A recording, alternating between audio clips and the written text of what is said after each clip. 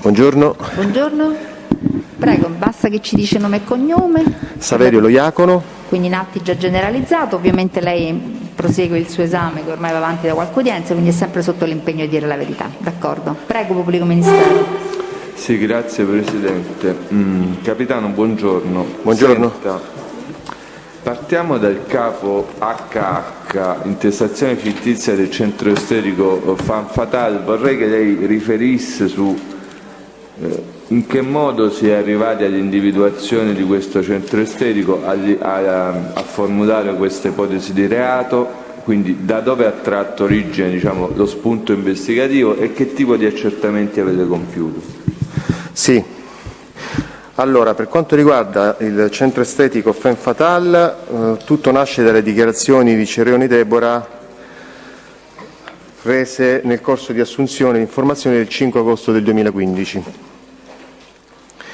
Sulla base di dichiarazioni individualizzanti, il centro estetico è stato individuato in quello del civico 695 di via Tuscolana all'insegna Fan Fatal, riconducibile alla società 2M Fashion SRL, codice fiscale 10 52 01 91 007, di Frittella Pamela per il 95% delle quote e della sorella Frittella Alessia, società che è stata acquisita il 29 aprile del 2011.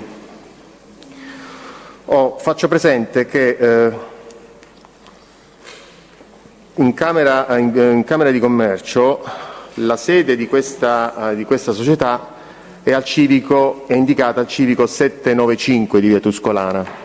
Di fatto, invece, la società, il centro estetico, si trova al civico 695. Frittella Pamela era già proprietaria prima del 2011, quindi prima della costituzione della 2M Fashion SRL, era già titolare di un altro centro estetico, sempre all'insegna Fan Fatal, riconducibile a una ditta individuale di Frittella Pamela. Il codice fiscale è 1064 14 51 009, che è stata iscritta il 12 aprile del 2010, con sede in via Casilina numero 1746 S, ovvero fuori raccordo anulare, in località Roma Torregaia. Senta, capitano, mi scusi, vorrei sapere, non ricordo se l'ha detto, Frittella Pamela quando diventa titolare delle quote della 2 Fashion SRL? Il 29/04 del 2011. Ok. Altra domanda, vorrei sapere se da accertamenti eseguiti è emerso un legame, un rapporto, un collegamento fra Frittella Pamela e qualcuno degli odierni imputati. Sì, abbiamo accertato che Frittella Pamela ha partecipato a colloqui in carcere con Casamonica Enrico e dal 4 maggio del 2009 fino all'11 maggio del 2011 sono emersi 81 colloqui in cui Frittella Pamela ha partecipato con Casamonica Enrico, all'epoca detenuto. Senta, dalle operazioni tecniche è emersa la conferma di un collegamento fra Frittella Pamela e la famiglia Casamonica. La prego nel riferire sulle intercettazioni se può andare un po' più lento, in modo da consentirci anche di seguire eventualmente la perizia. Sì. Allora, innanzitutto all'epoca facciamo riferimento alle intercettazioni anche nei confronti di Frittella Pamela, che è stata intercettata dal 1° ottobre del 2015 al 29 gennaio del 2016 sull'utenza 333 80 85 195 intestata ed in uso a Frittella Pamela. Il RIT di riferimento è il 6881 del 2015. Attraverso le intercettazioni di questa utenza era emerso come il centro estetico Femme Fatale di via Tuscolana fosse amministrato da una donna che Pamela chiamava come Costanza, ed effettivamente in Camera di Commercio l'amministratore unico della 2M Fashion SRL era tale Lanari Costanza. Era emerso, da varie conversazioni era emerso che comunque il centro estetico non andasse bene dal punto di vista, diciamo, economico. In particolare il 20 ottobre del 2015 Frittella Pamela si confida con una sua amica, tale Pappalardo Francesca. Faccio riferimento alla progressiva 7325 del RIT 6881-2015 del 20 ottobre del 2015.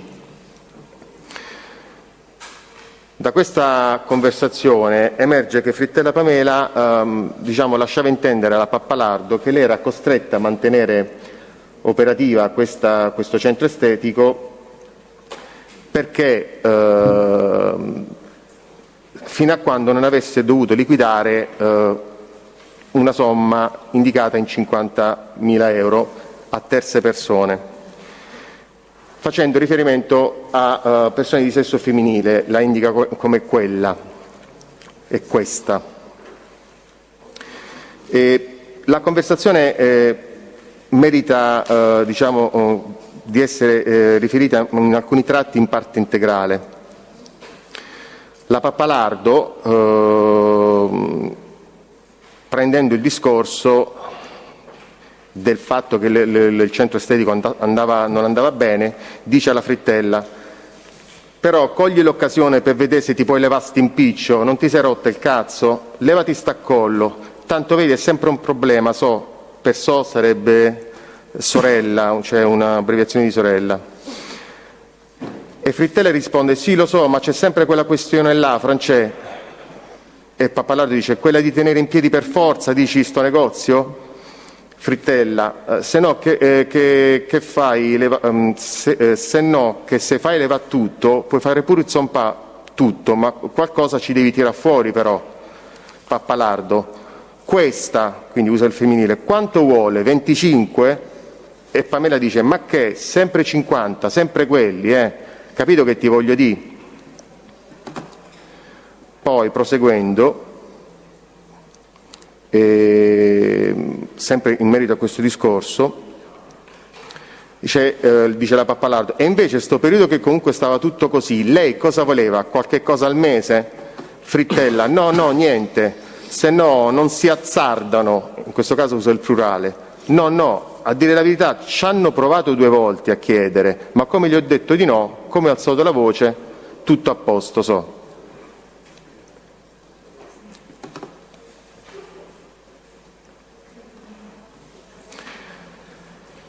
Il 28 ottobre del 2015 è stata intercettata la prima conversazione telefonica tra Frittella Pamela e Casamonica Liliana, detta Stefania. Faccio riferimento alla progressiva 4192 del RIT 6885 del 2015.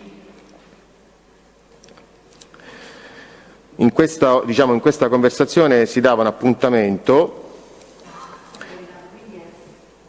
È relativo, questo è un altro RIT, Questo quindi è è il RIT relativo a quale utenza? Di Casamonica Liliana, detta Stefania, utenza 331 79 80 559. Ok. Durante questa conversazione Liliana diceva alla Frittella che sarebbe andata a trovarla presso la sua sede di lavoro, quella di via Casilina. Però poi l'appuntamento veniva concordato per il pomeriggio del martedì 3 novembre del 2015, però presso la sede di via Tuscolana. Questo perché è stata la stessa Frittella che ha insistito a vedere la Casa Monica sulla via Tuscolana, testualmente. Vabbè, ci puoi venire un'altra volta, lo sai perché io martedì, e quindi c'è il 3 novembre 2015, voglio proprio andare là, voglio andare a vedere un po' di cose, a sistemare, approfitto, te le faccio là, capito? Questo incontro è stato documentato da un servizio di OCP, non ci sono fotografie, i militari però poi all'esito dell'OCP hanno individuato sulla base dei documenti di identità sia Frittella Pamela sia Casa Monica Liliana. Faccio riferimento all'allegato 9 dell'informativa del 5 settembre del 2016. Cioè l'hanno fermate? No, le hanno solamente, è un servizio di osservazione, le hanno riconosciute poi successivamente sui documenti di identità, e quindi le hanno identificate compiutamente.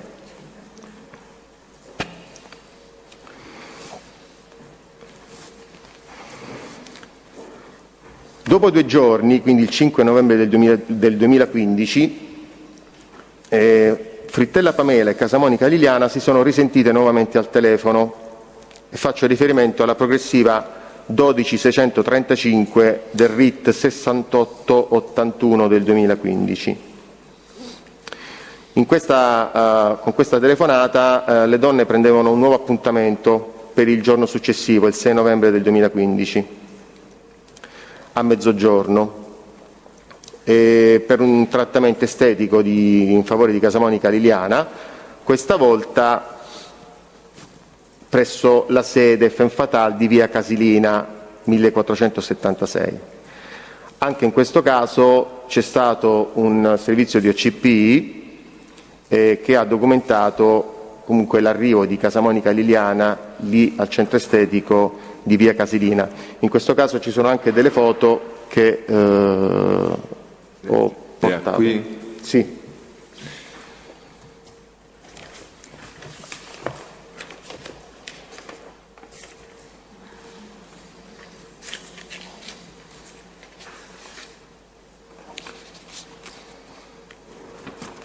Liliana è giunta al centro estetico con a bordo dell'autovettura all'epoca in uso una Mercedes classe A targata MBZ 1993 di colore bianco. Le possiamo vedere? Aspetta.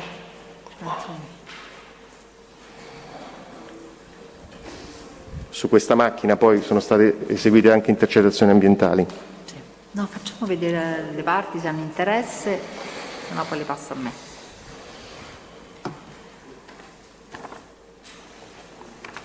Conviene. No, sentiamo se i difensori le vogliono vedere. Presidente, come al solito io anticipo la richiesta di acquisizione. Sto pensando che così rallentiamo anche un attimino in modo da forse conviene farlo di volta in volta, che il test ne dà conto, possiamo anche farlo, visto che ormai le hanno prese, le hanno viste, ci siamo fermati, è meglio. Allora ne chiedo l'acquisizione. L'acquisizione, quindi si tratta di quante fotografie, capitano? 2 fotografie? 2. 2 fotografie. Quindi 2 fotografie relative a questo servizio di OCP. Va bene, ci sono osservazioni alle difese? Nulla? Prima di concludere questa Sì, conversazione, un attimo solo, chiedo scusa capitano, Presidente. quindi diamo atto che vengono acquisite al fascicolo per il dibattimento. Sì, le produce e ne disponiamo all'acquisizione.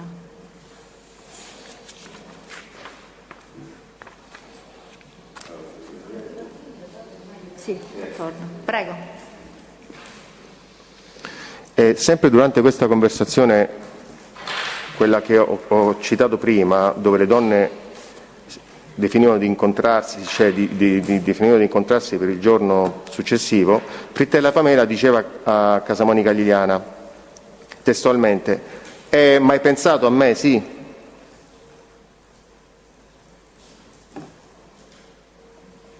E Liliana dice, sì, Pamela, ma ha detto no, mo ho parlato con uno, proprio adesso ci ho parlato.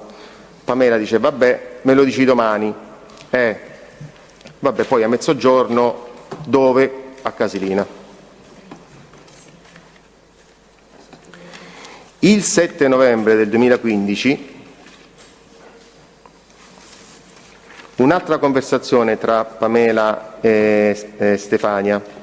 Faccio riferimento alla progressiva 5891 del RIT 6885 del 2015. Durante questa conversazione viene Liliana,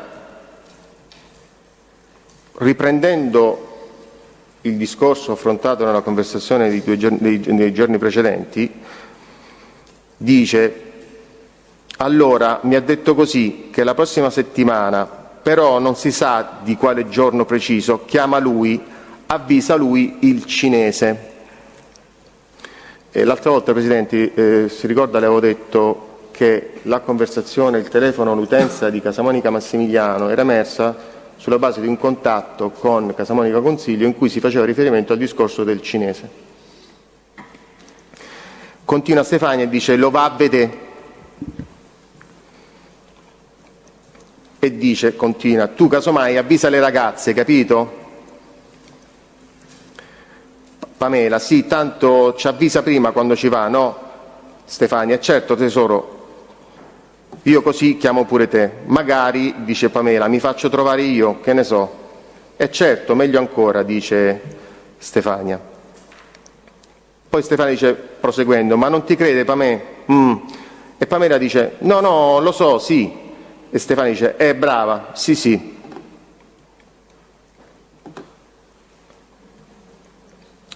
Il 12 novembre del 2015 c'è un'altra conversazione, sempre tra le due donne. Faccio riferimento alla progressiva 6665 del RIT 6885 del 2015.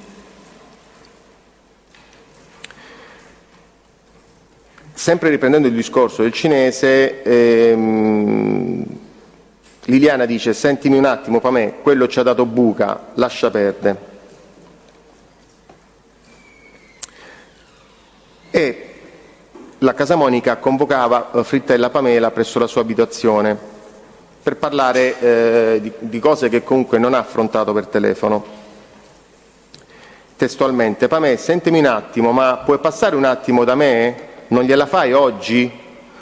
Ma manco quando stacchi, Pamè? Se vuoi ti vengo a prendere io. E poi, dato che comunque Pamela non ci poteva andare, Liliana è stata più esplicita. Dice: no, Pamè, devi passare un attimo qua. Così fissavano un appuntamento per il giorno, per l'indomani mattina, il 13 novembre del 2015. Quella mattina del 13 novembre del 2015, lì a Portafurba, c'era in atto un incontro tra Casamonica Massimiliano, detto Ciufalo, e Laurito Daniele, il socio della società Tris SRL riconducibile, insomma, alla discoteca. Quindi viene fatto un servizio di OCP. Il servizio di OCP documenta l'arrivo di Pamela all'interno del vicolo di Portafurba. Entra alle 11:35 e ci rimane per circa un'ora. Esce dal vicolo alle 12:20 circa. Faccio riferimento all'allegato 3, sempre dell'informativa del 5 settembre del 2016.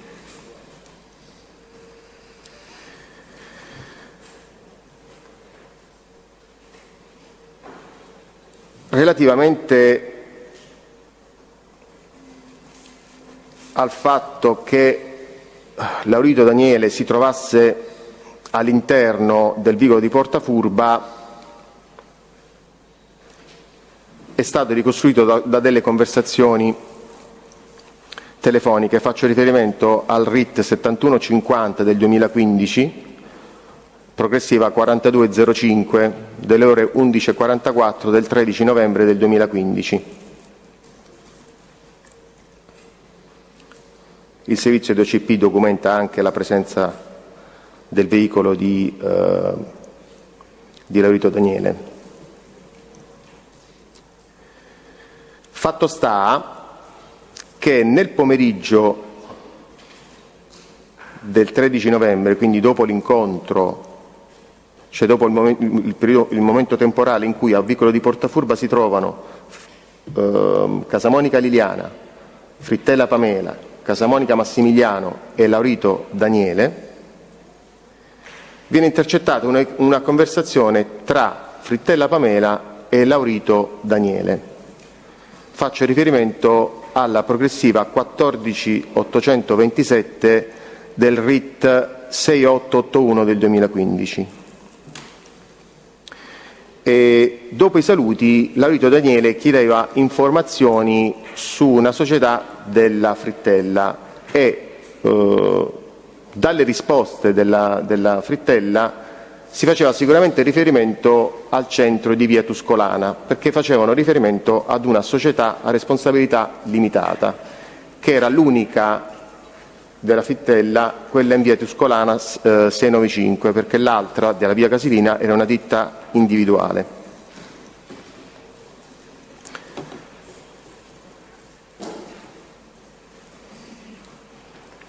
Sempre ritornando all'incontro della mattina del 13 novembre del 2015, quando Frittella Pamela lascia il vicolo di Portafurba, si dirige al centro estetico di via Tuscolana e lì si incontra con una persona, tale Bruno, poi identificato in Tony Bruno, che era stato chiamato da Liliana Stefania apparentemente per fare dei lavori presso il centro estetico di via Casilina. Più diciamo nel dettaglio, all'epoca dei fatti questo Tony Bruno era utilizzatore di un'utenza intestata a un cittadino bangladese, l'utenza numero 348 75 34 250. Questa utenza è stata intercettata successivamente dal 17 febbraio del 2016 al 27 marzo del 2016 attraverso il decreto RIT 1011 del 2016, e durante queste intercettazioni è avvenuta poi la identificazione certa di questo Bruno in Tony Bruno. L'attivazione di intercettazioni su questa utenza del Tony all'epoca si era resa necessaria a seguito di un contatto telefonico con l'allora utenza intercettata di Casamonica Luciano, e faccio riferimento ad un contatto tracciato con il progressivo 12501 del RIT 462-2016 del 15 febbraio 2016. Durante questa conversazione Casamonica Luciano parla con Bruno e Bruno si intende che comunque una persona per conto di Bruno avrebbe impicciato, avrebbe fatto dei lavori in favore di Casamonica Luciano.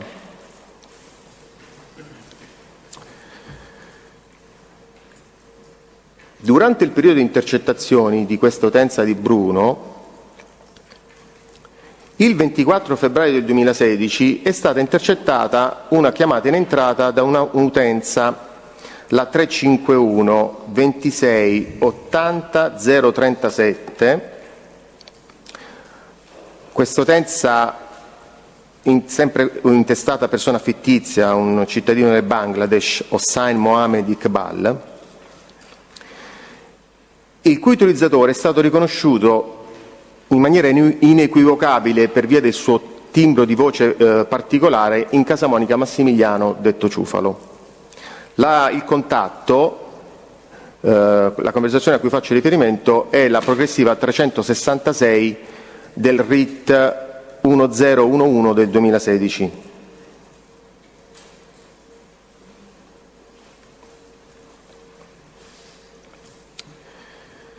Fatta questa premessa su Tony Bruno, quindi diciamo il 13 novembre del 2015, dopo che Frittella Pamela va via dal vicolo di Portafurba, viene intercettata una conversazione tra Casamonica Liliana e Tony Bruno. Faccio riferimento alla progressiva 6796 del RIT 6885 del 2015. In questa conversazione Liliana dice che la ragazza gli sta andando incontro, che lo ha già visto perché lo ha riconosciuto come lo ha descritto. Di lì a breve poi vi è traccia di questo incontro anche nel servizio di OCP a cui ho fatto riferimento prima. Di lì a breve Tonni Bruno chiama direttamente Frittella Pamela. Si comprende che il Bruno avesse lasciato delle sue chiavi su al centro estetico e Pamela gliele va a recuperare. E quali sono gli estremi di questa conversazione? Progressivo 14710 del RIT 6881 del 2015, delle ore 13:28 del 13 novembre del 2015.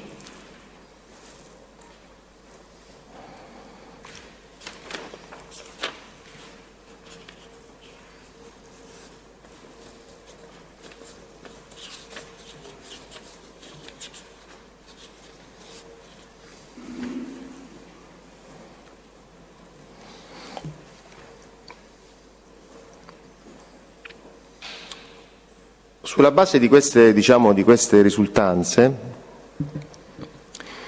il 10 dicembre del 2015 è stato predisposto un controllo ispettivo da parte di personale specializzato del NAS e dell'Ispettorato del Lavoro presso le due sedi del centro estetico Femme Fatale di Frittella Pamela. Si è partiti prima da quello di via Casilina e poi si è andati presso la sede di via Tuscolana 695, dove tra l'altro sono state rilevate la presenza di 2 dipendenti che non erano in regola con la normativa giuslavoristica, per cui poi è stata predisposta la sospensione dell'attività. Il controllo ha innescato delle reazioni, riverberi telefonici che sono stati intercettati, e faccio riferimento alla progressiva 28457 RIT 6881 del 2015 del 10 dicembre 2015. Questa conversazione intercorre tra Frittella Pamela e l'amica Pappalardo Francesca. E ipotizzando da chi potesse essere partita l'attività ispettiva, le due donne valutavano anche la possibilità che il controllo fosse potuto essere avvenuto perché il centro era frequentato dagli testualmente zingari.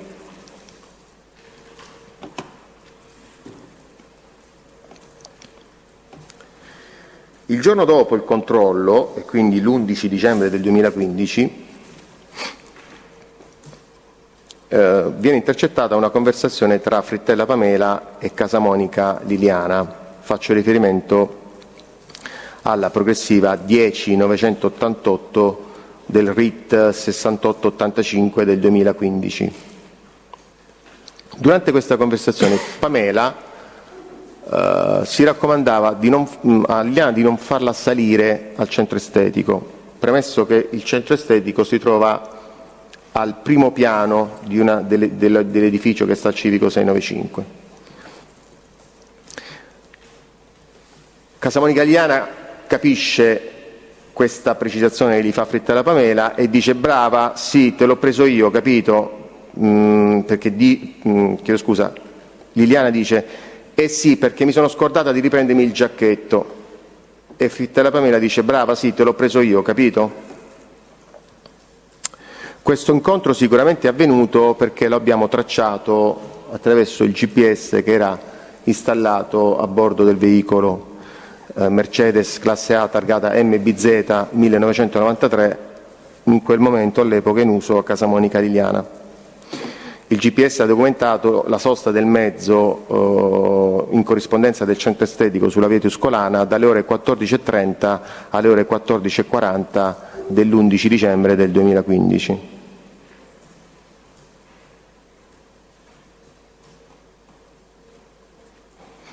Per quanto riguarda il geopedionamento faccio riferimento al ROS 432 del 2015.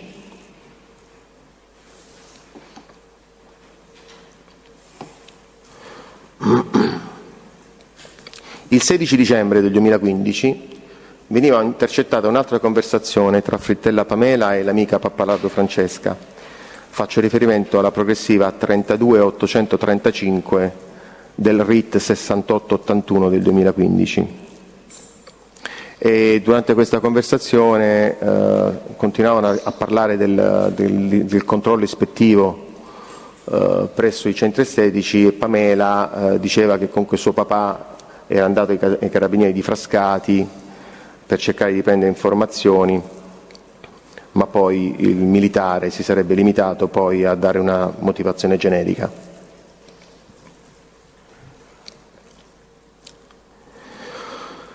Quindi dopo questo controllo comunque Frittella Pamela e Casamonica Liliana continuavano a sentirsi, e contrariamente a quanto accaduto prima di questo, di questo controllo e di questo incontro del giorno successivo tra Pamela e Liliana, sono state intercettate conversazioni in cui Liliana definiva appuntamenti per riferiti trattamenti di bellezza anche a distanza di un mese.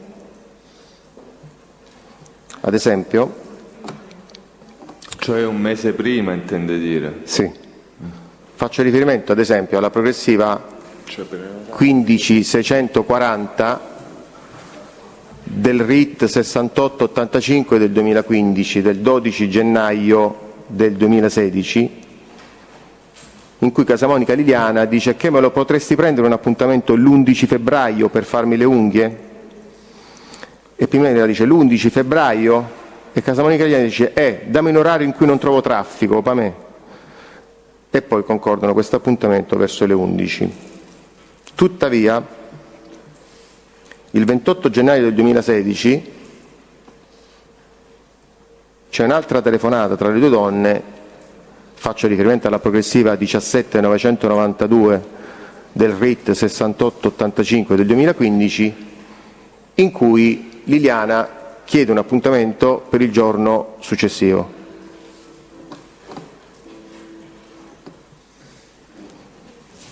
Allo stesso modo anche la progressiva 18177, sempre del RIT 6885 del 2015, del 29 gennaio del 2016.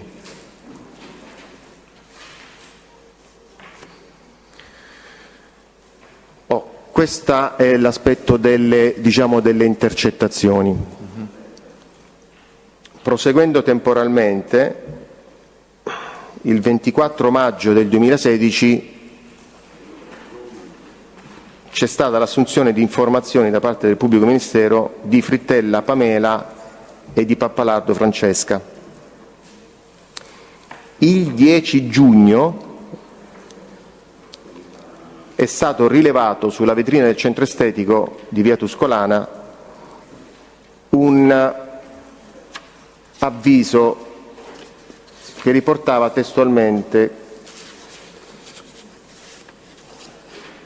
per problemi amministrativi e giuridici il negozio rimarrà chiuso.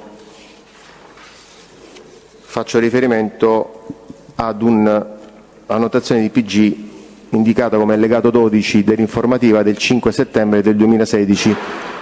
Qui ho estrapolato le foto, se il pubblico ministero vuole rilevare. Sempre.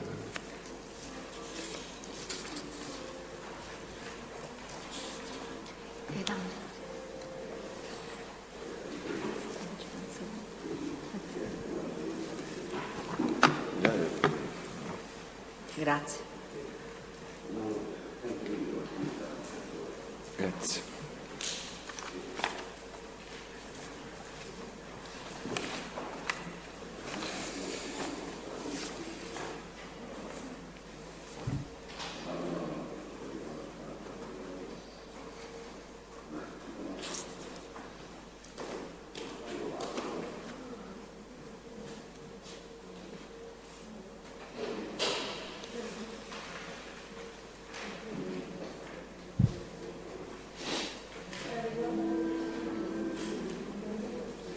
Sì, ne chiedo l'acquisizione, Presidente. Senta, Capitano, lei ha partecipato all'assunzione... Come sa, verbalizziamo l'acquisizione. Quindi diamo atto che il test produce 2 fotografie relative al servizio eccepito l'11 giugno 2016 e il PM ne chiede l'acquisizione, le parti non lo osservano, ne disponiamo all'acquisizione al fascicolo del Dipartimento. Prego. Sì, vorrei sapere se ha partecipato lei insieme al Pubblico Ministero all'assunzione di informazioni da Pappalardo Francesca. Sì. E se ricorda, ovviamente non può riferire sulle dichiarazioni, se è accaduto qualcosa di particolare nel corso di quell'assunzione di informazioni.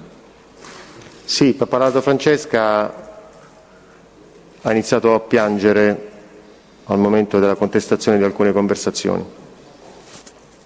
Anzi, in particolare la conversazione, la prima, quella che ho fatto riferimento,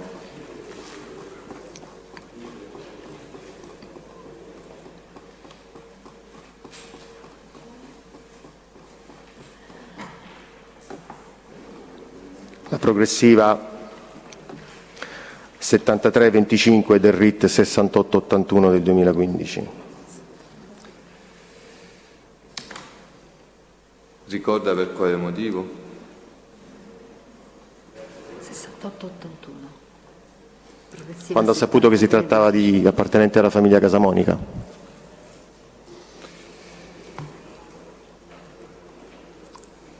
Senta, con riferimento al capo II, cioè alla tentata estorsione ai danni di Frittella Pamela, voi avete compiuto accertamenti di qualsiasi tipo? Sì, sulla base delle dichiarazioni nel corso dell'interrogatorio di garanzia, dopo il suo arresto del 17 luglio del 2018, abbiamo analizzato i tabulati di traffico della Frittella Pamela ed è emerso un contatto tra Casamonica Liliana e Frittella Pamela, una conversazione di 41 secondi avvenuta il 19 gennaio del 2018. Questo è lo stralcio dell'elaborazione con il sistema Analyst.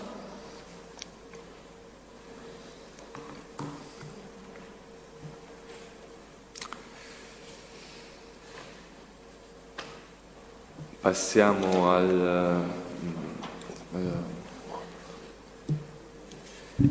Senta, ci può dare quel documento che è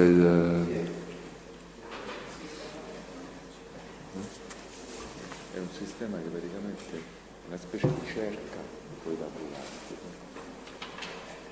come cerca con su un file vuoti.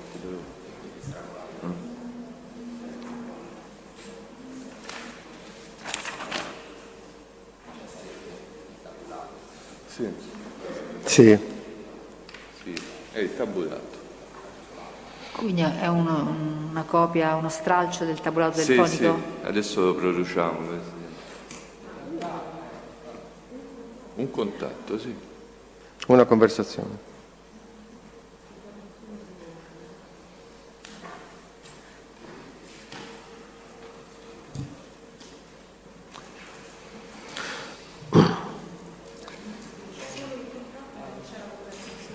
È un tabulato. Quindi stiamo producendo che cosa esattamente? Vabbè, è un riassunto, diciamo così, dei contatti estranei, l'estrapolazione dal traffico telefonico dei contatti intercorsi tra Frittella Pamela e Casamonica Liliana. Un solo contatto, 19 gennaio 2018, giusto? Sì, Presidente. Alle ore 14:10. Va bene, non credo che è una sorta di grafico sostanzialmente. Sì. Lei lo intende produrre questo, sì? Senti, se ritenete ne chiedo l'acquisizione, altrimenti ovviamente il dato documentale è stato riferito, non è... Sì, l'ha riferito il test. Va Comunque, bene, allora non credo che ci siano problemi ad acquisirlo, immagino. Va bene. Senta, capitano, Va bene, disponiamo all'acquisizione. passiamo ai capi LL, MN MMNN, cioè Vulcano Gym e Immobile di via Pietro Rosano. Ci dice che tipo di accertamenti avete compiuto? Prima di... LLMM. Vorrei concludere un attimo col sequestro preventivo sul Femme Fatale. Sì. La misura cautelare del giugno del 2018, quella eseguita il 17 luglio, prevedeva anche il sequestro del 50% della società 2M Fashion, nonché beni strumentali per il 50% sempre della società. Della società? Quale società? La 2M Fashion SRL. 2 location? 2M Fashion SRL. 2M Fashion, sì, scusi. Ma adesso ha detto che il Ministero KPLLMM? Chiedo scusa, stavamo adesso finendo. prendiamo KPLL, ok, però siamo ancora... Chiedo scusa, Presidente. Scusatemi, ma dovendo seguire intercettazioni non è facile. Va bene, allora stiamo tornando alla vicenda già... In conclusione, quindi, bene, sì. dovevamo procedere anche avevamo anche il sequestro preventivo del 50% della società 2M Fashion SRL, nonché anche i beni strumentali al 50% della società.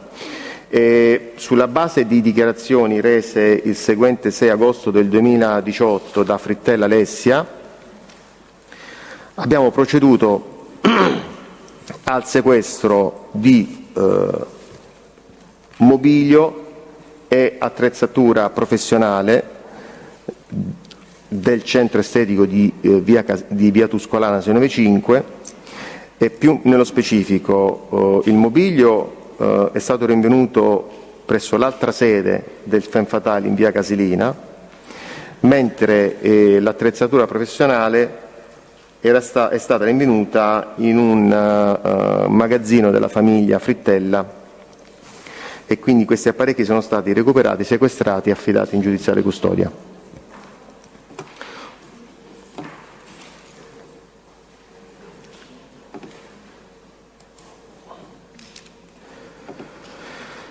Ok, capi, l'intestazione fittizia della Vulcano Gym SRL.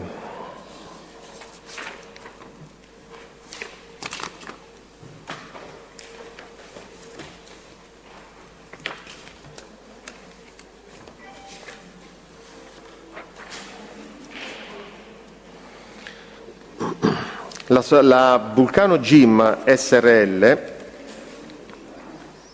è una società sportiva dilettantistica costituita il 15 aprile del 2013 la sede in Marino, frazione Santa Maria delle Mole, via Silvio Pellico numero 26. Il codice fiscale di questa società è 12366501000. Questa società risulta intestata ai genitori di Spada Domenico, detto Vulcano, ovvero Spada Angelo, detto Banana, e di Silvio Rosa, mentre l'amministratore unico di questa società all'epoca dei fatti si identificava in Protani Claudia, compagna convivente di Spada Domenico, detto Vulcano. Protani, mi dicono da dietro. Protani si chiama. Chiedo scusa, io ho sempre detto Protani.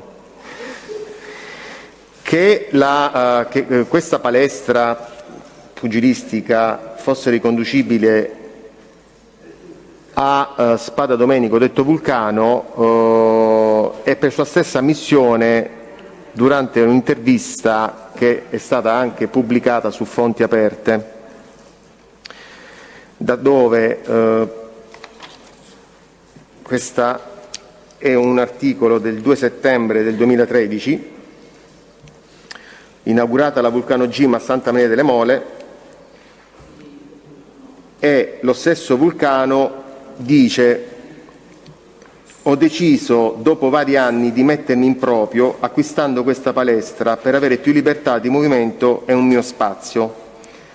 Da pugile ho infranto vari tabù della gente nei riguardi dei Rom. Questa mia crociata prosegue attraverso la palestra, dove spero di formare i futuri campioni. Io sono sempre pieno di idee e progetti in ebollizione, proprio come un vulcano. Lo considero anche un investimento per il mio futuro e la mia famiglia.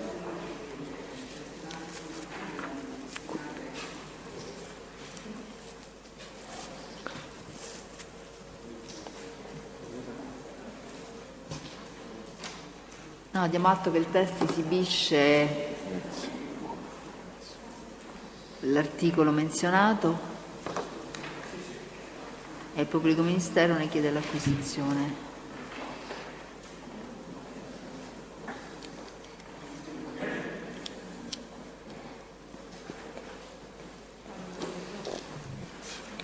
Chiediamo l'acquisizione, Presidente.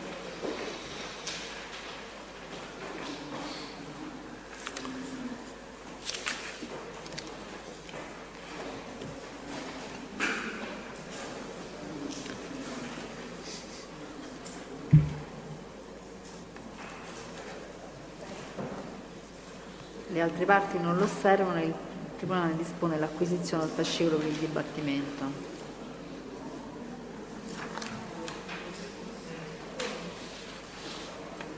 Prego.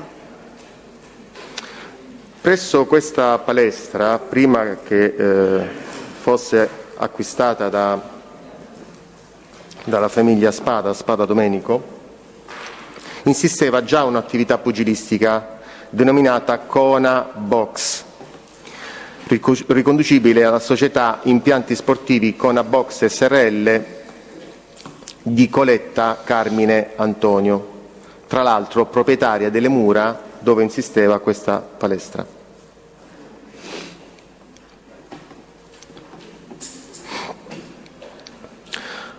Abbiamo ricostruito gli atti con cui questo immobile è stato acquisito nella proprietà della famiglia Spada. Il primo atto risale al 19 aprile del 2013, con cui veniva stipulato un contratto preliminare di compravendita. Faccio riferimento al repertorio 58420, raccolta 22840, notaio l'Aurora Giacomo.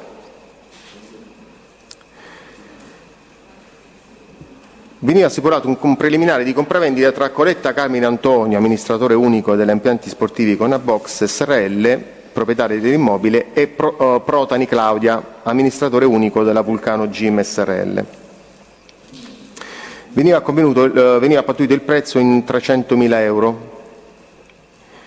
Di questi 300.000 euro la Vulcano Gym, in rappresentanza della Protani, versava subito un assegno circolare di 60.000 euro, e faccio riferimento all'assegno circolare numero 73 13 01 91 59, emesso il 18 aprile del 2013 dalla Banca Unicredit, agenzia 3264, con addebito sul conto corrente 10 25 94 569,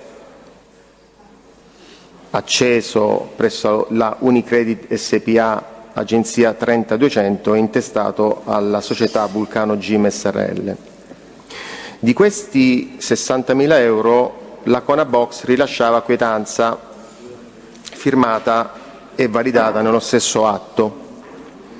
Questo titolo poi veniva negoziato dal Coletta il 22 aprile del 2013.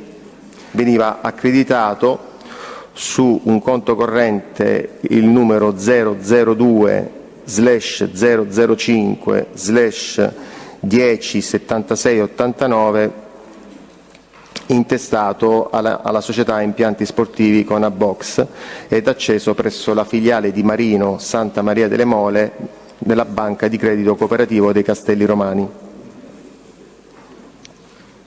In questo preliminare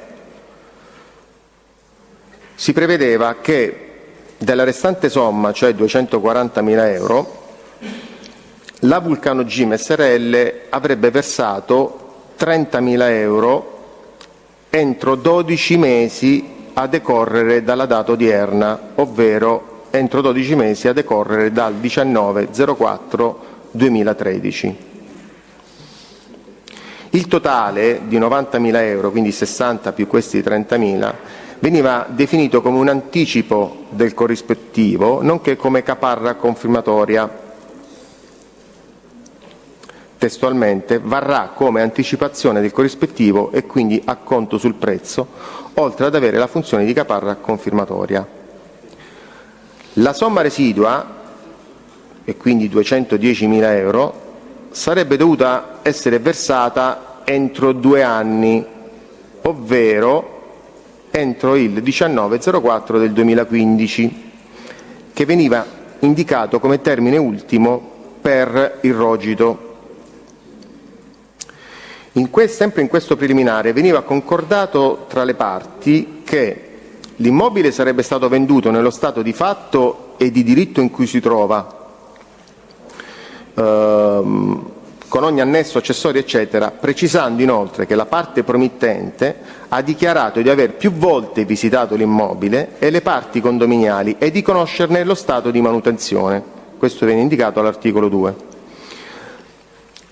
All'articolo 1, ultimo capoverso, la parte promittente avrebbe potuto cedere il preliminare di vendita a terzi. Questo è il contratto preliminare. Sì, questo l'abbiamo già prodotto in un'altra udienza, Presidente. L'ho già prodotto, tutti questi atti sono già stati prodotti. Se per comodità volete... No, vabbè, se sono già pronti, adesso in questo momento stiamo facendo anche dei file con tutte le riproduzioni. Io per comodità, per consentirvene la consultazione adesso però faccio presente che già sono... Forse nella produzione iniziale? Non si ricorda la data? No, vabbè, in una delle ultime udienze, adesso glielo dico. Quella del 14 gennaio? Ah, maggio. Io non ce l'ho per 12 maggio. 12 maggio? Ah, 14. Va bene, intanto andiamo avanti, poi...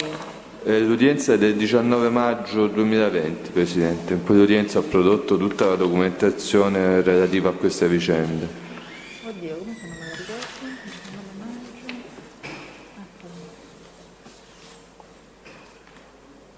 No, 19 maggio, 19 febbraio? Maggio? Ah,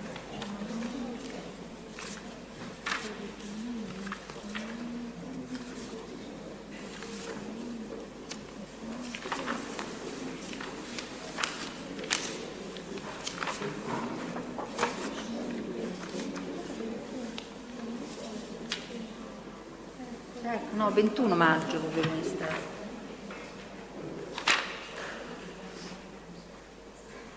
Sì, è 21 maggio, ok, l'ho trovato. Sì, perché quella del 19 poi forse è saltata. Sì. Prego, può proseguire. Il 21 ottobre del 2015, e quindi oltre il termine massimo stabilito per la stipula del contratto definitivo, presso lo stesso studio notarile veniva redatto un atto di modifica e cessione del preliminare di vendita del 19 aprile del 2013 a favore di Spada Gentilina, sorella di Spada Domenico.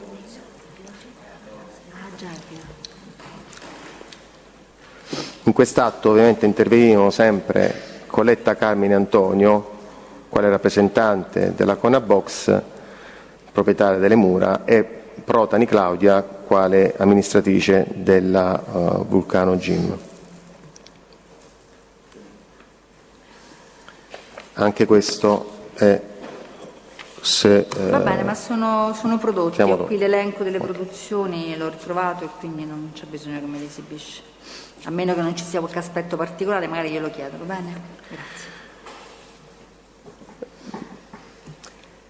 A cavallo temporale, quindi tra il primo preliminare del 2013 e il successivo atto di cessione del preliminare dell'ottobre del 2015, è doveroso evidenziare che il 10 novembre del 2014 nei confronti di Spada Angelo, detto Barana, e Spada Domenico, quindi padre e figlio, veniva emessa un'ordinanza di custodia cautelare per usura a danni di un imprenditore, tale Del Gaudio Fabio.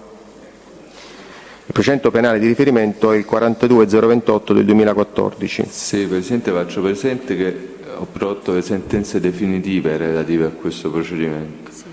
Prego, vada avanti. E in quella data il GIP presso il Tribunale di Roma disponeva anche il sequestro preventivo di un compendio immobiliare intestato a Spada Domenico e ritenuto dal GIP essere il prezzo o profitto del reato di usura ai danni del Gaudio.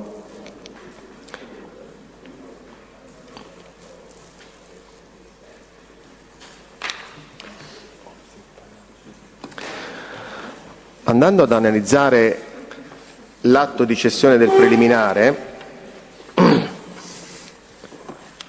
è emerso che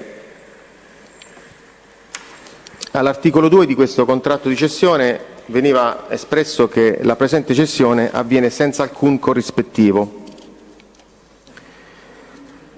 In più, l'originario prezzo di vendita, pattuito in 300.000 euro, di cui, come abbiamo detto, 60.000 erano stati già versati alla Conabox, quindi il prezzo originario di 300.000 euro veniva rideterminato in 227.700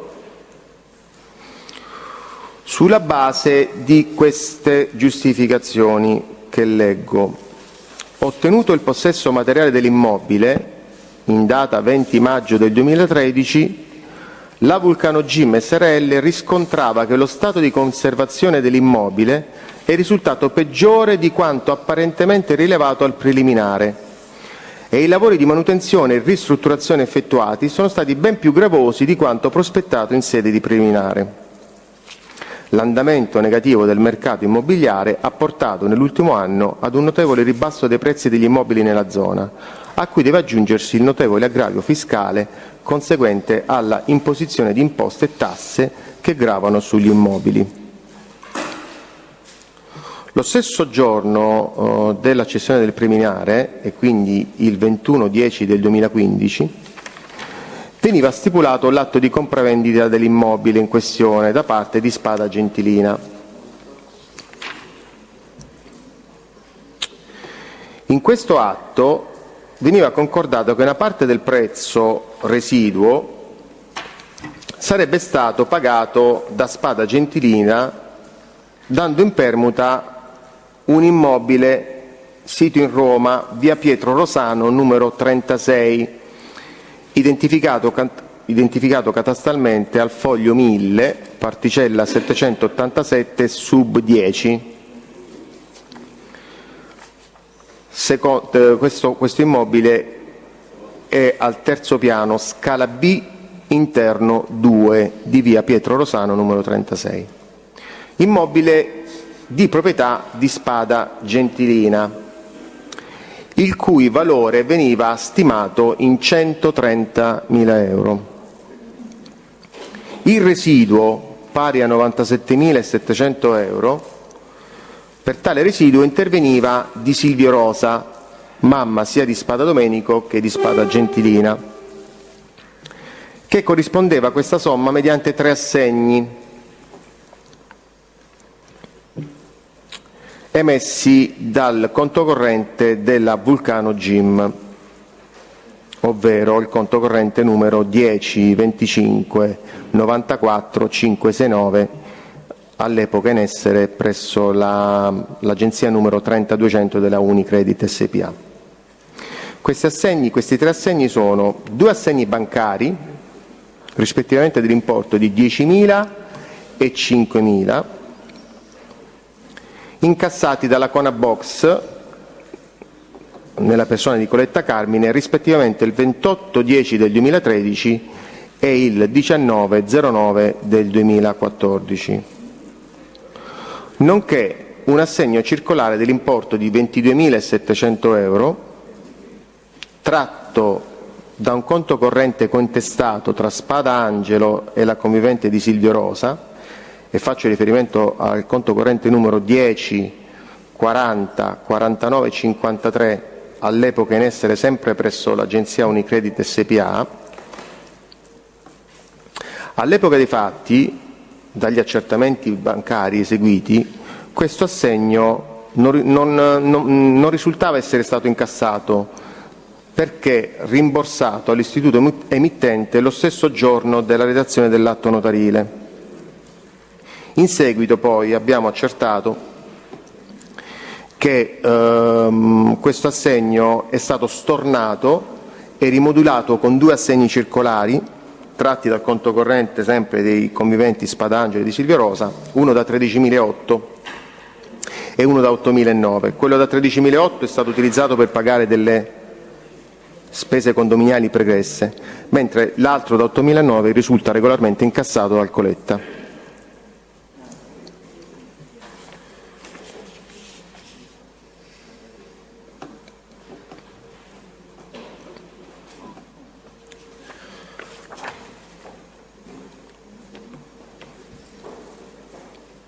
Il 16 novembre del 2015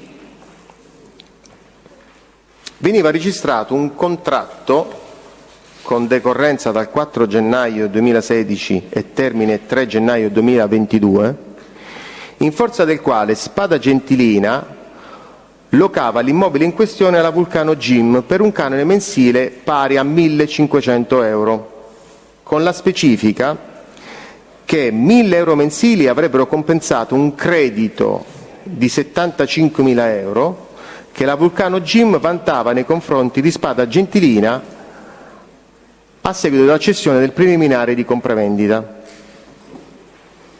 sebbene in quell'atto era stato specificato che la cessione non avrebbe avuto nessun costo.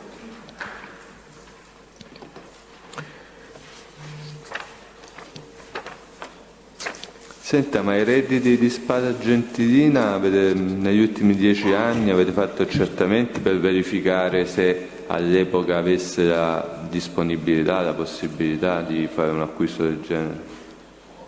No, i redditi di Spada Gentilina erano pari a 0 negli ultimi 10 anni.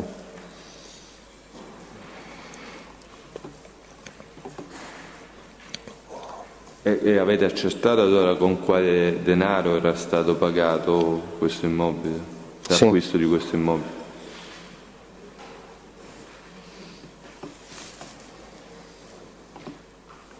L'immobile, quello dato in permuta, era stato acquistato il 1 febbraio 2008 da tale Carpentieri Marco al prezzo convenuto di 80.000 euro.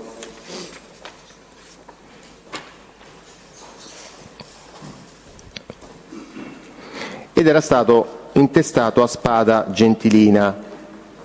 Di fatto però abbiamo fatto degli accertamenti bancari e l'immobile è stato pagato con denaro che proveniva dal fratello Spada Domenico. Infatti abbiamo ricostruito che la compravendita è avvenuta attraverso vari assegni bancari di piccolo taglio, all'infuori di uno da 39.935 euro, tutti tratti dal conto corrente numero 10 80 50 87, intestato a Spada Domenico ed acceso presso la Unicredit agenzia 30200 di Marino Cava de' Selci. Quello più consistente dell'importo di 39.935, ovvero l'assegno numero 320323 0000 risulta distrutto e pertanto non negoziato da Carpentieri Marco, sebbene sull'atto di compravendita sia stato dichiarato il contrario.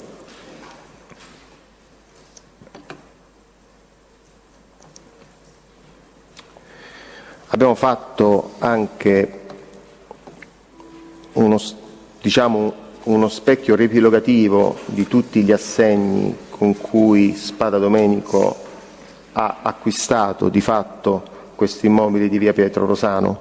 Non so se il pubblico ministero anche questo è stato... No, questo lo dobbiamo produrre. Gaetano. Va a prendere, Gaetano. Va a prendere. Grazie. È lo specchio riepilogativo degli accertamenti bancari. No, poi si è alzato lui.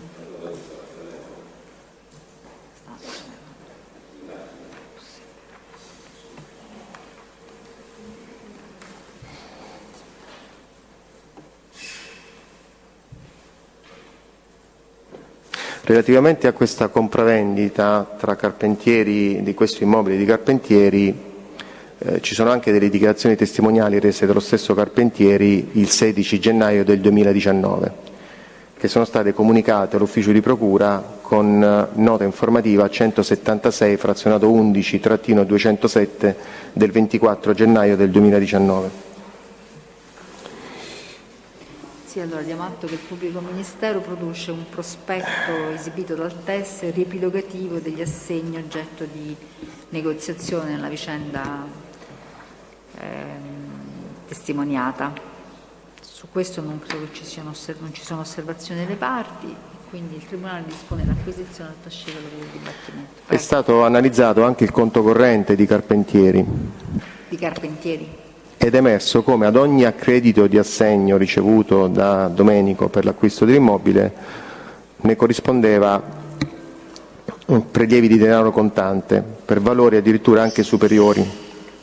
Cioè versava gli assegni e poi prelevava l'importo corrispondente? Sì, più o meno prelevava anche somme superiori a quelle degli assegni. Il pubblico ministero, c'era lo stralcio anche dell'estratto del conto corrente di Carpentieri Marco. Sì, però l'ufficiale giudiziario...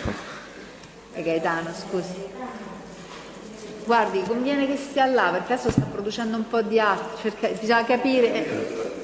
lo so, bisogna un po' capire dov'è il momento dove bisogna Chiedo stare. scusa. No, ci mancherebbe, però è un po' l'attività è questa.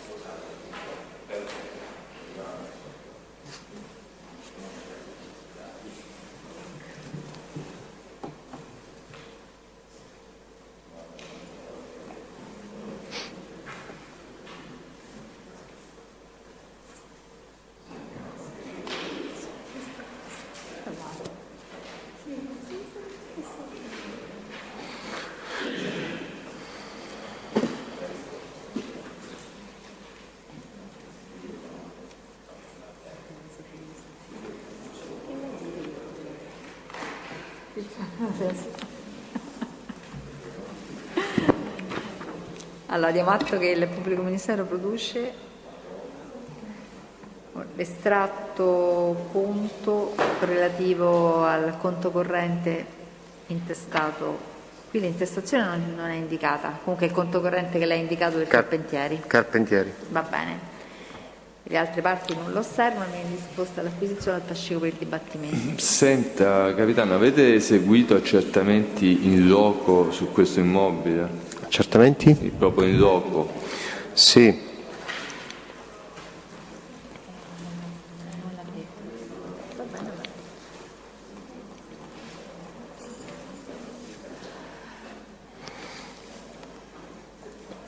L'11 gennaio del 2017, quindi a distanza di un anno e qualche mese dalla formale proprietà da parte della Conabox.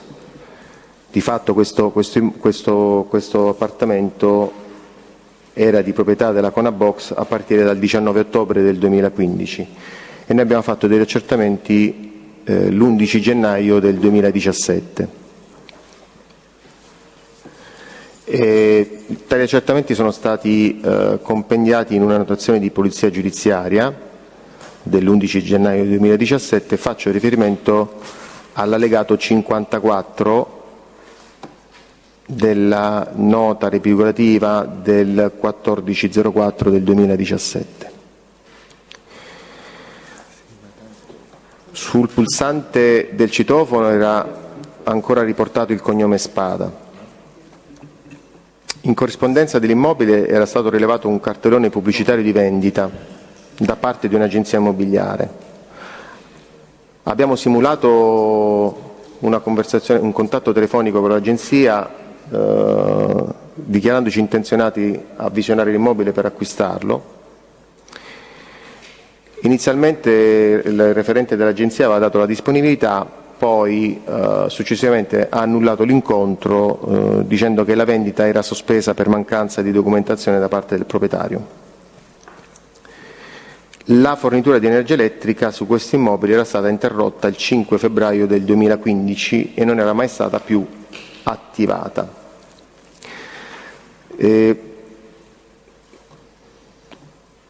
Sul punto poi ci sono anche dichiarazioni rese sia dalla titolare dell'agenzia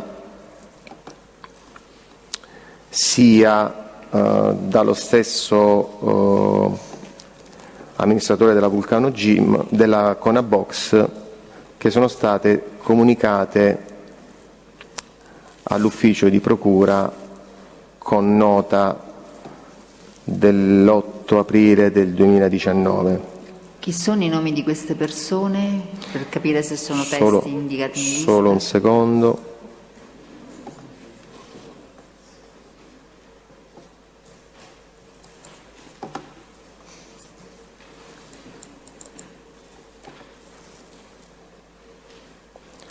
Abbiamo detto che era questa qua, la 207.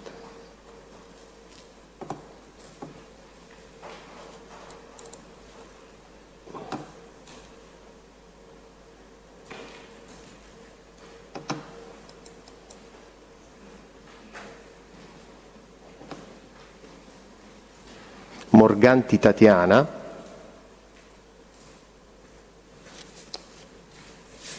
e Coletta Carmine Antonio.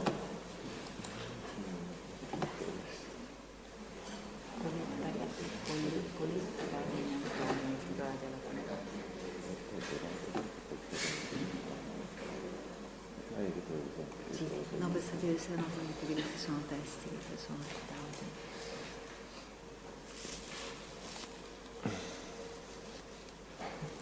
Senta, capitano, accertamenti sulla capacità reddituale di Silvio Rosa? Ultimi 10 anni redditi pari a 0. Anche il convivente Spadangelo risulta aver dichiarato modesti redditi. Faccio riferimento a 18.844 euro nel 2005 e 2.449 euro nel 2006. Avete eseguito accertamenti bancari con riferimento a questi due coniugi, Spadangelo e Silvio Rosa? Sì. Relativamente ai due coniugi, gli accertamenti sono stati svolti sul conto corrente 10 40 49 53 cointestato a Spadangelo e di Silvio Rosa, acceso il 21 febbraio del 2005 presso la Unicredit, filiale di Marino. L'Istituto ci ha fornito i movimenti a partire dal 1 gennaio del 2008 fino al 2 marzo del 2017. È emerso che alla data del 1 gennaio del 2008 il conto corrente intestato ai conviventi Spadangelo e di Silvio Rosa riportava un saldo di 115.000 euro, 115.998,16 euro. Alla data del 2 marzo del 2017 il saldo era pari ad euro 2,54.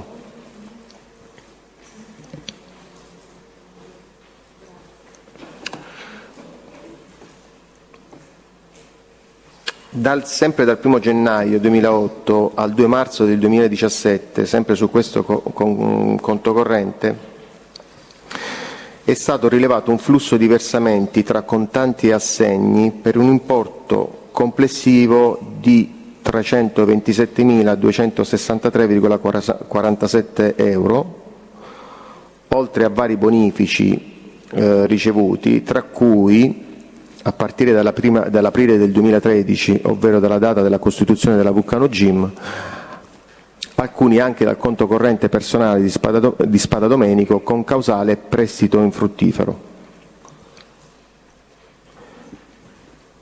Prestito infruttifero. Questi importi poi sono stati girati sul conto della Vulcano Gym con causale finanziamento soci.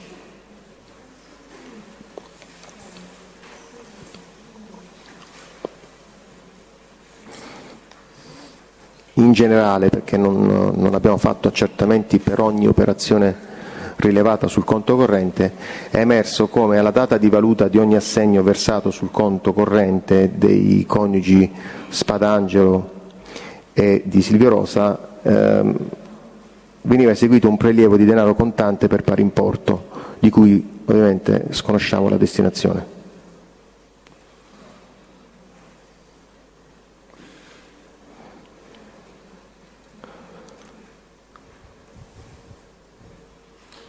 Questo per quanto riguarda il conto corrente dei conviventi Spadangelo e di Silvio Rosa. Senta, altri accertamenti reddituali? Abbiamo detto Spada Gentilina, lei ha detto 0 redditi, ci indica l'arco temporale esatto, perché lei ha detto gli ultimi 10 anni, ma in realtà erano gli ultimi 10 anni alla data dell'accertamento. Sì.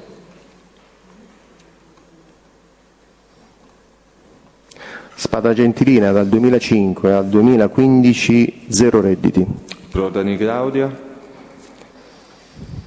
Solamente dal 2005 al 2015 1.193 euro nel 2015. E negli altri anni 0? Sempre 0. Di Silvio Rosa? Tutto 0 dal 2005 al 2015. Spadangelo? Ripeto, 18.844 euro nel 2005 e 2.449 euro nel 2006, per il resto tutto 0. Ok, e la Vulcano Gym? Una perdita di 14.276 nel 2013, un utile di 7.017 nel 2014 e una perdita di 935 euro nel 2015. Ok, abbiamo finito con questi capi di imputazione? Abbiamo fatto accertamenti anche sul conto corrente di Spada Domenico. Prego. Alla data del 1 gennaio del 2008 riportava un saldo di 12.344, alla data del 2 marzo 2017 il saldo era di 8,73 euro. Per quanto riguarda il conto corrente di Spada Domenico, sempre tra il 1 gennaio del 2008 e il 2 marzo del 2017 sono stati rilevati numerosi versamenti tra contanti e assegni per un importo complessivo di 234.352,17 euro. Anche in questo caso sono stati rilevati vari bonifici, taluni anche consistenti, per compensi relativi all'attività professionistica di pugile. Sono stati rilevati numerosi prelievi di denaro contante di importo variabile tra i 5.000 a un massimo di 10.000, anche in stretta successione temporale l'uno dall'altro, di cui ovviamente sconosciamo la destinazione. Quello del conto corrente intestato alla Vulcano Gym non ha, evidenziato operazioni sospette.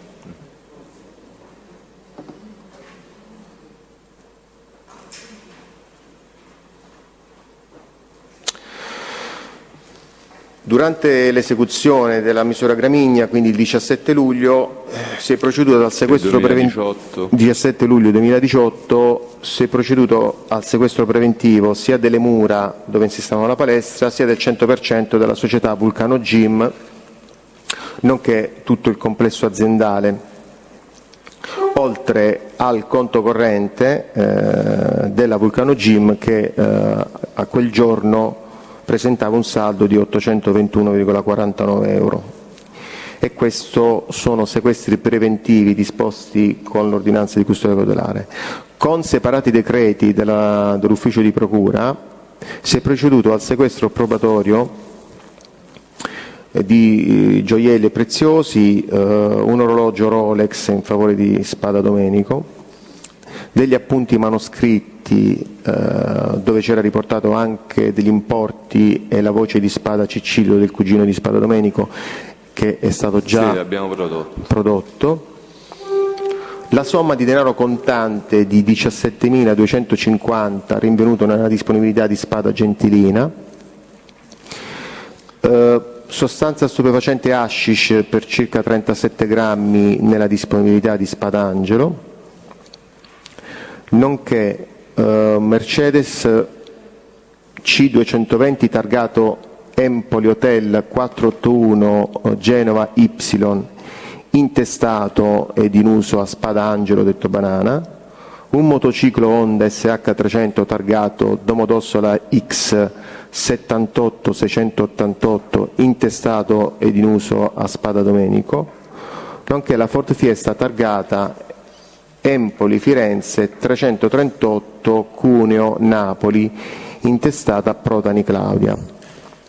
Sulla base di un'istanza di dissequestro presentata da Protani Claudia per questi 3 veicoli sono stati eseguiti ulteriori accertamenti che il GIP, sulla base di questi accertamenti, il GIP ha emesso un nuovo decreto di sequestro preventivo di questi 3 veicoli, il seguente 27/11 del 2018.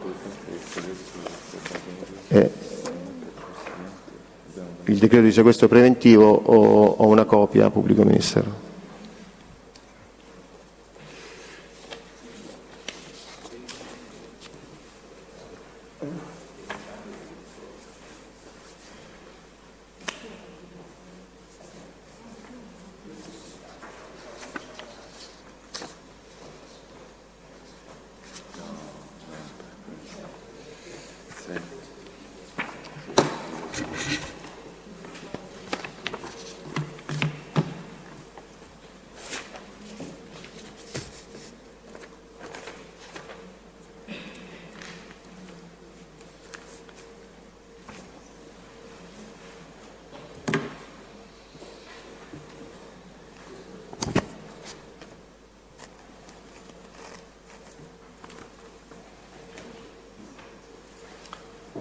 Chiediamo l'acquisizione, Presidente, non so se è agli atti questo provvedimento. Non credo.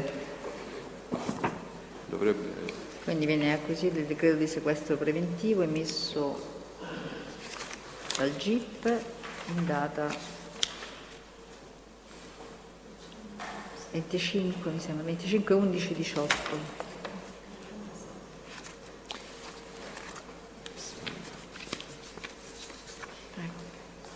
Senta Capitano, dovremmo introdurre l'argomento smart, vuole fare 5 minuti di pausa? Se fosse possibile 5 minuti di pausa, Presidente. Va bene, grazie. Facciamo 5 minuti di pausa. Signor Allora. Presidente, mi scusi da lei. Sì. Vorrei comunicare che Spada Ottavio è intervenuto all'udienza alle 11:19. Grazie. Allora riprendiamo a mezzogiorno.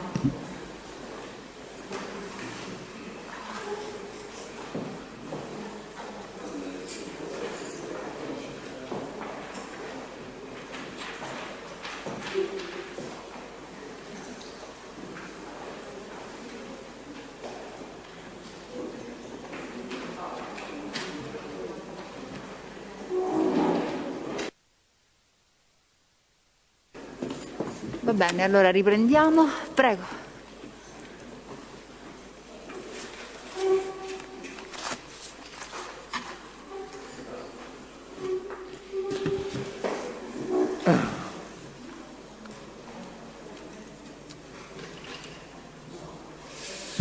Allora, Capitano, capi OOPP, quindi da Smart targata EY522RX.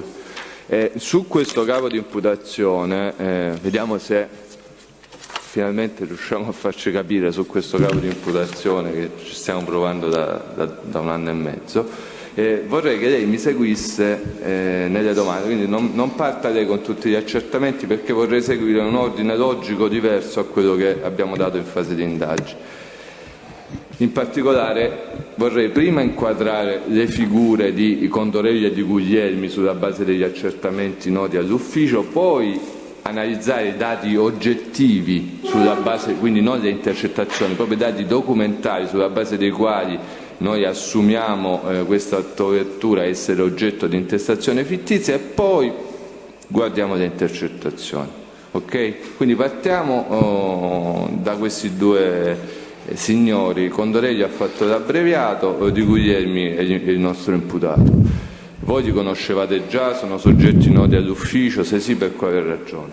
Sì, perché Di Guglielmi Angelo, detto Roberto o Robertino, e Condorelli Christian sono soggetti noti all'Arma di Frascati per pregresse vicende investigative su cui noi abbiamo lavorato come nucleo investigativo di Frascati all'epoca. In particolare Condorelli in banca dati risulta pluricensurato per reati anche associativi concernenti truffe, ricettazioni, appropriazione indebita. Ma in quale settore? Nel settore della compravendita di autovetture. E in più di questi eventi censiti in banca dati risultava coindagato unitamente a Di Guglielmi Angelo, detto Roberto o Robertino. Può indicare qualche dato di quelli che ha citato lei? Tra i vari carichi pendenti figurano... Scusi capitano, parliamo di precedenti di polizia?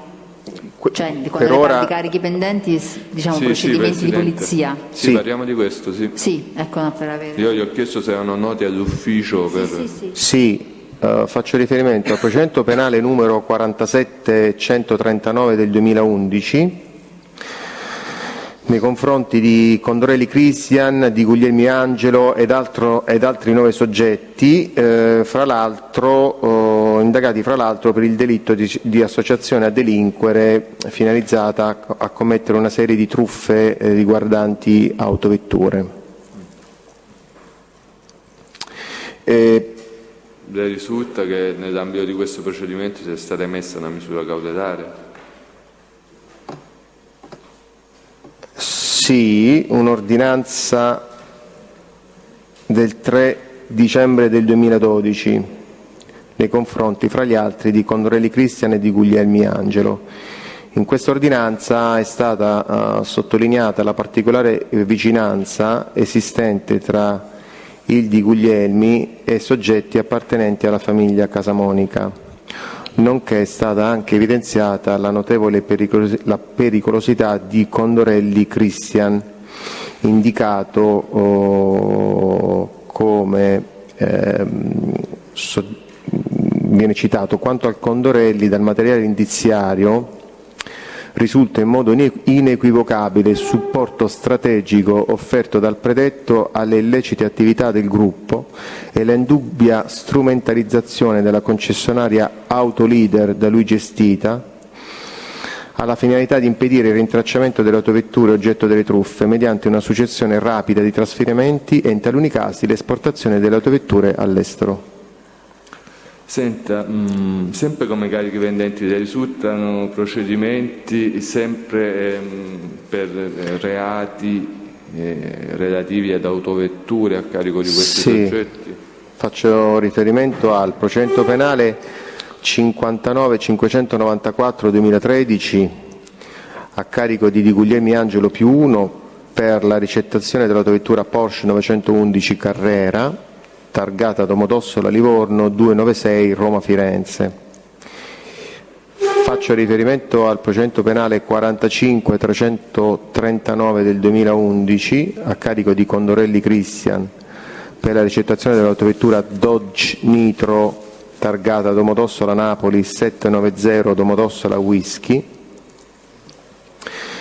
e al procedimento penale 48.762/2011 a carico di Condorelli Christian, fra l'altro per riciclaggio dell'autovettura Volkswagen Golf Verona-Roma 63200.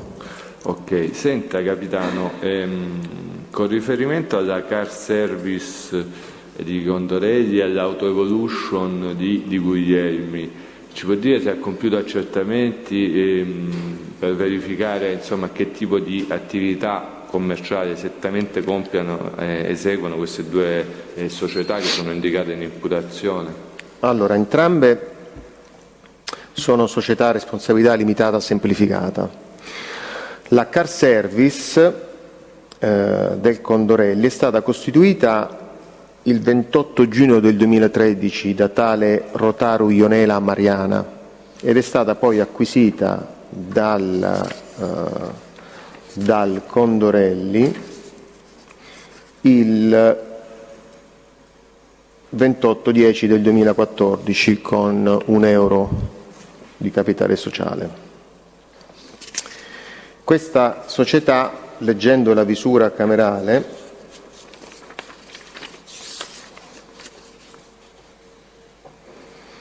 come data di inizio dell'attività dell'impresa viene indicato attività prevalente commercio all'ingrosso di veicoli.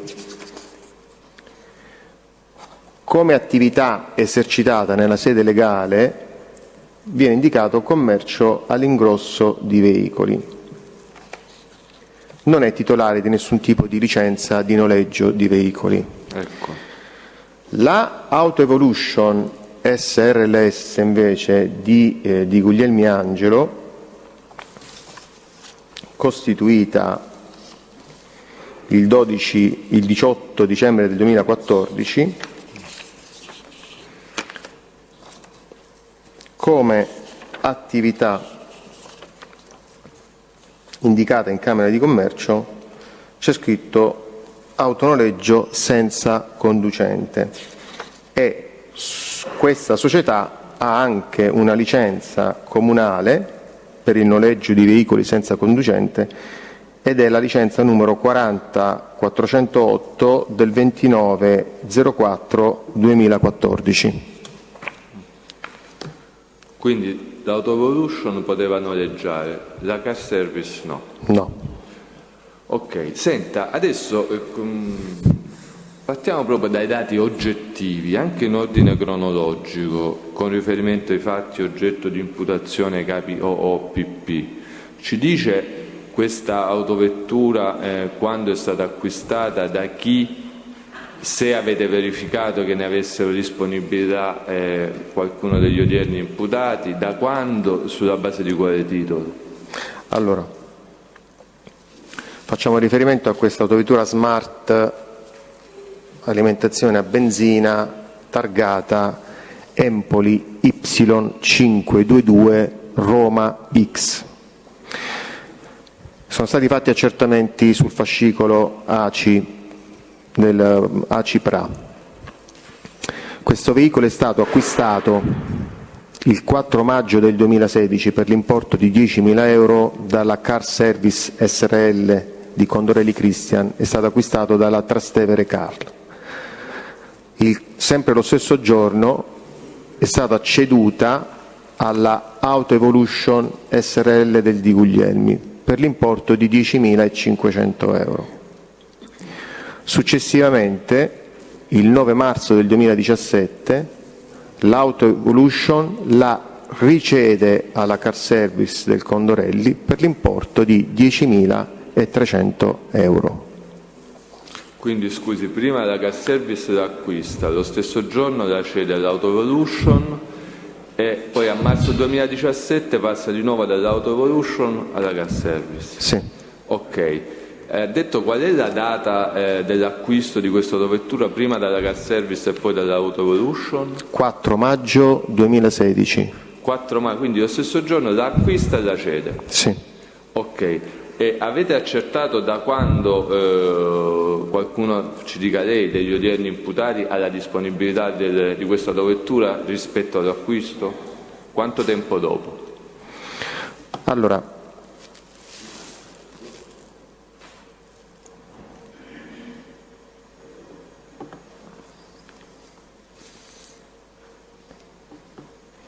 3 giugno del 2016, quindi durante l'intestazione a nome dell'Auto Evolution, l'autovettura veniva controllata con a bordo Casamonica Antonietta, detta Dindella, alle 10:46 da una pattuglia del nucleo radiomobile di Roma. Sì, a parte questo controllo, anche sulla base di accertamenti successivi, avete verificato a che titolo Casamonica Antonietta avesse la disponibilità di quell'autovettura in quella data? Sì, è stato reperito un contratto di noleggio a partire dal giorno successivo dell'intestazione da parte dell'Auto Evolution, un contratto di noleggio datato 5 maggio 2016 tra l'Auto Evolution e Casamonica Antonietta, detta Dindella. Ok, quindi giusto mi corregga se ho capito male, perché poi per introdurre un'altra domanda, perché anche le date sono importanti. Quindi il 4 maggio la Car Service acquista questa autovettura, il 4 maggio la cede all'Auto Evolution, il 5 maggio l'Auto Evolution la noleggia a Casamonica Antonietta, sì. Corretto? Noi abbiamo acquisito questo contratto di noleggio? È stato acquisito durante un controllo da parte di una pattuglia della stazione di Roma Tor Vergata ed è stato allegato ad una nota trasmessa all'ufficio di procura, la nota 176 frazionato 11-121 del 26 aprile del 2017. Questo controllo è stato eseguito il 21 aprile del 2017 in via Alessandro della Seta numero 20. Quindi scusi, mi faccia capire, ma durante il controllo Casamonica Antonietta ha esibito questo contratto? Sì. Per giustificare la disponibilità di questo mezzo? Di questo veicolo. Mi può ripetere la data? 21 aprile del 2017. Mi può ripetere chi era il noleggiante sulla base di quel contratto? Auto Evolution SRLS. E alla data di quel controllo nel corso del quale Casamonica Antonietta esibisce quel contratto di noleggio, chi era proprietario del mezzo? Era la Car Service SRLS. Perché c'era stato di nuovo il trasferimento? C'era stato il trasferimento. E le risulta che Casamonica Antonietta avesse disponibilità di un secondo contratto di noleggio da parte della Car Service, però? No. Senta, torniamo un attimo indietro. Lei, quindi partiamo dai controlli sul territorio e poi analizziamo questo contratto di noleggio. Lei ha detto il 3 aprile 2016 c'è stato il primo controllo. 3 giugno 2016. 3 giugno, mi scusi. Altri controlli sul territorio che consentano di affermare che il 10 aprile del 2017 c'è un servizio di OCP in vicolo di Portafurba e il veicolo viene notato in sosta in vicolo di Portafurba dove viveva Casamonica Antonietta, detta Dindella. Il 21/4 del 2017 c'è il controllo dei colleghi dell'Arma di Tor Vergata dove Casamonica Antonietta esibisce il contratto di noleggio che abbiamo appena indicato prima. Senta, quindi lei l'ha visto mai questo contratto? Sì. E poi lo produrremo, Presidente, io ce l'ho qui, ho la produzione documentale. Può anticipare al Tribunale che tipo di condizioni erano previste in questo contratto? Cioè quanto costava il noleggio di questa autovettura? Era 50 euro al giorno per la durata di giorni 30, salvo successive proroghe. Salvo successive proroghe. Lei ha detto che il contratto era del 5 maggio 2016. Sì. E ha anche detto che nel corso del controllo del 21 aprile 2017 Casamonica Antonietta aveva ancora la disponibilità di questa autovettura. Sì. Ok. Quindi sono 320 giorni dal noleggio a questo controllo. Al momento del controllo, 320 giorni. Facendo un rapido calcolo sono circa 16.000 euro. Per questo vorrei sapere se le risulta che sia stato mai in qualche modo documentato o se voi siete riusciti ad accertare in qualche modo se sono state documentate le modalità di pagamento di questo noleggio. No. Non sono state documentate. No, non sono state documentate. Visto che all'articolo 10 del contratto che poi produrremo si parla anche di un deposito cauzionale che deve essere versato al momento del noleggio, le risulta che sia stato documentato in qualche modo il pagamento del deposito cauzionale? Non è stato documentato. Ok.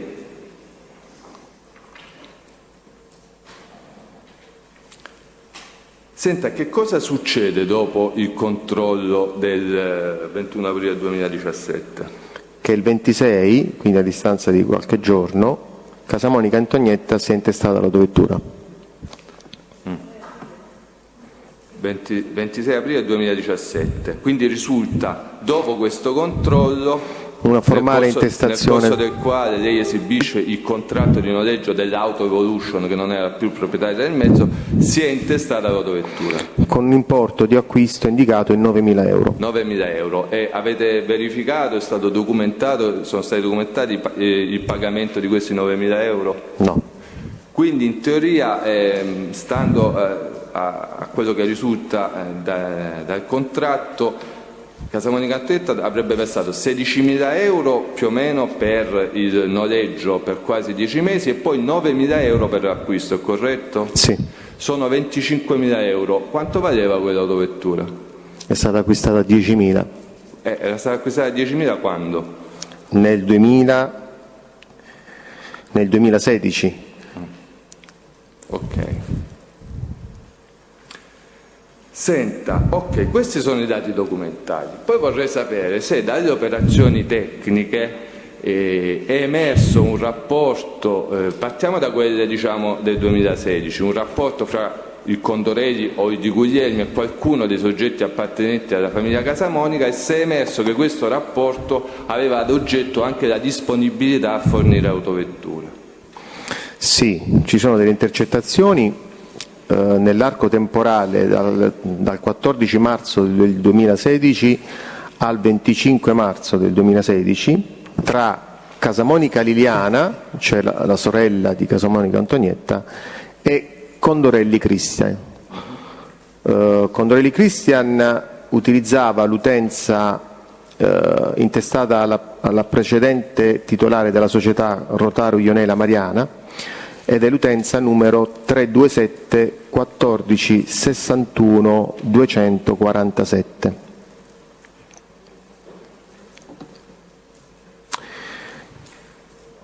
In linea generale, da questi contatti Casamonica Liliana chiedeva a Condorelli un'autovettura, la chiedeva a diesel, la chiedeva espressamente per la sorella di Indella, perché testualmente poverina lei lavora, quindi chiedeva una vettura diesel per farla risparmiare. E a quale conversazione sta facendo riferimento?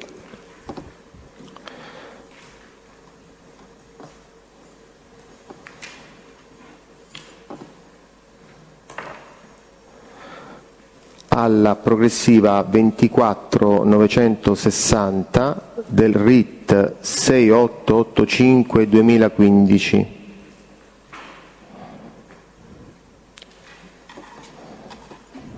E la data? Del 14 marzo del 2016. Ci sono altre conversazioni in quel periodo? Sì.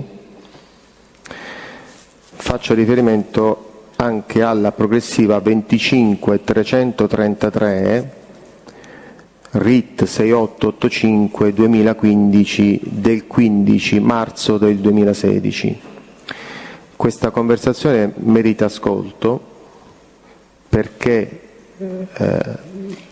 scusi capitano, il RIT 6885, il progressivo 25333 25 del 15 marzo del 2016. ma è stato oggetto di richieste di trascrizione? Perché non ce l'abbiamo qua. 6885 arriva fino al progressivo 18.177. Non è neanche nell'integrazione? Non lo so. Aspetti che conto. Può darsi, allora vabbè, questo è quello che... Perché erano saltate proprio quelle Se sono oggetto di integrazione, erano su questo RIT, è possibile, perché non ce le ho quelle ancora, non le hanno depositate. Va bene, prego. Qual è, scusi, capitano, mi può ripetere il progressivo? 25333. Sì, Presidente, è nella richiesta integrativa. Ah, ok, perfetto. Va bene, grazie. Questa in particolare merita ascolto, è una conversazione che è intercorsa tra Casamonica Liliana e Condorelli Cristian ed è strettamente correlata alla precedente che ho citato, la progressiva 24960 del giorno precedente, del 14 marzo 2016. Infatti, in quella del 14 marzo, cioè la progressiva 24960, Casamonica Liliana si sente con Condorelli Cristian e in questa conversazione Condorelli Cristian aveva assicurato Casamonica Liliana che in serata sarebbe andato a Portafurba perché avrebbe incontrato la sorella Antonietta Dindella. Cosa che non avviene, e il giorno successivo, con la progressiva 25333 del 15 marzo 2016, Casamonica Liliana si arrabbia con Condorelli Cristian e gli intima di passare a Portafurba, facendo riferimento al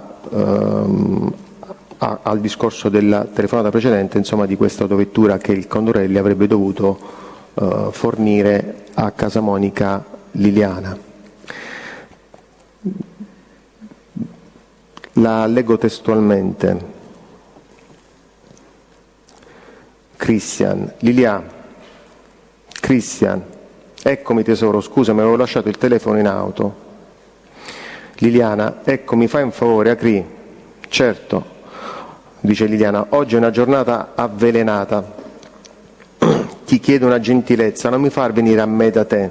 Gentilmente, hai detto che passavi adesso, da me adesso.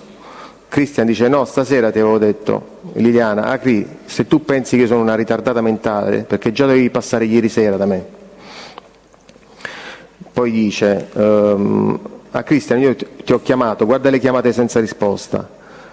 Oggi, dice Cristian, e Liliana dice no, guarda, senti Acri, non è giornata. Cristian, vabbè, dopo passo, dai, dopo passo io, esco e ci sono.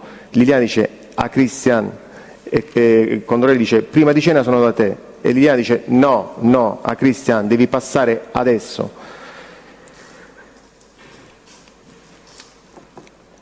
E Condorelli dice Liliana non ci sto adesso, e Liliana dice non mi fa venire a me, e Cristian dice ma non serve, non ci sono però, e Liliana insiste Cristian. Poi Liliana dice a me, se prendi per il culo a me hai fatto il più grande errore di tutta la vita tua. E Cristian dice ma stai scherzando, ma neanche ci penso io. Liliana prosegue, se tu pensi che mi prendi per il culo dicendomi che stai passando, come hai fatto ieri, poi dicendomi no ma guarda io aspettavo la tua chiamata, ma tu non mi hai chiamata, proseguendo, no ma sto a ripassare adesso, no ma non arrivo adesso, guarda Cristian io non ci impiego niente a venire da te. E Cristian dice ma no guarda che non serve, lì ci mancherebbe, guarda. Allora Liliana dice allora ci vieni adesso da me. Cristian dice Liliana sono al Circeo, e Liliana dice allora non ci siamo capiti Acri, tu a me per il culo non mi ci prendi, tu a me per il culo non mi ci prendi, lo ripete, perché io adesso metto in moto e vengo da te. Prosegue dicendo la cosa che a me dà più fastidio sono le prese per il culo. Cristian, dopo un pezzo di trascrizione, dice ok, ma stai tranquilla che non ci sta nessuna presa per il culo. E Liliana dice io non sono tranquilla perché a me già le persone che mi fanno passare per bugiarda mi danno più che fastidio. E poi dice, concludendo, io ti sto aspettando a casa Cristian. E Cristian dice, Condorelli dice vabbè ci vediamo stasera. Altra conversazione. La progressiva 25553 del 16 marzo del 2016, sempre il RIT 6885 del 2015.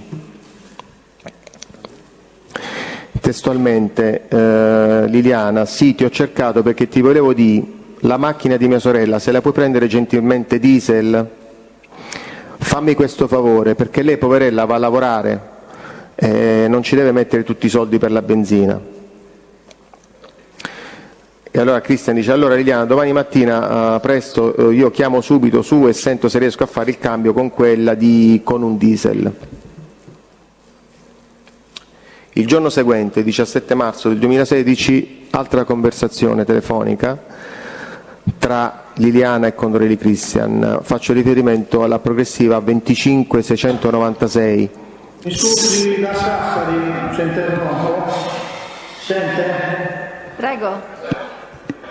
Vorrei comunicare perché ha fatto una rinuncia parziale, Casa Monica Salvatore, ed è presente in questo momento, è rientrato. Va bene, d'accordo, grazie. Grazie a lei. Prego.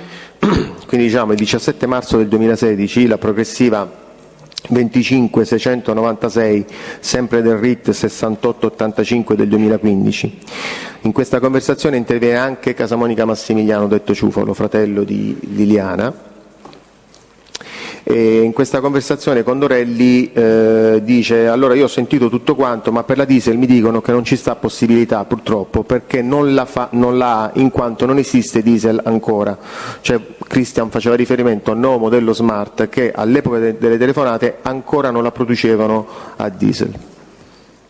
E Liliana dice: ah, non esiste diesel, quella nuova ancora non esiste.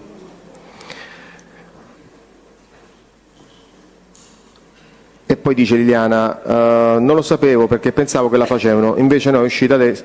Chiedo scusa, Liliana dice: ma solo benzina esiste? Ah, ma perché non la sapevi che era solo benzina? E Cristian dice: no, non lo sapevo purtroppo perché pensavo che la facessero anche,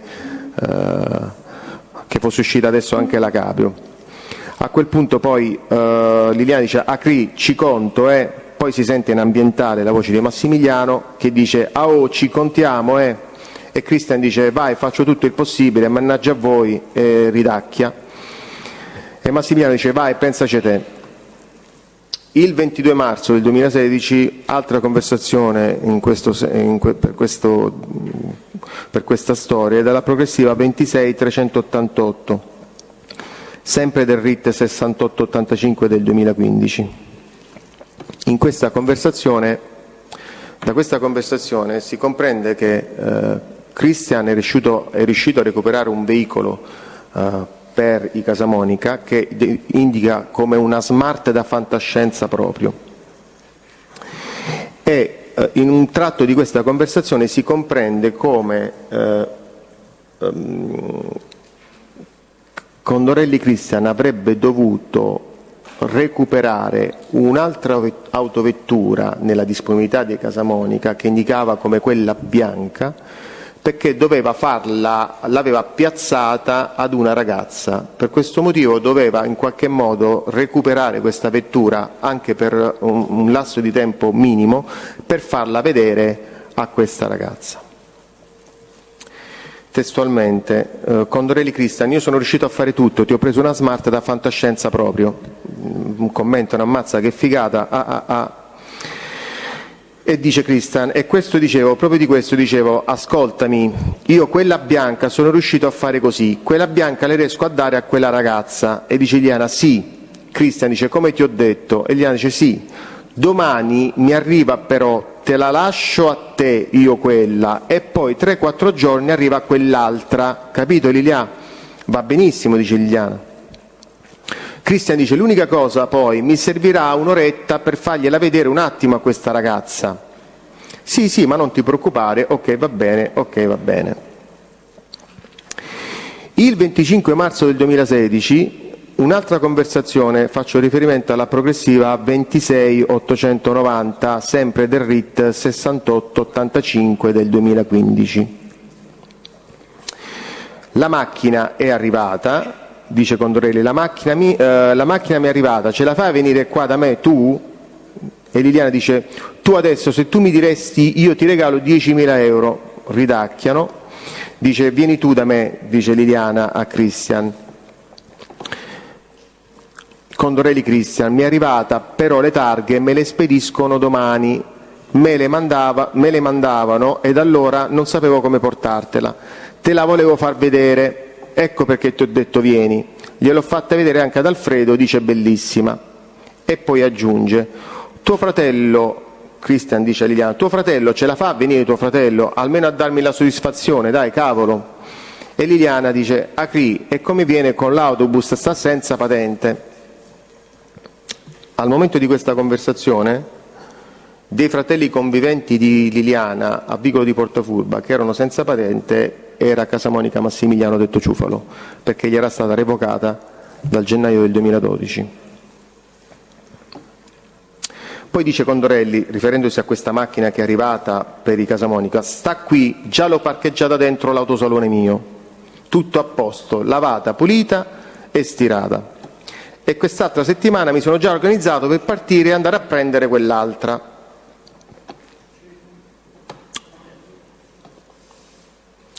Queste sono le conversazioni intercettate in costanza diciamo, durante la prima fase investigativa. Ma c'è quest'ultima conversazione che progressivo porta, mi scusi? 26890 RIT 6885 del 2015, del 25 marzo del 2016. E si capisce quando sarebbe stata consegnata questa autovettura?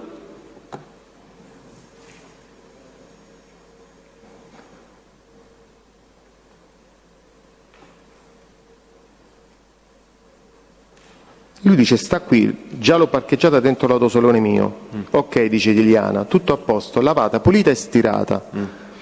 Ok, e quest'altra settimana, dice Condorelli, mi sono già organizzato per partire ed andare a prendere quell'altra. Ok, perciò siamo proprio iperveloci. Liliana dice, facciamo così, ci possiamo risentire tra poco, perché così almeno sento pure un attimo mia sorella, perché lei sta ancora al lavoro. Quello lo sai, stacca. Liliana, quando vuoi mi puoi chiamare, scherzi? Perché mia sorella sta al lavoro. Volevo solo avvisarti che era arrivata, insomma, tutto qua. Quindi, insomma, da questa conversazione la consegna sembra... Da lì a breve, insomma. Da lì a breve. Ci sono conversazioni successive in cui Casamonica Liliana si lamenta perché la consegna non è avvenuta? No, non le abbiamo rilevate. Ok, quindi e qui siamo al 25 marzo 2016. Siamo al 2016, sì. Parlano di una Smart. Parlano di una Smart. Si capisce che è una Smart di nuova immatricolazione? No, perché comunque in queste conversazioni si fa riferimento a una Smart di nuova immatricolazione, perché dice mi devono ancora arrivare le targhe. Ok, e quella oggetto del capo di imputazione era di nuova immatricolazione? Assolutamente no, era già targata. Okay. Quindi non stanno parlando di quella oggetto del capo di imputazione, di un'altra Smart? Sicuramente. Ok. Senta, lei ha già detto che poi nella primavera del 2018 sono state riavviate operazioni tecniche che sono andate avanti fino all'esecuzione dell'ordinanza, cioè fino al 17 luglio 2018, e poi hanno portato insomma all'operazione Gramigna bis. Vorrei sapere, in questa seconda fase dell'indagine, intercettando i soggetti insomma, appartenenti alla famiglia Casamonica o gravitanti intorno alla famiglia Casamonica, avete captato conversazioni di interesse relative a Condorelli, Christian e di Guglielmi Angelo? Sì. In linea generale è emersa la sussistenza di un debito di consistente rilevanza da parte di Condorelli Christian verso di Guglielmi Angelo ed un altro individuo indicato come Jimmy, non meglio identificato, maturato questo debito per pregressi affari nel settore della compravendita di veicoli. Sono stati censiti contatti diretti tra Casamonica Liliana e Sapori Maria Luisa, mamma di Condorelli Christian, e sono stati anche censiti contatti diretti tra di Guglielmi Angelo e vari appartenenti ai nuclei familiari attestati in Portafurba, sia Casamonica che Spada. Relativamente alla sussistenza di un debito da parte del Condorelli verso di Guglielmi Angelo, faccio innanzitutto una piccola premessa delle intercettazioni di riferimento. Parliamo del RIT 2570 del 2018, che erano le intercettazioni sull'utenza numero 331 79 80 559 intestata ed in uso a Casamonica Liliana. Poi il RIT 2580 del 2018 ed è l'utenza numero 392 6306 554 intestata a Sapori Maria Luisa ma in uso al figlio Condorelli Cristian. Il RIT 2849 del 2018, che erano le intercettazioni dell'utenza 392 13 35 756 sempre intestata a Sapori Maria Luisa ed in uso al figlio Condorelli Cristian, e il RIT 3009 del 2018 ed erano intercettazioni dell'utenza 392 96 30 002 intestata alla Auto Evolution SRLS e in uso a Di Guglielmi Angelo detto Roberto o Robertino.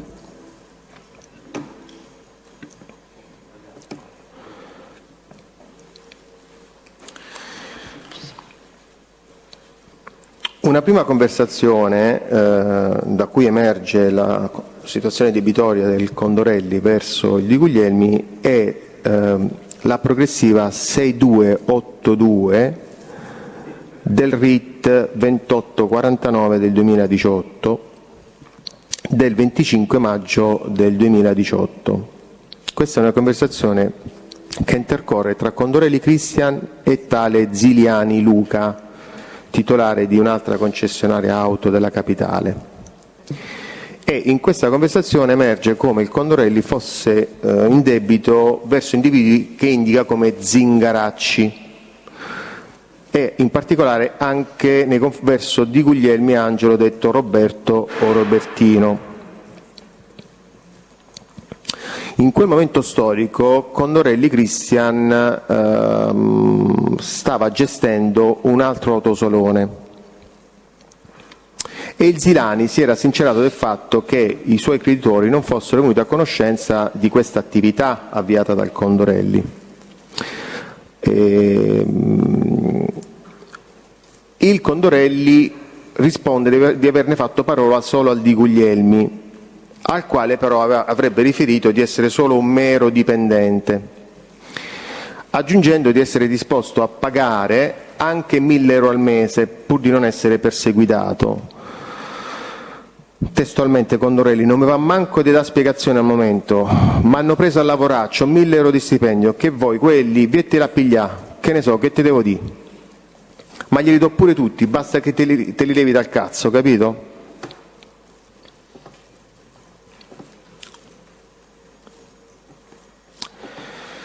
Da altra conversazione del 19 giugno del 2018, e faccio riferimento alla progressiva 27486 del RIT 2849 del 2018,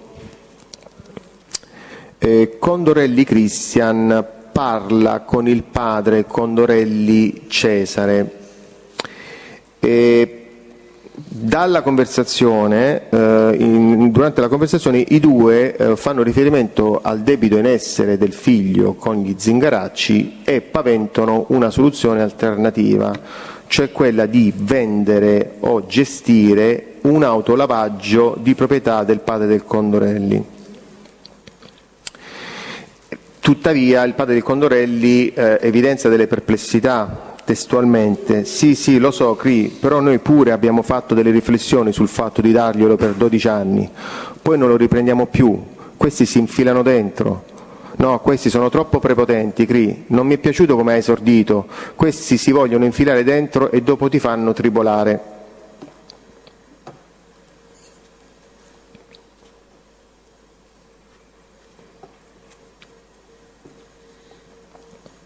Altro passaggio per identificare i creditori del Condorelli Cristian è quella del padre che dice no, non si può fare, no, ma ci ho riflettuto, non mi conviene, si vede già come agiscono, la prepotenza con la quale agiscono, quindi non so sempre di quella stirpe lì, quindi a me serve gente tranquilla, seria e che ci puoi contare, capito? Cioè, già come esordito ti fa capire come ragionano, capito? Poi nasceranno sempre delle discussioni. E nascono perché ti mandano via la gente, ti cominciano a fare i prepotenti lì, dentro al piazzale, non fanno lavorare più a quello.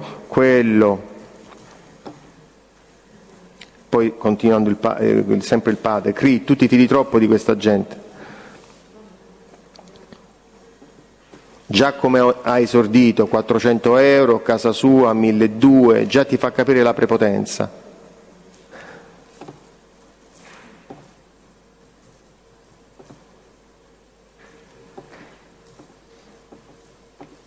Poi, altro tratto della conversazione, che in alternativa all'orologgio si pensava anche di dare delle proprietà immobiliari della famiglia Condorelli.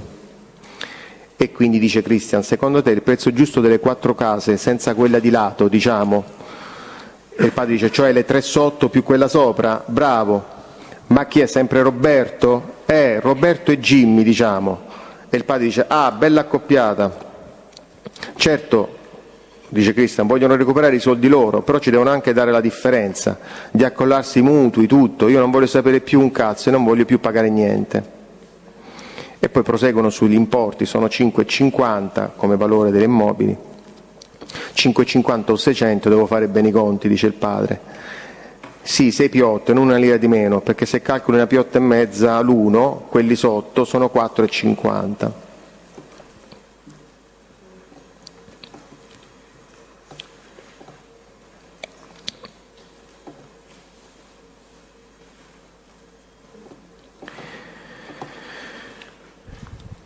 Il 22 giugno del 2018 viene intercettata una conversazione tra Condorelli Christian e la mamma. Faccio riferimento alla progressiva 30884 del RIT 2849 del 2018. Anche la mamma, diciamo, aveva manifestato di dubbi su questa trattativa con Di Guglielmi. Ed è emerso anche l'importo di questo debito, che indica in 250.000 euro. Testualmente la mamma, io non è che ne penso, io là dentro zingari non ne voglio, perché ho mia nipote, questo è assodato. Se non c'eravamo noi allora si poteva fare, ma siccome che ci abitiamo, poi continua sempre il discorso, sì lo so, io ho pensato di dargliene metà a ciascuno, 50 a uno e 50 all'altro, oppure 100 a Roberto e 50 a Jimmy.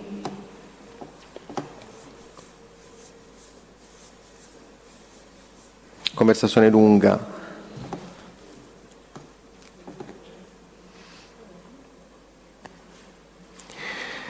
Il 27 giugno del 2018 viene intercettata una conversazione direttamente tra Di Guglielmi e Condorelli Christian.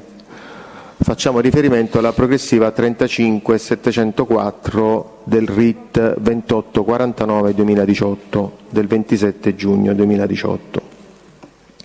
25, quindi 27, non 25. 27. Del 27 giugno del 2018, 27. Chiedo scusa Presidente. 27. Da questa conversazione, anche questa abbastanza lunga, si comprende come Condorelli avesse altri creditori oltre al Di Guglielmi e al Jimmy, che vengono indicati in Dino e Manolo, che non sono mai stati identificati.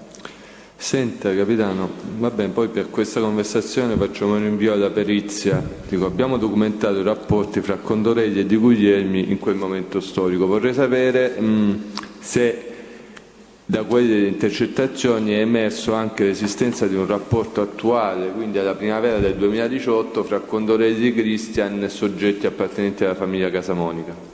Tra Condorelli Cristian e soggetti appartenenti alla famiglia Casamonica.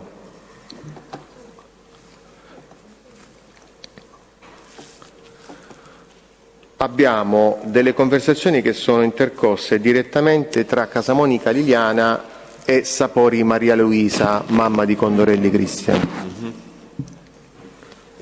La prima conversazione è del 15 maggio del 2018 e faccio riferimento alla progressiva 1845 del RIT 2570 del 2018. Da questa conversazione si comprende come le due donne si mettono d'accordo per incontrarsi di persona.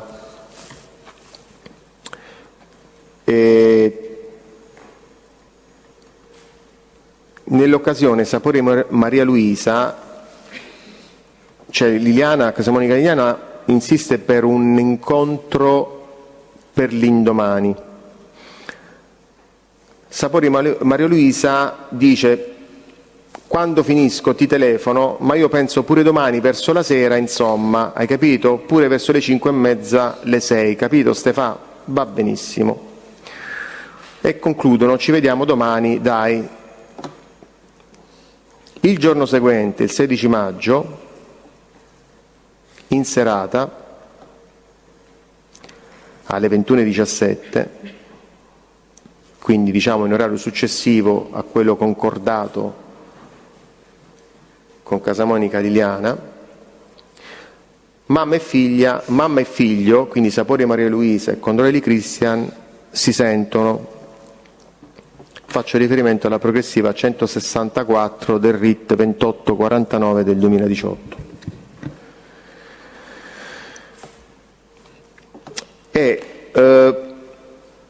Si comprende come la Sapori versasse in una situazione debitoria verso una donna. Testualmente, a un certo punto della conversazione, dice: va bene, insomma, oggi mi ha chiesto l'amica mia, no? E Cristian dice: la mamma, mi ha chiesto quei famosi che lui ha detto, i famosi 13 che ti aveva dato. Ma io gliel'ho cantata. E dice: sì, gli ho detto, diglielo, sarà pure tua. La mamma, papà, gli ha detto: noi non abbiamo detto più niente perché abbiamo fatto. Non fa niente però, se lui va cercando è lui che me li deve dare a me. E così papà cosa gli ha detto? Non che gli devo dare a lui, è venuto col fogliettino. Che ci devo fare col fogliettino? Io ce li ho tutti scritti.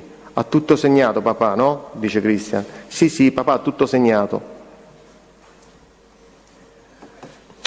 Il giorno dopo, il 17 maggio, le due donne definivano un altro incontro. La conversazione di interesse è la progressiva 2138 del RIT 2570 2018 del 17 maggio 2018. E definiscono un incontro all'Ericsson, dove ci siamo viste l'altro giorno.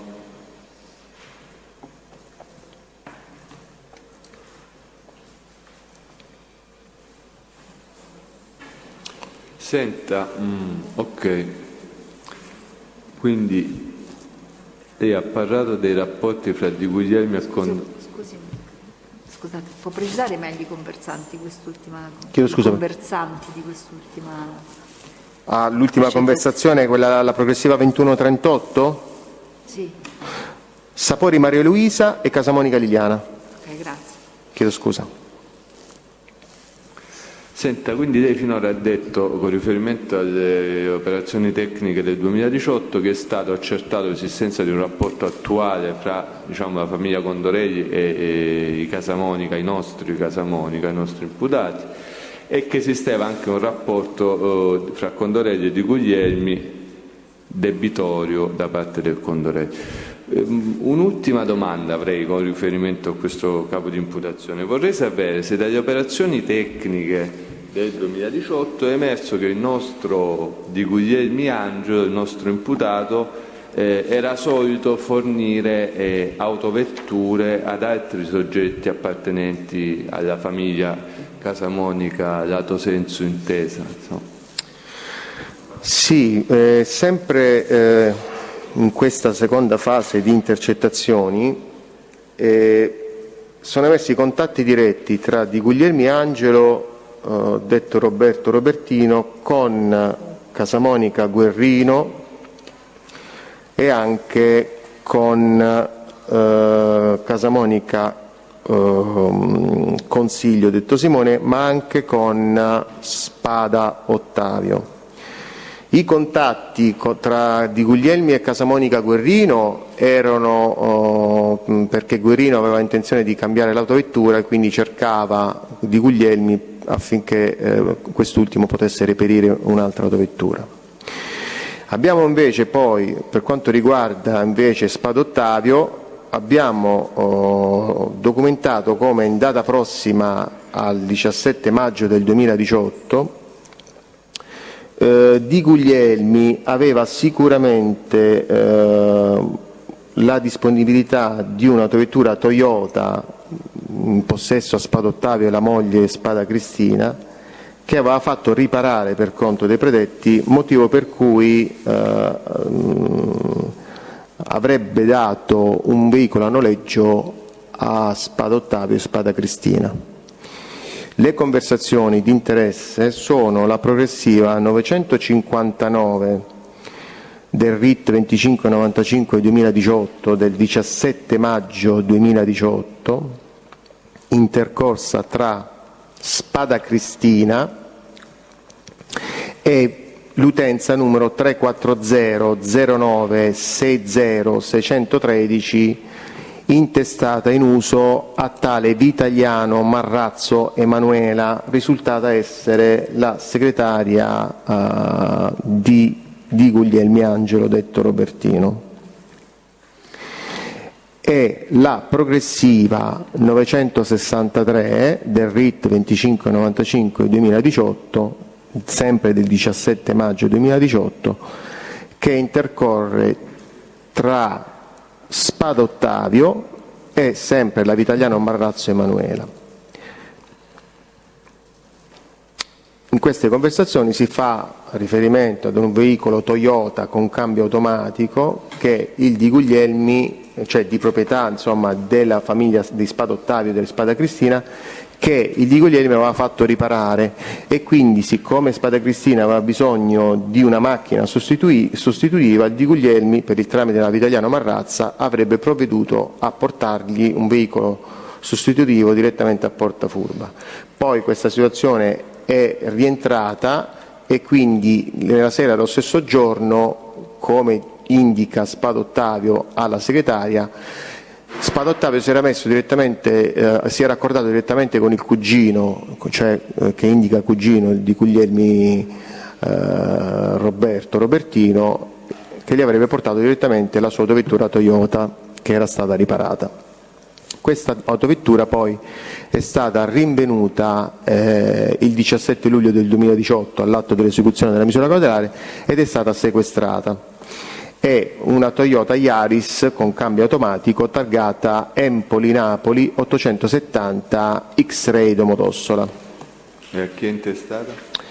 Questa dal 13 novembre del 2015 a tutt'oggi risulta intestata ad una società, la B&L SRL, con sede in Roma, via Gianluigi Bonelli numero 40, il cui socio unico ed amministratore si identifica in Boiano Raffaele, nato a San Gregorio Matese, in provincia di Caserta, il 3 maggio 1956.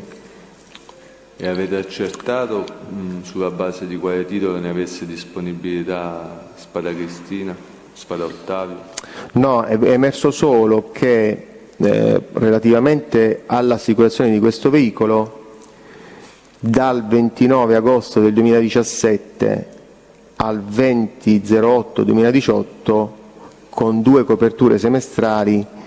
Questo veicolo è stato assicurato con una polizza il cui contraente viene indicata di Silvio Rubina, cioè la mamma di Spada Ottavio, e come proprietario viene indicata Spada Cristina. Tuttavia, formalmente il veicolo risulta ancora intestato, ripeto, a questa società B&L di Boiano Raffaele. Insomma, l'avete sequestrata il 17 luglio 2018. Sulla base della documentazione assicurativa su cui ha riferito lei, ne avevano disponibilità quantomeno da agosto 2017. Sostanzialmente sì. Ma è intestata a una società. Sì o no? Sì, sì. E non c'è alcun titolo che giustifichi questa disponibilità o non è stato prodotto? Non c'è alcun titolo, non abbiamo rilevato. Ok, allora, su queste imputazioni io avrei chiuso. Passiamo all'intestazione della Luisa SRL, capo JJ. Pubblico Ministero, le visure camerali delle 2 società possono essere utili per l'acquisizione? Le ho già preparata la produzione, grazie.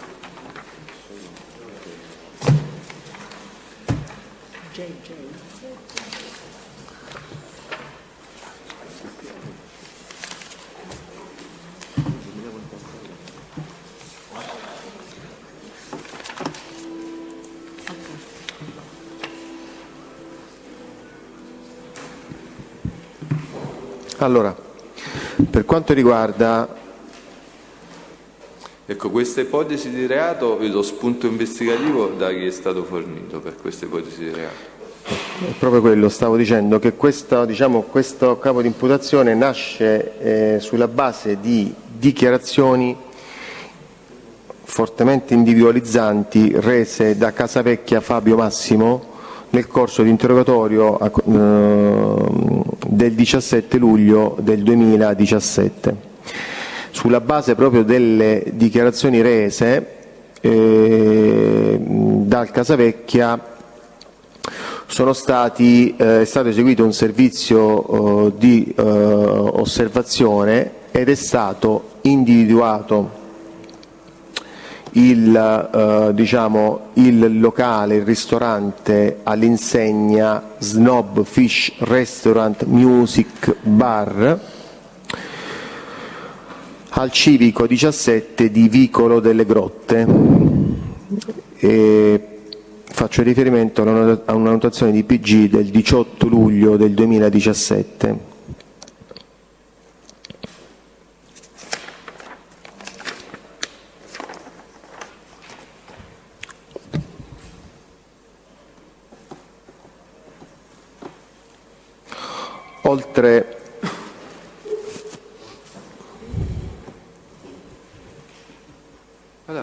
Oltre alle dichiarazioni del Casavecchia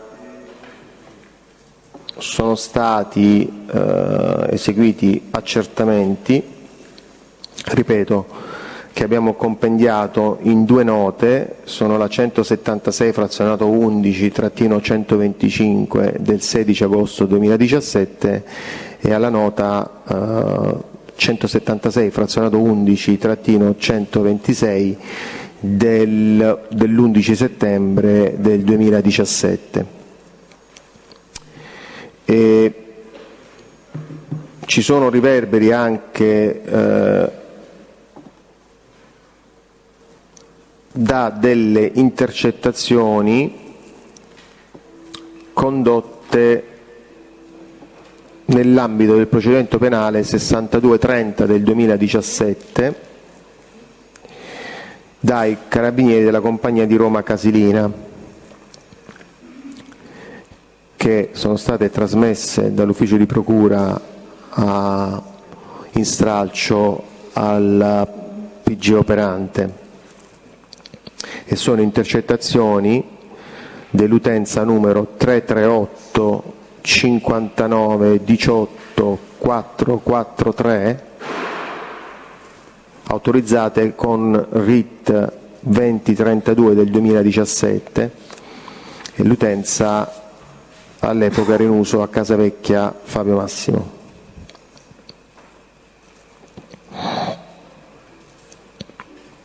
Ora,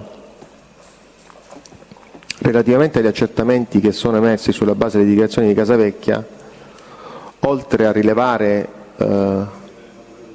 l'insegna, è stata rilevata anche l'utenza del ristorante, la numero 06 68 80 98 29. Questa utenza è risultata intestata. Ci dice gli ultimi due numeri, capitano, ce li ripete? Il numero di telefono Sì, grazie. 06 68 80 98 29.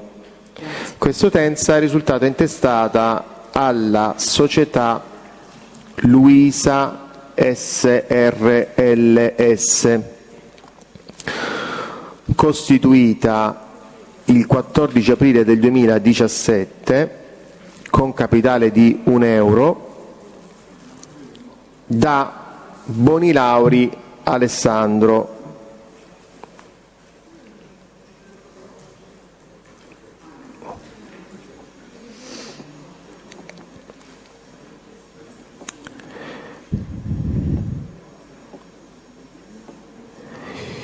Abbiamo effettuato accertamenti documentali sulla proprietà delle mura dove insisteva il ristorante,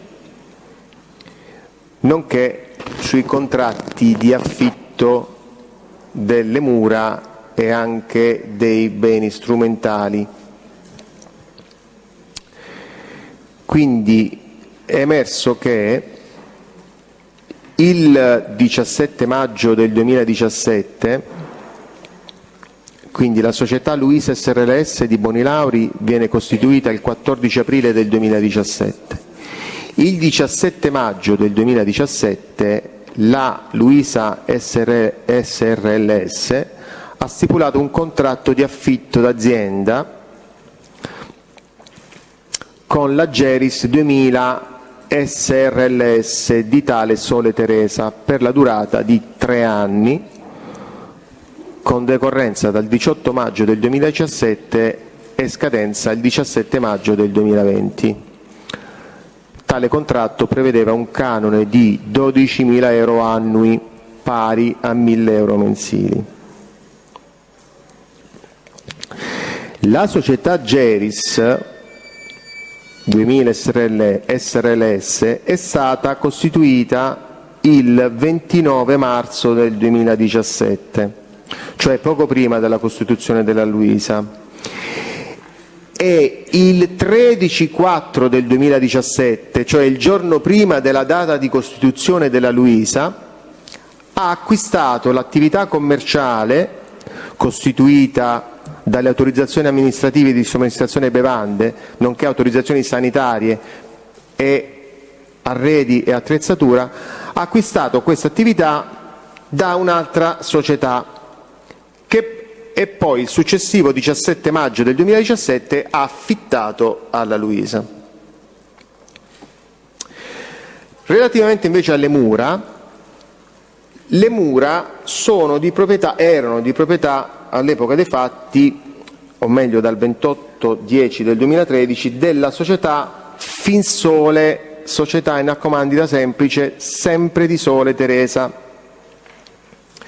Questa Finsole ha stipulato il 24 del 2017 il contratto di locazione delle mura con la Luisa per una durata di 6 anni, a decorrere dal 15 luglio del 2017 e scadenza il 14 luglio del 2023.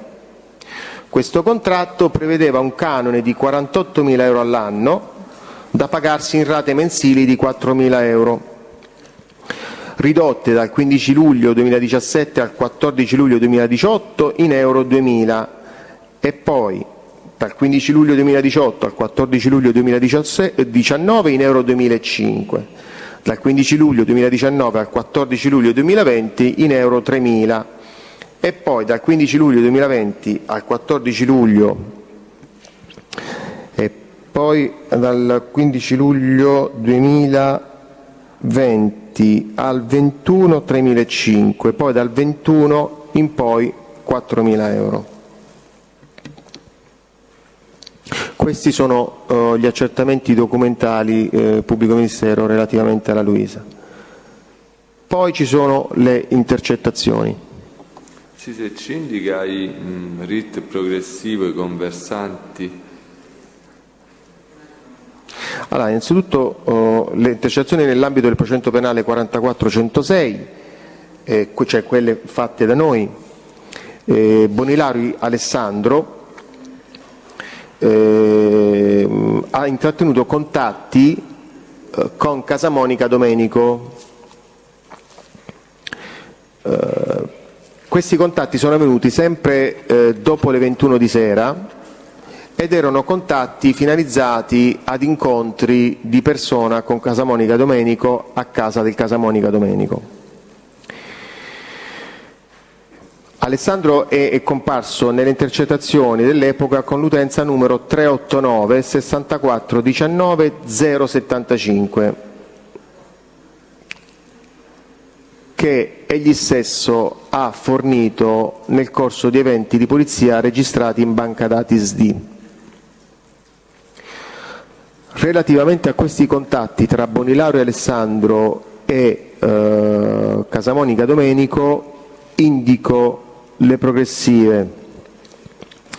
Progressiva 90, RIT 875 2016, delle ore 22:31 dell'11 febbraio del 2016. Progressiva 96, sempre RIT 875 2016, delle ore 22:34 dell'11 febbraio 2016. Progressiva 640 delle ore 21:25 del 13 febbraio 2016, sempre RIT 875 del 2016. Oltre a queste conversazioni sono stati analizzati i tabulati di traffico telefonico pregresso agli atti e relativamente all'utenza 389 64 19 075 del Bonilauri è emerso come dal 1 gennaio del 2017 alla fine di luglio del 2017 sono state rilevate ben 153 contatti verso l'utenza all'epoca intestata in uso a Casamonica Massimiliano, e faccio riferimento all'utenza 331 22 98 378,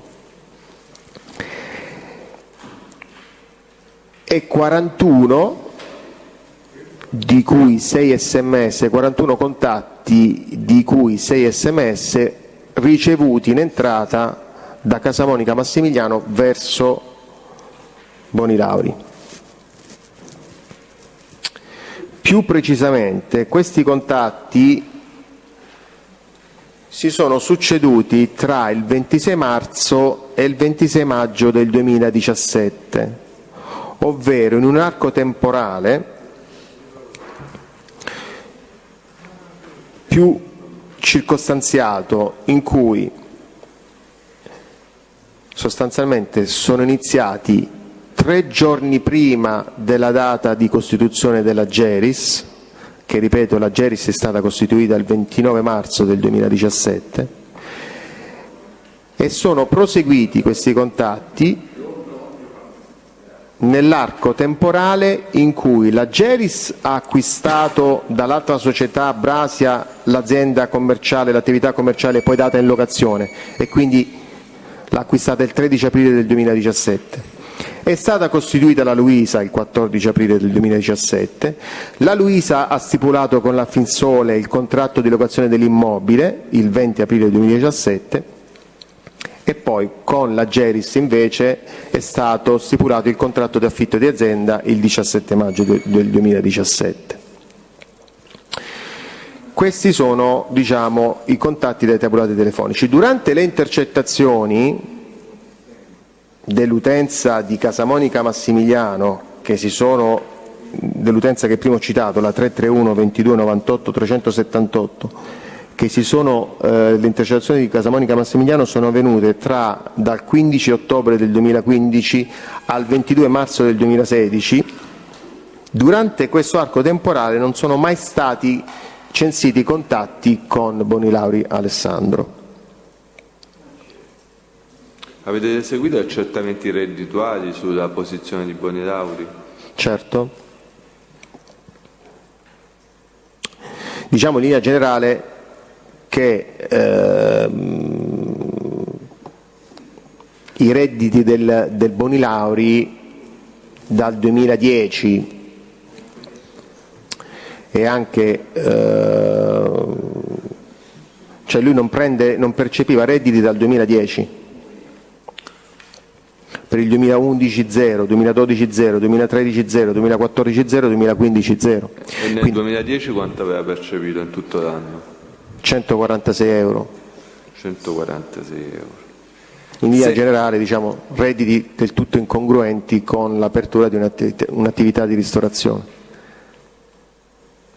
Ok, senta, lei ha avuto modo di analizzare anche le intercettazioni eseguite dai carabinieri della Casilina per eseguire poi gli accertamenti al riscontro su cui ha riferito finora? Sì, perché ne abbiamo ricevuti con delega dall'ufficio di procura per analizzare e trovare elementi a riscontro delle indagini in corso, quindi sono state acquisite nel fascicolo 4406.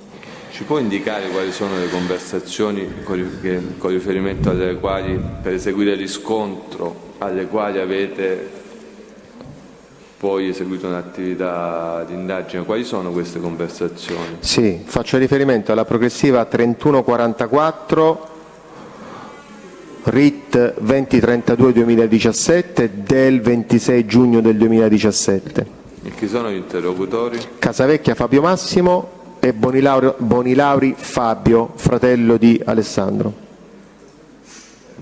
Poi, progressiva, vuole che gliela commento solamente? Tanto c'è perizia, Okay. Mi interessa soltanto se c'è qualche domanda precisa da fare. Progressiva 3149, Sì. sempre RIT 2032-2017 del 26 aprile 2017, E tra qua? Casavecchia Fabio Massimo e Pavano Carmelo. Sì. Poi progressiva 3180, sempre RIT 2032-2017 delle ore 9:21 del 27 giugno 2017. Ancora progressiva 32, Deve indicare gli interlocutori però. chiedo scusa, Casavecchia Fabio Massimo e Daggiano Federico.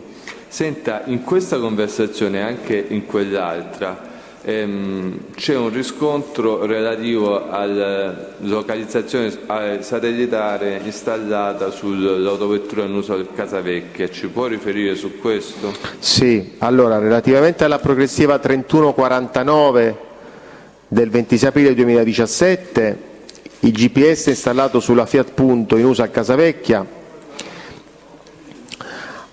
alle 9:37 lo attestava in vicolo di Portafurba numero 59. E la conversazione di che ora era invece? 15:55 Di quale, scusi, di quale progressivo stiamo parlando? 3149 del Ok. 26 aprile 2017. Senta, quindi la conversazione delle 15:55 e la mattina Alle 9:37 il GPS era a vicolo di Portafurba. E il progressivo 3180? Progressivo 3180, la conversazione delle 9:21, alle 11:03 il GPS veniva parcheggiato in via Lungotevere dei Vallati, in prossimità di via dei Pettinari, praticamente poche centinaia di metri da Vicolo delle Grotte. Cioè dove c'è il ristorante. Sì. Poi altre conversazioni? La progressiva 3245, sempre del RIT 2032-2017, intercorsa alle Data? e 29 del 28 giugno 2017 tra Casavecchia Fabio Massimo e Pavano Carmelo. Senta, le risulta, e poi chiudiamo su questo tema, che nelle conversazioni sull'utenza in uso a Casavecchia ci sia un riferimento all'arresto di Casamonica Pasquale? Sì, è la progressiva 165 del RIT 2332-2017 tra Casavecchia e tale Giorgio. Data? Del 7 aprile 2017. Ok. Senta, Testualmente hanno bevuto Rochi. sì. Senta, capo KK, che è connesso a questo, no? La tentata estorsione ai danni di Bonilauri Fabio, Mascioli Vilma. Sì. Vorrei sapere voi che tipo di accertamenti avete compiuto in relazione a questa attività e come è nato qua lo spunto investigativo, da chi è stato fornito? Allora, qui ci sono delle dichiarazioni rese durante l'interrogatorio di garanzia dallo stesso Bonilauri Alessandro il 18 luglio del 2018 e l'ufficio di procura al termine di questo interrogatorio ci ha delegato di procedere nello stesso giorno, nell'immediatezza, a eseguire dei riscontri attraverso l'escussione testimoniale dei parenti di Bonilauri Alessandro, identificati poi in Bonilauri Fabio e Bonilauri Bruno padre. C'è stata una delega per vie brevi? Sì. Al fine, le disse testualmente, evitiamo inquinamenti probatori, procediamo nell'immediatezza a fare questa attività. Quindi lo stesso pomeriggio che Sì. Bonilario Alessandro rende quelle dichiarazioni, voi poi avete eseguito il riscontro? Sì, abbiamo subito rintracciato, portato in caserma e proceduto alla discussione testimoniale. Ok. E che altri tipi di accertamenti avete compiuto in relazione a queste attività? Sì, abbiamo fatto accertamenti bancari sui conti correnti sia della Geris 2000 sia della Finsole, entrambe società di Sole Teresa, sia del conto della Luisa SRLS. Avete identificato l'agente immobiliare Roberto, di cui poi vedremo si parlava nel corso di quell'interrogatorio? Sì.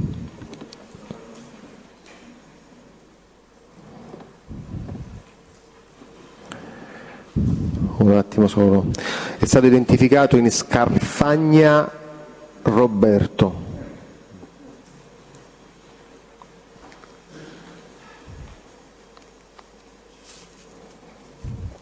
È stato identificato anche il subentrante nell'attività in Galliera Giacomo, socio della Fragal SRL, che è stato escusso dalla Polizia Giudiziaria il 15 settembre del 2018. Sulla base delle dichiarazioni del Galliera è stata acquisita agli atti anche una fattura dell'importo di 8.540 tra la Luisa SRLS e la Fragal. Sulla base delle dichiarazioni poi di Galliera è stata eseguita un'attività ispettiva all'interno del ristorante in data 17/09 del 2018, rilevando che l'insegna nel frattempo era variata da Snobfish Restaurant, era variata in clorofilla, cucina e distillati. Sono stati, sulla base delle dichiarazioni di Galliera, individuati vari beni aziendali della Luisa. io avrei prodotto uno straccio di quella notazione dove ci sono le foto di questa.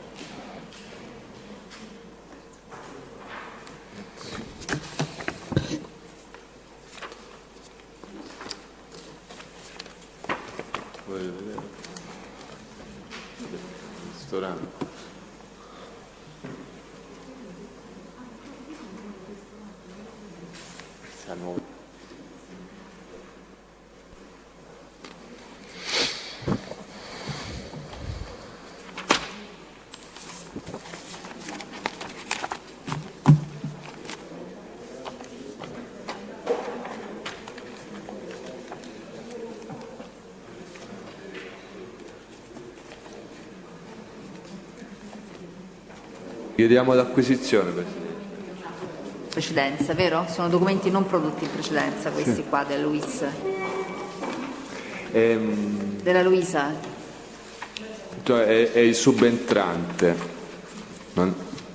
cioè dopo la cessione dell'attività, è che diciamo la causale secondo l'impostazione accusatoria del delitto di cui è il capo KK.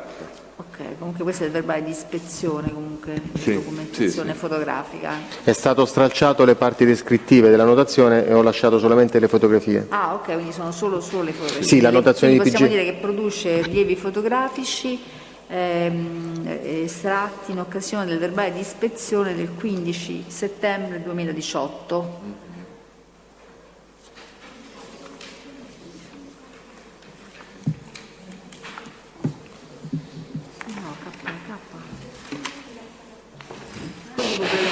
Il capo di imputazione a cui è fatto riferimento è il KK, ovviamente. KK. Ah, ok, mi è sembrato di... Senta, capitano, in questo capo di imputazione KK, Sì. insomma, Ma è molto lungo? Come? È molto lungo? Il capo di imputazione o... No, la sua deposizione su questo capo di imputazione. No, abbiamo quasi finito, Presidente. No, perché poi facciamo così una pausa. Sì, no, abbiamo quasi finito su perfetto. questo perché si fonda in gran parte su prova dichiarativa. Va bene. No, vorrei sapere, in questo capo di imputazione è scritto: dopo che nell'aprile 2018 Bonitario Alessandro aveva ricevuto la somma di euro 30.000 quale corrispettivo per la cessione alla Fraga, all'SRL dell'avviamento e degli arredi, eccetera, eccetera. Avete compiuto accertamenti con riferimento a questa cessione d'azienda? Degli arredi? Sì. Sulla base delle dichiarazioni di Galliera Giacomo è stata eseguita un'attività ispettiva. No, al di là dell'attività ispettiva, dico, il contratto di cessione di azienda, sapete qual è? Sì, l'avete individuato, l'avete acquisito? Sì. Il 10 aprile del 2018, presso lo studio notarile De Angelis, il Bonilauri ha sottoscritto un atto di risoluzione consensuale di affitto di ramo d'azienda con la Geris e contestualmente la Fraga al subentrante ha firmato il contratto di affitto delle mura con la Finsole SAS. Senta, ultima domanda su questo capo di imputazione. È contestato come commesso nel maggio 2018. Vorrei sapere se vi risulta che a quella data Casamonica Giuseppe, detto Bitalo, fosse libero. Sì. Era Da libero quando? dal fine gennaio 2018, se non ricordo male. Che Dovrei vedere un dall'allegato attimo. 11 alla vostra nota del 16/1/2018 risulta Casamonica Giuseppe libero dal 31/1/2018. Sì. Infatti. Confermo.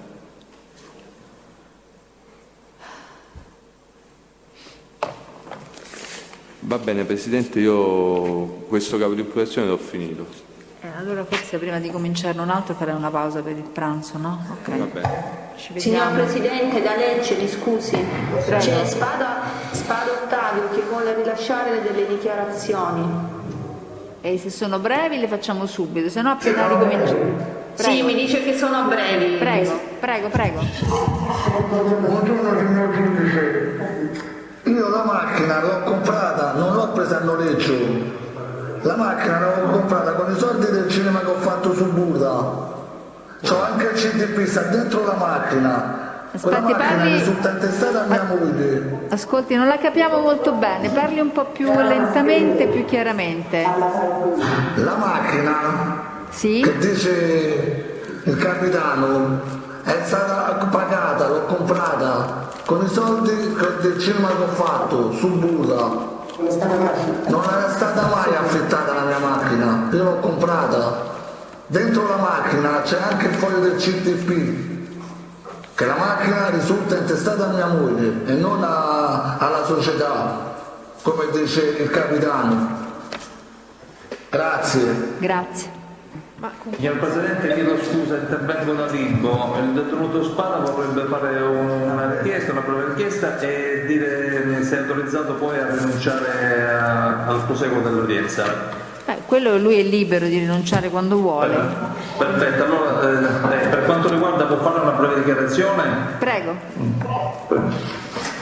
Buongiorno Presidente, il sottoscritto ha fatto già una richiesta come mi è stato chiesto da voi, in quanto per conferire sia con mio padre che con mia mamma, ma ancora tutt'oggi ancora non sono stato Presidente, io mi oppongo, l'ho già detto l'altra nonostante volta. l'istanza è partita da più di 20 giorni. Guardi, Grazie. allora, ascolti, queste istanze devono essere fatte con la matricola. No, Comunque non sono può state, le utilizzare istanze il fatte sono state tutte valutate e rigettate per le ragioni che sono indicate nel provvedimento. Quindi se vuole fare delle istanze, comunque sempre tramite la matricola, d'accordo? Se mi date risposta così magari mi posso appellare a quello che avete scritto. Ma in certo, quanto ma è la stata nuova- data risposta, sono stati La nuova adottati. procedura telefonata al Covid non si può negare di chiamare i propri genitori. Va bene, questo poi lei può fare reclamo eventualmente. Allora, ci vediamo alle 2:30. Ascoltate, adesso ci interrompiamo un attimo, riprendiamo alle 2:30, d'accordo? Sì, signor. Sì, se sempre da Vibo diamo atto allora che il detenuto Spada Domenico rinuncia. D'accordo, all'udienza. grazie. Va bene, rientra in cella, grazie. Presidente, mi scusi, sono l'avvocato Galasso. Siccome devo andare via, le chiedo se è confermata l'udienza del giorno 9 all'Aula Occorsio. Confermata? Bene, grazie.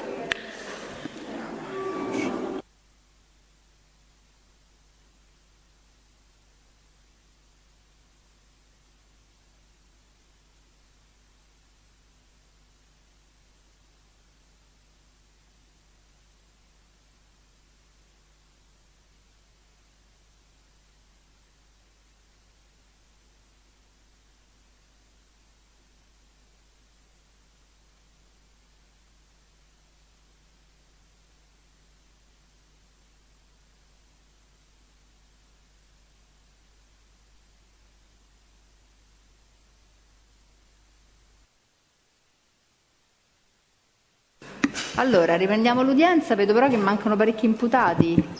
Abbiamo detto 2:30. No, anche se facciamo così. Signor Altra volta? Presidente, da Palermo Pagliarelli. Signor Presidente, Prego. Sì, da Palermo Pagliarelli. Il detenuto Casamonica ha rinunciato all'udienza, al proseguo dell'udienza. Già ha messo tutto per iscritto e dalla matricola abbiamo mi già scusi, chi inviato era alla- che stava lì da voi? Quali imputati? Casamonica Consiglio. Consiglio, d'accordo, quindi è rinunciante a comparire, cioè rinunciante rispetto alla prosecuzione dell'udienza. Va bene, voi avevate solo lui, giusto? Sì, sì. Ok, allora quindi vi potete scollegare. Scusi Presidente da Roma di Grazie, Bibbia. Grazie. buongiorno. Scusa di Bibbia. Sì? Prego. Monica Salvatore ha rinunciato al proseguo.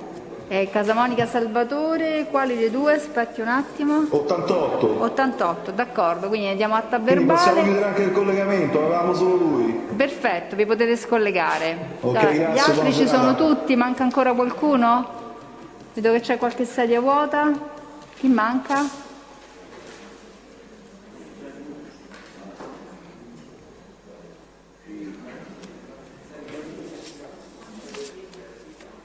No, Rebibbia si è scollegato adesso. Rebibbia si è scollegato adesso. Sì. No, ma c'è qualche altra postazione però che vedo che è vuota. Che dobbiamo fare così? No, l'altra volta avevamo sperimentato mezz'ora, è troppo poco perché non si fa veramente in tempo a mangiare un boccone, però 3/4 d'ora deve essere 3/4 d'ora, se no facciamo un'ora, per carità, poi rimaniamo più a lungo qui. Dobbiamo cercare un po' di rendere... No, Presidente, potremmo chiedere l'autorizzazione a iniziare. No, volevo condividere con voi che se loro poi non arrivano... No, assolutamente, non era per voi. Pensavo che era chiaro il senso e che siccome vedo che qualcuno non è arrivato... Signor Presidente, da Pagliarelli chiediamo lo scollegamento. Sì, già l'ho autorizzata, siete autorizzati a scollegarvi. Prego. Grazie, buongiorno. Buongiorno.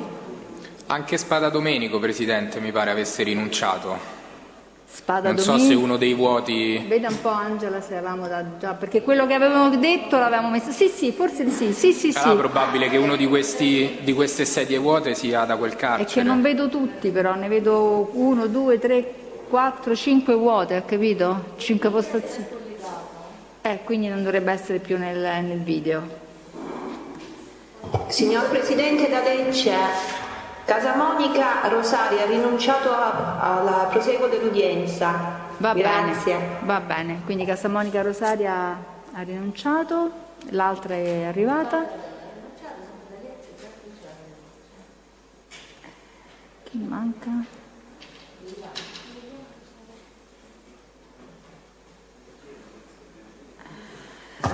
Signor Presidente, sempre da Lecce, Spada Ottavio sta per arrivare pure. Sì, però noi siamo qui già da 5 minuti, stiamo cercando di aspettare, perché è un problema, se non ci sono gli imputati non possiamo cominciare. Solo che devo rifare il giro, perché non so chi c'è. Velocemente volevo sapere chi c'è e chi non c'è. Se vi posso chiedere, quelli che sono presenti, se possono dire quali casi circondariali sono, in modo che velocemente vediamo chi manca. Buongiorno, da Vigevano. Sì? Da Vigevano, di Silvio Gelsomina è presente. Va bene, prego. Da Trapani Casamonica Domenico presente. Ok. Da Caltanissetta, imputato Casamonica Luciano presente. Ok. Dalla casa circondariale di Trani, Casamonica Emanuele presente. Dall'Aquila Casamonica Giuseppe presente. Ok. Da Terni Casamonica Enrico presente. Perfetto. Poi? Da Piacenza Casamonica Pasquale presente. Aspetti da che non ho... Piacenza Tonni Cappi e Casamonica Lauretta sono presenti. Non ho capito prima di loro chi è che aveva dato la presenza? Da Cosenza Casamonica Pasquale. Ah, perfetto. Santa Maria Sì. è presente Casamonica Celeste e Cantonietta. Casamonica Celeste? Da Messina è presente Casamonica Giovannina. Il presidente da Lanciano è presente, il detenuto Spada Alizio. Ok. Da Novara, signor Presidente, è presente Casamonica Guerrino. Sì. Da Sassari, Casamonica Salvatore presente. Ok. Presidente, buongiorno da Benevento. Casamonica Giuseppe del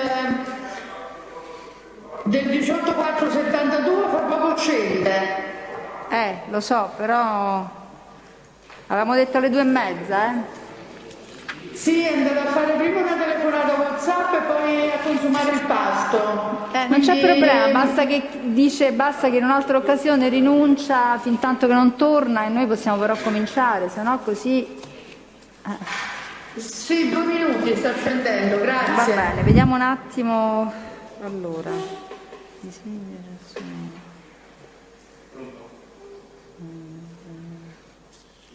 Casamonica Antonietta avevamo detto di sì, giusto?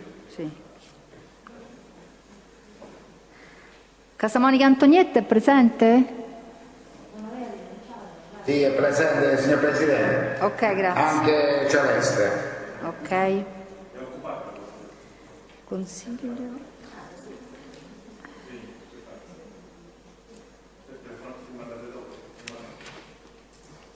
Casamonica Consiglio aveva rinunciato, no Angela? Consiglio aveva rinunciato. Domenico c'era. Emanuele c'è. Enrico c'è.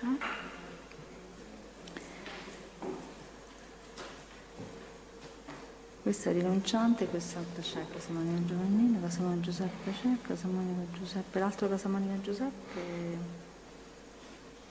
sì c'è sta, c'è, Guerrino, aveva rinunciato, no Guerrino, no c'è Guerrino, Casamonica Lauretta, Casamonica Liliana, no. Casamonica Lauretta e Casamonica Liliana ci sono? Casamonica Lauretta da Piacenza insieme a Tolli Katia sono presenti. Ok. Casamonica Liliana invece? Sono qui, signor Presidente. Ok. È arrivato anche Spada Ottavio. Va bene. Noi siamo al completo. Casamonica Massimiliano? Nuoro. Infatti non c'è Casamonica Massimiliano. Non ha rinunciato Casamonica Massimiliano? C'è Casamonica Massimiliano? Da Nuoro? Sì, Casamonica e Massimiliano è presente, grazie. Ok, grazie. Pasquale c'è? Casamonica Rosaria?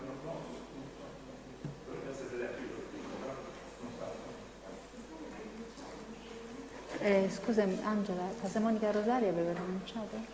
Casamonica Rosaria. Aveva rinunciato. Casamonica Salvatore.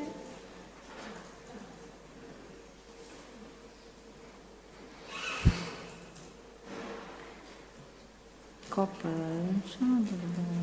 Di Filippo Silvia. Di Filippo Silvia. Presente Di Filippo Silvia? È in arrivo, un attimo, qualche minuto è in arrivo. La solleciti un attimo perché era le 2:30 che dobbiamo riprendere. Abbiamo appena sollecitato, sta arrivando un momento all'altro. Ok, signor Giudice? Di Silvio Gelsomina c'era, Marcello, Morelli, Brachetti, Spada Lizio c'è, Spada Celeste e Spada Cristina erano rinuncianti, Spada Domenico aveva rinunciato, Spada Ottavio c'è, Tolli rinunciante, Tolli Katia c'è, ci siamo. Quindi manca soltanto Di Filippo Silvio praticamente. La prossima volta dico agli avvocati che per noi va bene, però no, facciamola come convenzione.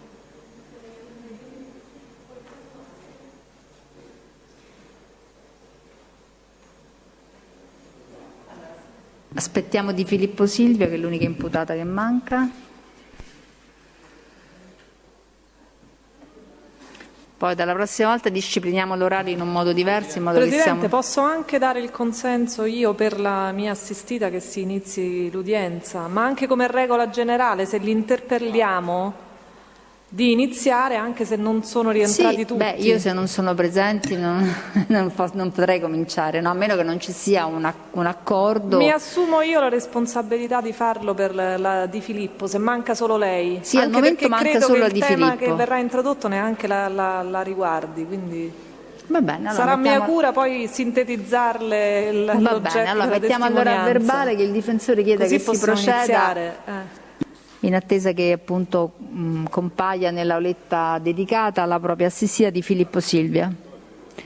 Va bene, allora possiamo riprendere, possiamo dare la parola al pubblico ministero. Sì, Presidente, io anticipo che faremo degli accertamenti al riscontro delle dichiarazioni spontanee rese da Spada Ottavio, che ha introdotto un dato importante, cioè che l'autovettura è sua. Adesso verifichiamo se è confermato quanto riferito dal capitano, poi prima della pausa estiva, quando faremo una serie di modifiche delle imputazioni, valuteremo se contestare un reato connesso a quello di cui è il capo A. Allora, capitano, volevo dirle, e adesso vorrei fare alcune domande secche che riguardano alcune posizioni per il delitto di cui è il capo A. Gran parte delle condotte da cui noi abbiamo desunto la condotta di partecipazione all'associazione mafiosa sono tratte da delitti fine che abbiamo affrontato finora. Adesso vorrei fare alcune domande in generale su alcune specifiche posizioni. In generale vorrei sapere se lei sa che cos'è l'area verde di Rebibbia, se gli è mai capitato di occuparsene. Sì, l'area verde di Rebibbia è uno spazio a cielo aperto dove vengono svolti i colloqui dei detenuti con i rispettivi familiari in un regime di vigilanza e di libertà sicuramente diverso rispetto ai colloqui nei colloqui tradizionali che si fanno negli istituti di pena. È possibile, per quella che è la sua esperienza materialmente... Allora, scusate, è arrivata l'imputata di Filippo? Sì, è appena arrivata. Ok, cerchiamo di rispettare gli orari, lo dico per la prossima volta però, perché poi il collegamento che manca uno solo ci impedisce di cominciare. Va bene, prego. Ok. Volevo sapere se per quella che è la sua esperienza è possibile materialmente, non tecnicamente o giuridicamente, materialmente intercettare i colloqui fra i detenuti e i familiari nel caso in cui questi avvengano nell'area verde di Rebibbia. È impossibile.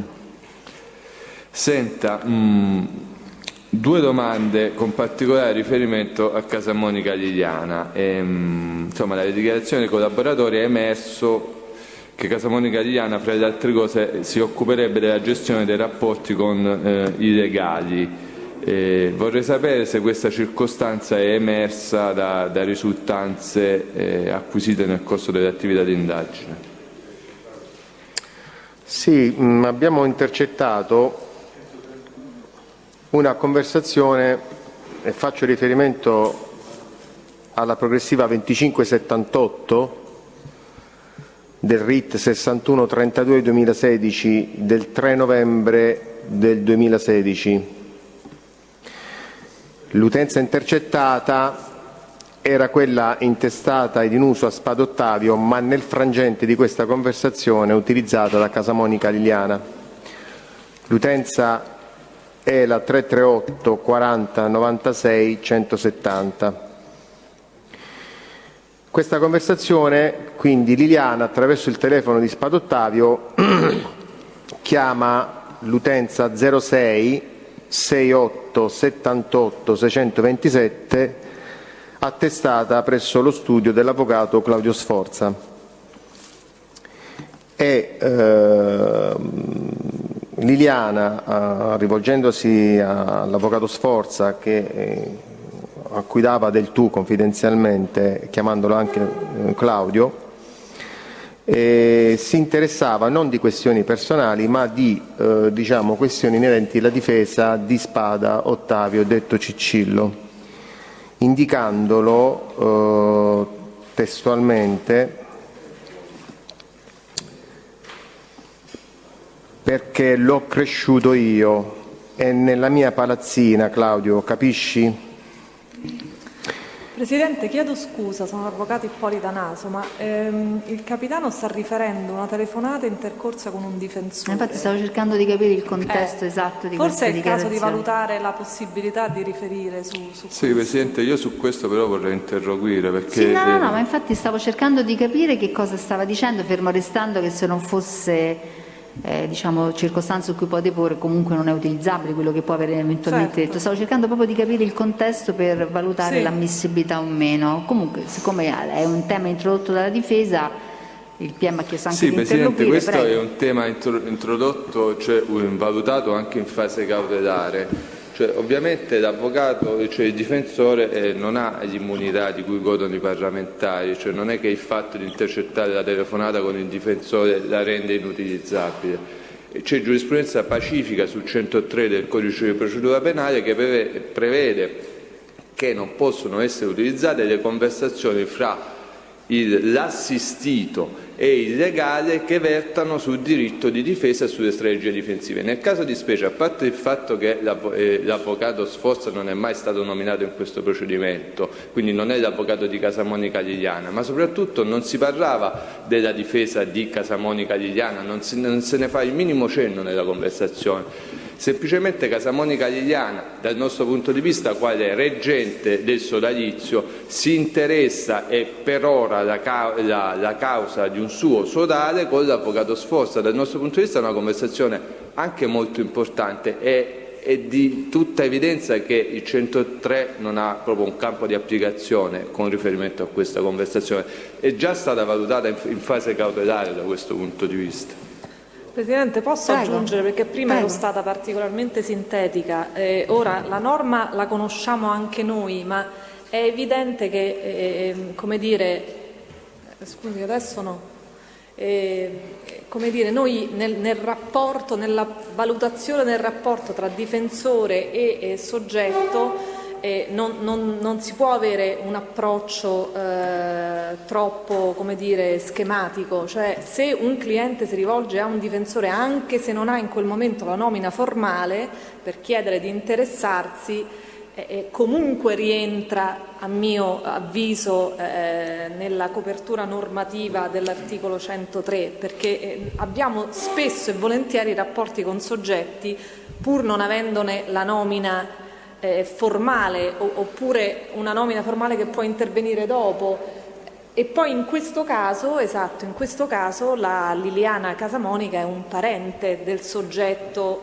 rispetto al quale chiedeva una difesa, e noi tutti i santi giorni parliamo, anzi forse parliamo più con i parenti, soprattutto in caso di clienti detenuti, che con il cliente stesso. Mi viene da dire, spesso parliamo forse con l'unico parente in grado di comprendere o con il quale noi riusciamo ad avere un dialogo, diciamo, civile, ecco, in italiano. Quindi comunque questo approccio del pubblico ministero mi sembra che sia poi un modo per non applicare la norma di legge che copre il rapporto cliente-difensore. Se potevo anch'io solo aggiungere due parole, ma per esperienza personale, oggi mi propongo anche eventualmente di depositare dei documenti, ma credo che li avete già in atti. L'avvocato Claudio Sforza difende questa famiglia da prima ancora che la difendeva l'avvocato Bruzzese. Quindi è del tutto normale che Liliana Casamonica chiami l'avvocato Sforza, perché se non era in quel caso l'avvocato di Liliana Casamonica, sicuramente ha partecipato come difensore di punta nel famoso processo del 74 del 2009 e così via dicendo. Tanti di questa famiglia sono stati difesi dall'avvocato Sforza unitamente all'avvocato Bruzzese, poi per questioni loro evidentemente sono rimasti presso il nostro studio, ma che l'avvocato Sforza sia sconosciuto alla famiglia Casamonica, questo no, ma lo avete anche nella documentazione e nelle sentenze prodotte dal pubblico ministero. Sì, io insisto, però non si parla della difesa di Casamonica Liliana, si parla della difesa di Spada Ottavio che non era detenuto, poi valuti il tribunale. No, ma infatti volevo capire, innanzitutto se mi ridice un attimino questa conversazione, i dati della conversazione, l'epoca. Questa conversazione, ripeto, progressivo 2578 del RIT 6132 del 2016, delle ore 18.04 del 3 novembre del 2016. Intercorre dall'utenza monitorata all'epoca di Spada Ottavio, numero 338 40 96 170, verso l'utenza 06 68 78 627 dello studio dell'avvocato Claudio Sforza, ma la conversazione viene condotta tra Casamonica Liliana e l'avvocato Claudio Sforza. Ma diciamo così, dalla conversazione si comprende se la conversione inerisce un procedimento penale, un profilo diciamo difensivo specifico? Che è stato possibile individuare, voglio dire, dal tenore della conversazione?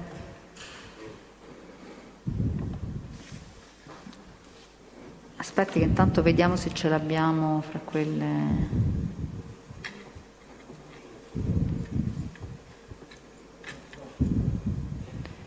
Quindi 2588, 311.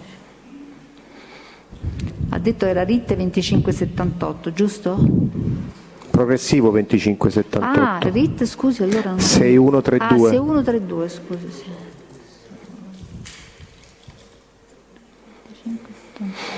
Ok, allora ce l'abbiamo trovata. Va bene, il collegio si ritira.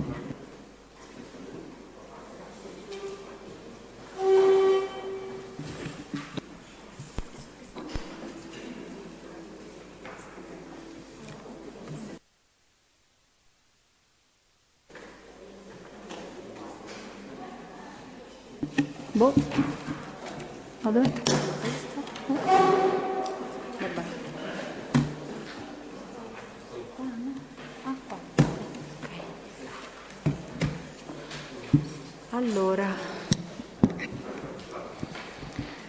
Allora, il Tribunale sull'eccezione difensiva di inutilizzabilità, in forza del combinato disposto di cui agli articoli 103,57 e 271 CPP delle intercettazioni di cui al RIT 6132/16 progressivo 2578 inerente alla conversazione intercorsa tra l'avvocato Claudio Sforza e Casamonica Liliana e del conseguente divieto di testimonianza del test di PG, esaminate gli atti e sentite le parti, premesso che l'articolo 103,5 CPP sancisce il divieto di intercettazione delle conversazioni e comunicazioni dei difensori al fine di garantire l'esercizio del diritto di difesa senza tuttavia assicurare una tutela indiscriminata, trovando il suo esposto divieto il suo duplice limite costituito dalla circostanza che la conversazione stessa non integri reato, vedi Cassazione sezione seconda, sentenza 43.410 del 6/10/2015, e che non intervenga tra soggetti estranei al rapporto difensivo. Rilevato che nel caso di specie la conversazione oggetto di intercettazione intercorre l'avvocato Claudio Sforza, difensore di Spado Ottavio,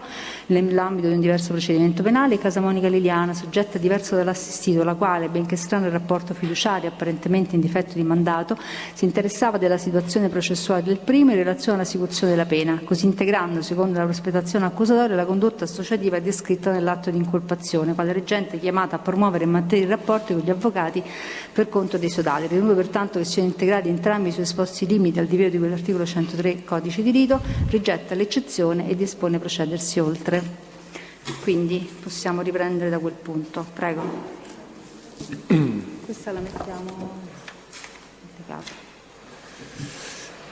Senta, Capitano, proprio con riferimento a questa conversazione, a un certo punto Casamonica Liliana dice all'avvocato per perorare la causa di Spado Ottavio: no, perché lui va a lavorare, lavora un po' qua e un po' là, se sta ai domiciliari non ha da dare da mangiare ai figli. Vorrei sapere, ma in quel momento storico che lavoro faceva Spado Ottavio? Nulla, non risulta che lavorasse. Cioè nulla di lecito, perché poi ci sono delle intercettazioni. Nulla di lecito, di attività lavorativa. Di attività? Lavorativa. Cioè nel senso non risulta che è impiegato in qualsiasi attività lavorativa lecita. Senta, vorrei sapere se ci sono altre intercettazioni in cui Casamonica Liliana sembra interessarsi comunque di aspetti processuali o comunque conversazioni in cui suggerisce delle cautele da adottare. Sì, c'è una conversazione ambientale a bordo dell'auto Mercedes classe A targata MBZ 1993, all'epoca in uso a Casamonica Liliana, ed intercettata il 1° marzo del 2016. Faccio riferimento alla progressiva 1004, quindi 1004 del RIT 7583/2015, Intercettazione a bordo del veicolo ci sono Casamonica Liliana, Casamonica Pasquale e Casamonica Guerrino, figlio di Giuseppe detto Bitalo. Questo tipo di intercettazione ambientale prevedeva anche un GPS montato a bordo del veicolo, per cui abbiamo anche tracciato gli spostamenti, e alle ore 10 e 28 e seguenti, quando il veicolo si è sostato in via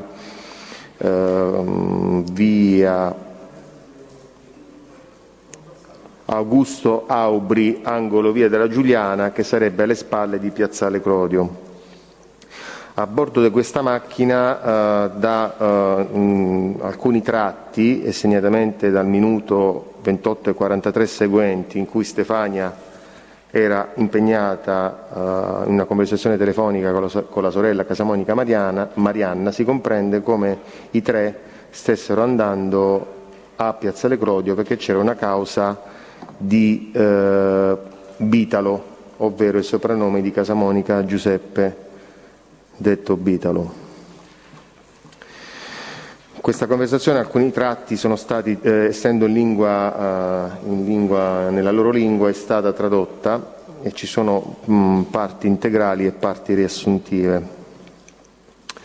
In una parte integrale si fa riferimento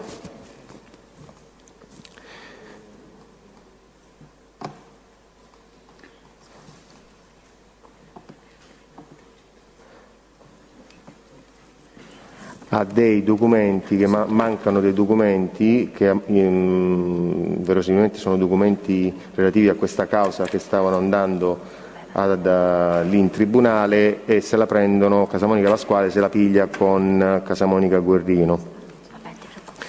A un certo punto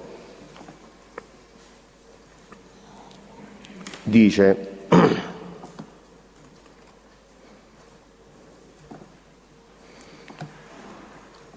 la causa è quella di Bitalo, dice Stefania.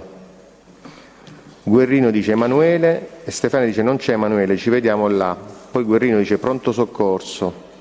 Poi Stefania dice già lo sa, sì, già lo sa, sì, ancora non. Poi Stefania dice ma però quello che è successo al ragazzo non è servito niente. Poi parlano, devono mettere benzina. A un certo punto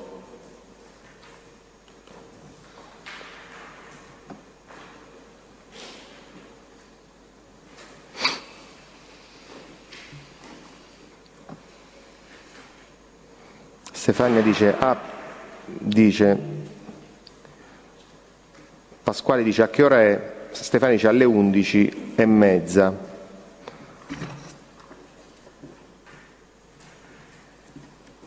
Poi Stefania dice c'è stato là un tratto incomprensibile prima di quel ragazzo Arochi.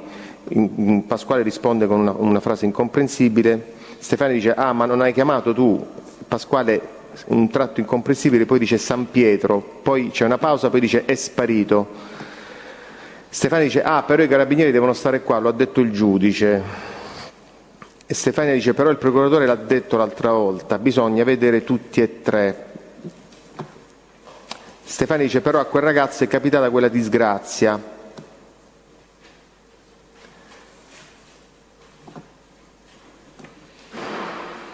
Poi Stefania dice a Rocky ma che dici? Appena ho chiamato mi ha detto chiamami immediatamente per quella cosa, poi c'è un tratto incomprensibile, il carcere, sta a fare il pazzo al carcere, mi dispiace proprio.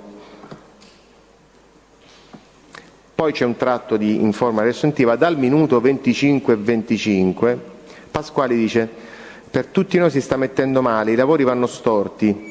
Stefania risponde a Rocky che dobbiamo fare? Che la polizia, questi qua hanno sempre la campana di vetro, non vedi che non si può rimediare nulla?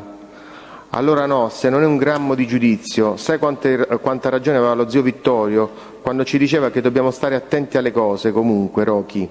Pasquale risponde con una parola incomprensibile e Stefania poi replica c'erano finti bravi e finti poveri. Pasquale inizia con una frase incomprensibile, poi dice a Stefano: per farti ridere, ci sono gli altri che sono più scannati. E poi, ripeto, c'è un tratto di conversazione in cui Stefania parla al telefono con Marianne e dice che stavano andando in tribunale per la causa di Bitolo, e poi il veicolo si ferma. Poi ci sono altre la conversazione parla di argomenti che comunque non sono attinenti e poi si ferma. Su zio Vittorio. Senta, passando una domanda su Casamonica Pasquale, ci può riferire al Tribunale cosa è accaduto il 14 marzo 2016 in occasione dell'arresto in flagranza di Casamonica Domenico?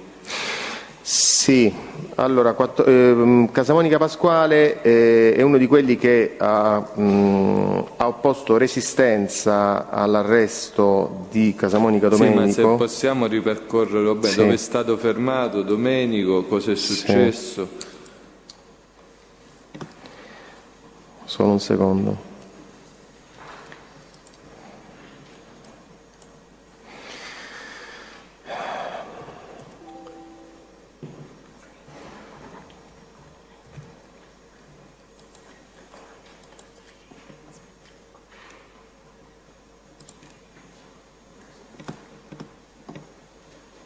Quindi il 14 marzo del 2016 Casamonica Domenico veniva tratto in arresto nella fragranza del delitto di detenzione di sostanza stupefacente del tipo cocaina. In questa circostanza ufficiali di polizia giudiziaria appartenenti al nucleo radiomobile dei Carabinieri di Roma, sezione motociclisti, eseguivano l'arresto di Casamonica Domenico all'esito di un controllo casuale sulla via Tuscolana nei pressi del vicolo di Porta Furba, dopo averlo fermato a bordo del motociclo Yamaha T-Max targato Empoli Firenze 56832. Questo veicolo era intestato alla convivente di Filippo Silvia. Non appena informato che sarebbe stato sottoposto a perquisizione, Casamonica Domenico abbandonava il mezzo e fuggiva a piedi verso il vicolo di Porta Furba. Durante la fuga si disfaceva di singole dosi di cocaina che poi in parte sono riusciti gli operanti a recuperare, ne hanno recuperate circa 20 singole dosi per un peso complessivo di circa 9 grammi. È stato raggiunto e bloccato a poche decine di metri dal vicolo di Porta Furba. Domenico ha iniziato a gridare, a farsi sentire dai suoi familiari in lingua rom, attirando l'attenzione di quelli che stavano nel vicolo, che sono usciti in massa ed hanno accerchiato gli operanti.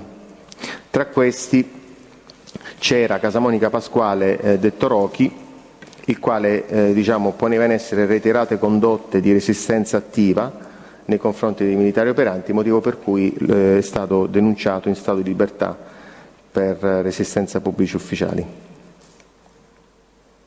E esattamente cosa facevano, per non tornare sul punto, non credo che cosa è successo?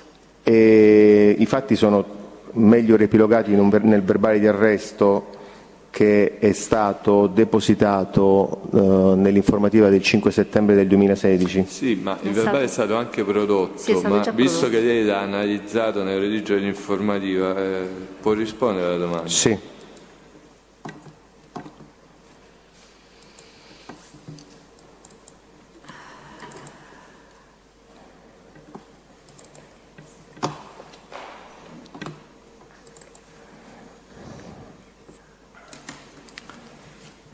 Forse la prima, sì.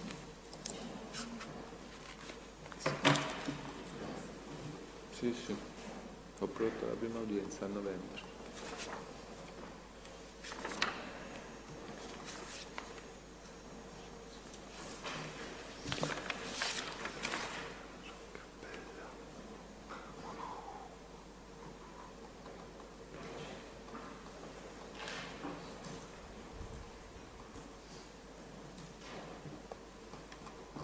Sto un attimo riprendendo il verbale di arresto.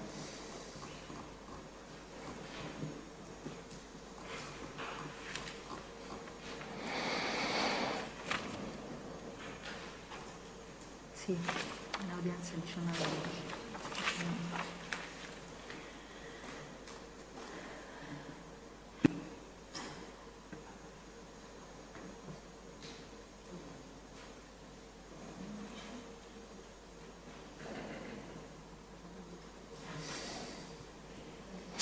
Testualmente, verbale di arresto.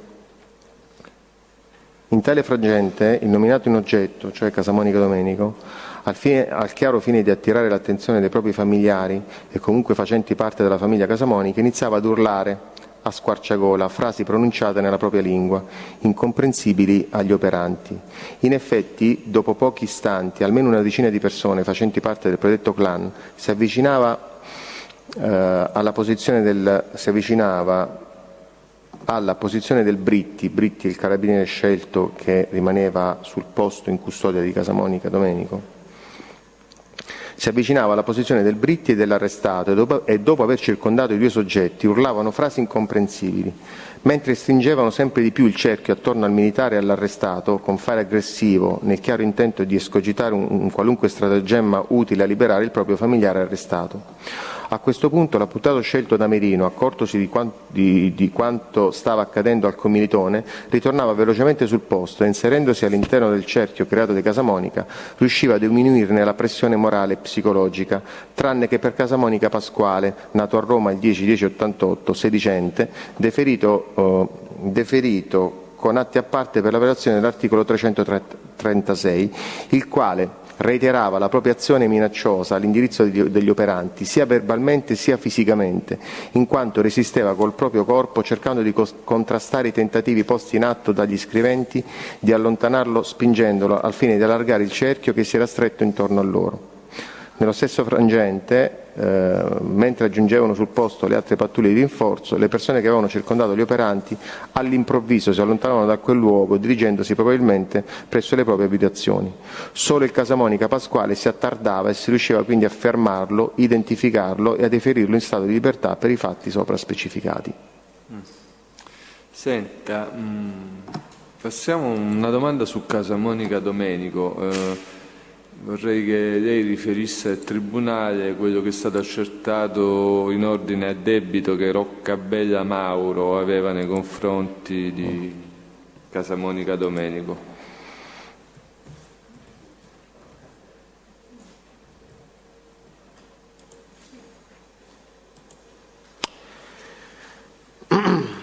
Roccabella Mauro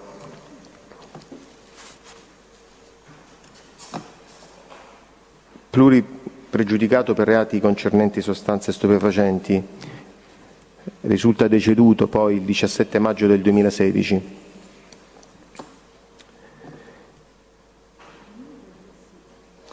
Deceduto, sappiamo per quale motivo?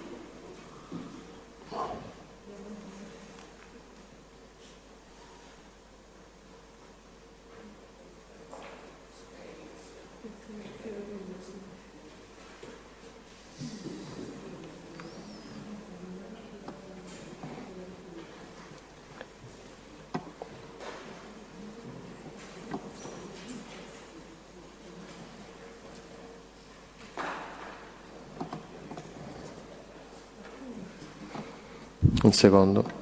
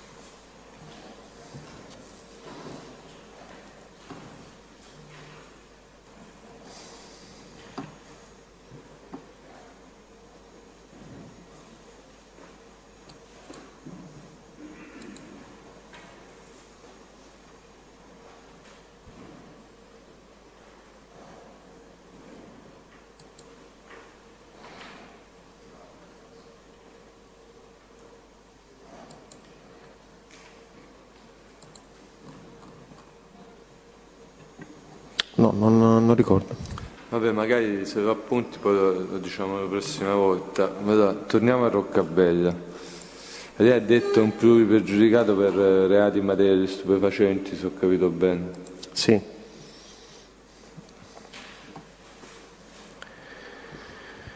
Sono state intercettate conversazioni tra Roccabella Mauro e Casamonica Domenico, da cui si comprendeva con chiarezza come Roccabella avesse dei debiti nei confronti di Casamonica Domenico. Non è stato possibile documentare o capire quale fosse il motivo di questi debiti, perché le intercettazioni nei confronti di Casamonica Domenico avevano avuto inizio il 15 ottobre del 2015, ovvero qualche giorno prima di quelle intercettate tra Roccabella Mauro e Casamonica Domenico, in cui si comprendeva già che lui fosse in una posizione debitoria.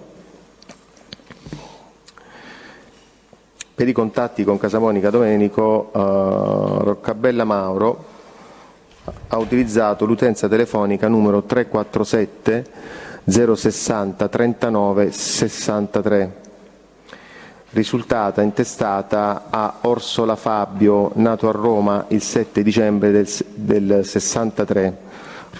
Orsola Fabio è convivente di Roccabella Daniela, nata a Roma il 1 marzo del 66, sorella di Roccabella Mauro. Vorrei evidenziare che queste conversazioni, per essere apprezzate, meritano un ascolto, perché solo attraverso l'ascolto si può percepire lo stato di terrore di Roccabella Mauro.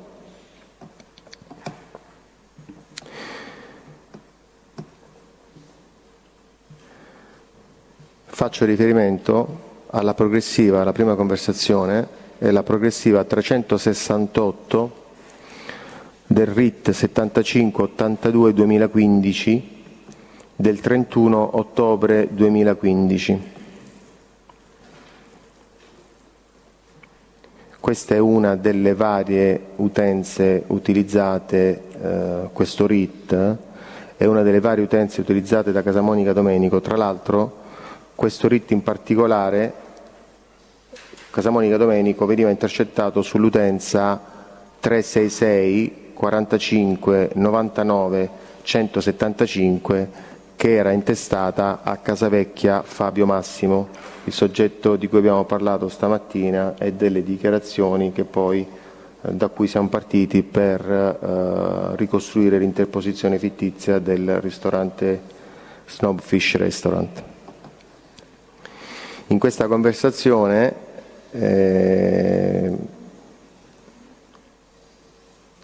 Casamonica Domenico sollecita Roccabella Mauro a raggiungerlo.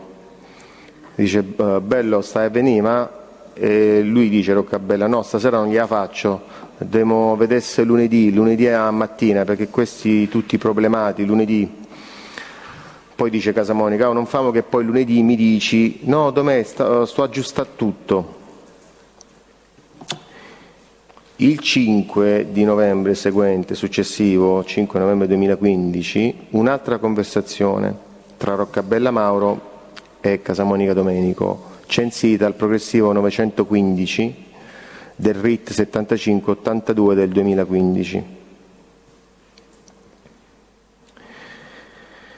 Mauro dice, Domenico dice: a che ora vieni? E Mauro dice: devo aspettare sabato a mezzogiorno. Casamonica dice: ma che davvero mo? Ma che stiamo a fa davvero?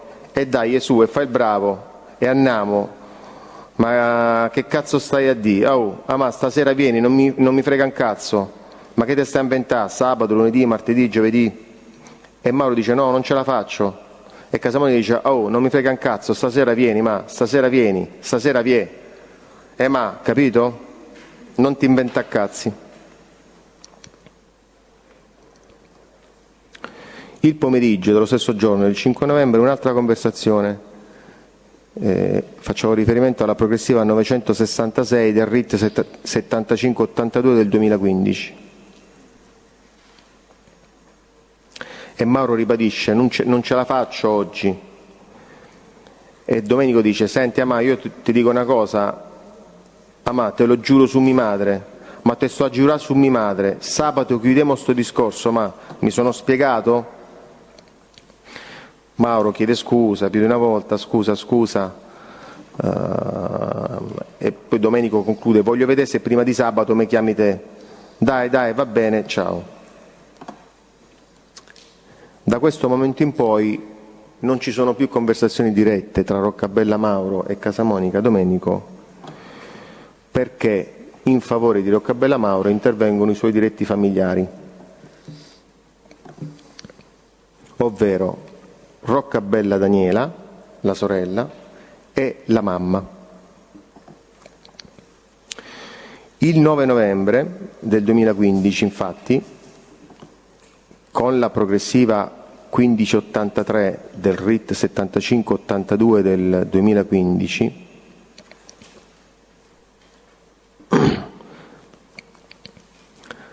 Roccabella Daniela, attraverso un'utenza di rete fissa all'ente stata, chiama Casamonica Domenico.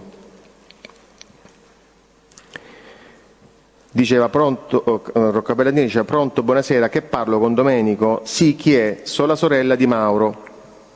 Ascoltami un attimo, dice Daniela. Ho visto che ha il numero tuo, sono venuto a casa, ti sto chiamando da casa. Ascoltami bene, abbi pazienza. Domenico dice: ma ci vogliamo vedere? E Daniela dice: no, adesso no. Ti dico solo, dice Daniela, ti dico solo di avere un attimo di pazienza fino a sabato, perché gli stanno a rimandare i pagamenti e lui vuole chiudere perché lo sa che... E poi interrompe Domenico: senti, scusa, Daniela, come ti chiami? Sì, se volemo, quando è domani, con calma, se incontriamo un attimo e ne parliamo a voce, ok? E Daniela dice: no, io non posso. E Domenico dice: allora quindi ci devo avere pazienza fino a sabato?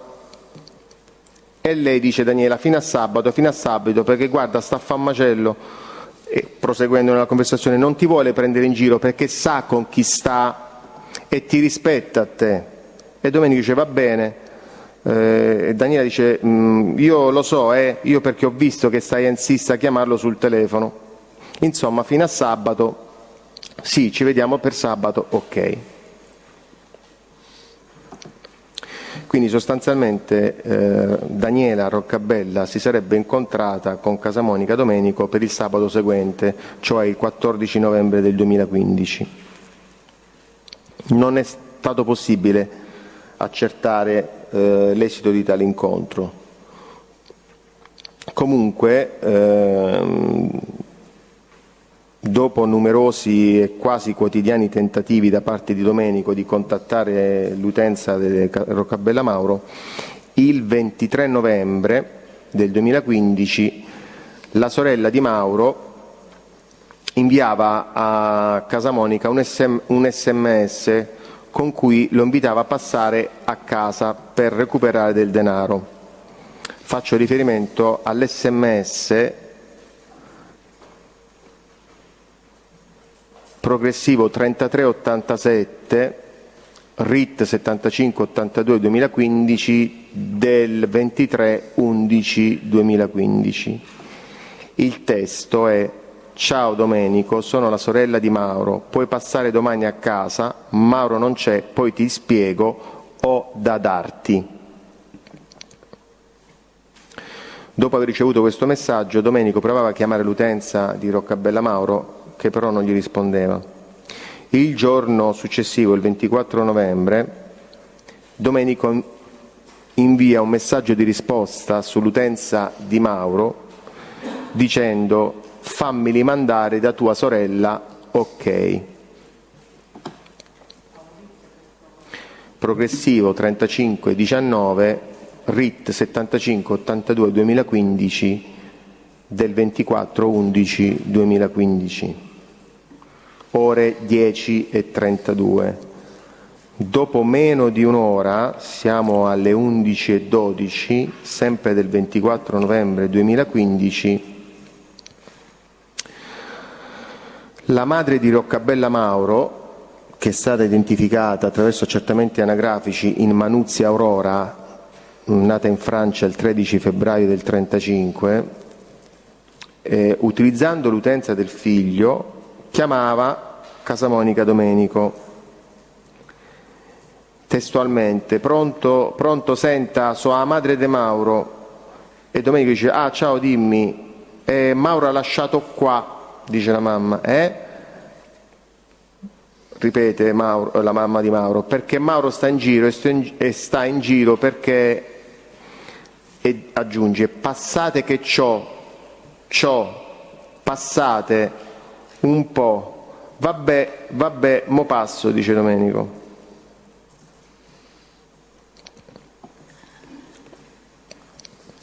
Il denaro che aveva raccimolato la mamma di Roccabella serviva per saldare solo in parte il debito pendente del figlio con Casamonica Domenico, dato che comunque il 18 dicembre del 2015 la donna richiamava nuovamente Casamonica Domenico, concordando un altro incontro per il 6 gennaio del 2016, precisando di aver ottenuto un prestito per pagare il residuo del debito che il figlio aveva con Casamonica Domenico. Questa conversazione è stata censita al progressivo 6779, sempre RIT 7582-2015, delle ore 20:57 del 18 dicembre del 2015.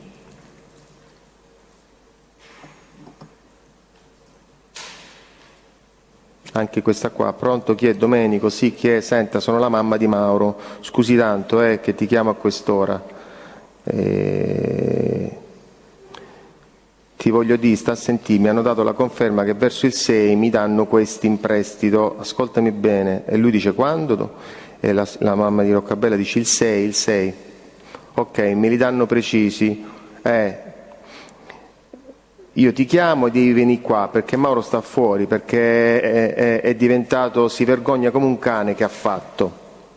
Casamonica interrompe la donna accavallando le voci dicendo: va bene, allora il 6, contaci.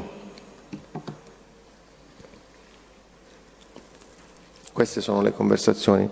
Diciamo, non ci sono ulteriori sviluppi su questa vicenda. Senta, altra domanda. Accertamenti sulla cooperativa Baxtalo Drom Società Cooperativa.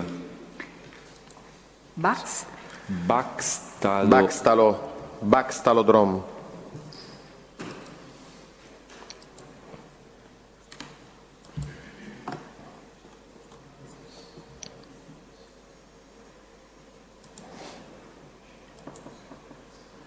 Allora, la cooperativa Baxtalo Drom, attiva nel settore lavanderie e tintorie,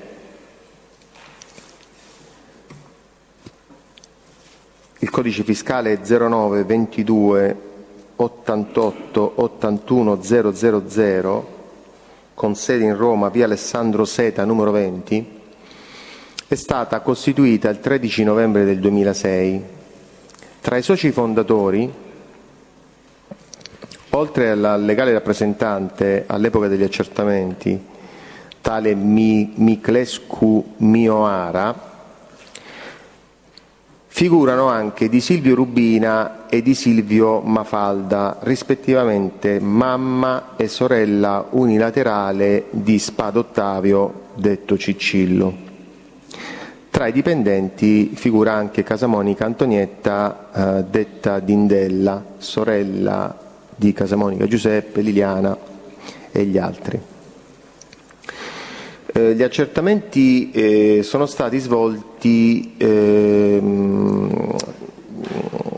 abbiamo fatto degli accertamenti reddituali nonché dei contributi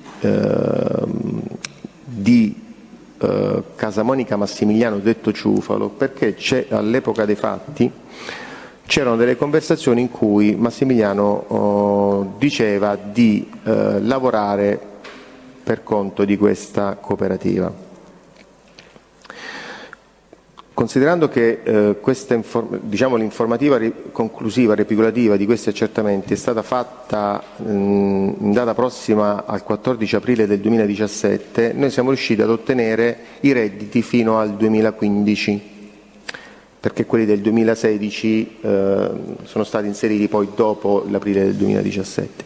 Quindi nel 2015 ci siamo resi conto che Casamonica Massimiliano aveva dichiarato redditi per 2.321 euro, di cui 1.539,29 risultavano redditi per lavoro dipendente dalla Baxtalo Drom.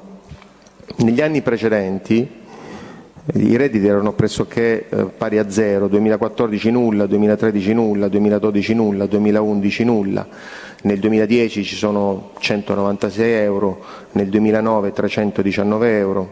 Negli anni precedenti, dal 1997 in poi, anche in questo caso i redditi erano pressoché irrisori. Sostanzialmente Casamonica Massimiliano 1997, 98, 99, 2001, 2003 e 2004 non ha percepito redditi. Nel 2000 ha percepito 155 euro e nel 2002 1.049 euro. Quindi, ripeto, invece nella dichiarazione dei redditi percepiti nel 2015 risultava una quota di redditi percepiti dalla Baxtalodrom per 1.539,29. Da accertamenti incrociati sulle banche dati Punto.Fisco e IdraWeb, cioè INPS, Casamonica Massimiliano risultava aver lavorato alle dipendenze della Baxtalo con un contratto part-time dal 1 novembre del 2015 al 31 dicembre 2015, il che giustificherebbe la cifra di 1.539, per tutto l'anno 2016 e dal 1 gennaio 2017 al 31 gennaio 2017. Questi sono i dati di quando abbiamo fatto l'interrogazione all'aprile del 2017. Ora, bisogna premettere che Casamonica Massimiliano era stato scarcerato il 25 settembre del 2015 e dal 28 settembre del 2015 era stato sottoposto alla sorveglianza speciale DPS con obbligo di soggiorno, scadente il 7 agosto del 2017. Dal 15 ottobre del 2015 al 22 marzo del 2016 lui era intercettato attraverso la propria utenza a lui intestata, e faccio riferimento all'utenza 331 22 98 378, e il decreto di intercettazione era il RIT 7150 del 2015. Durante quindi il periodo di intercettazioni sono state rilevate alcune conversazioni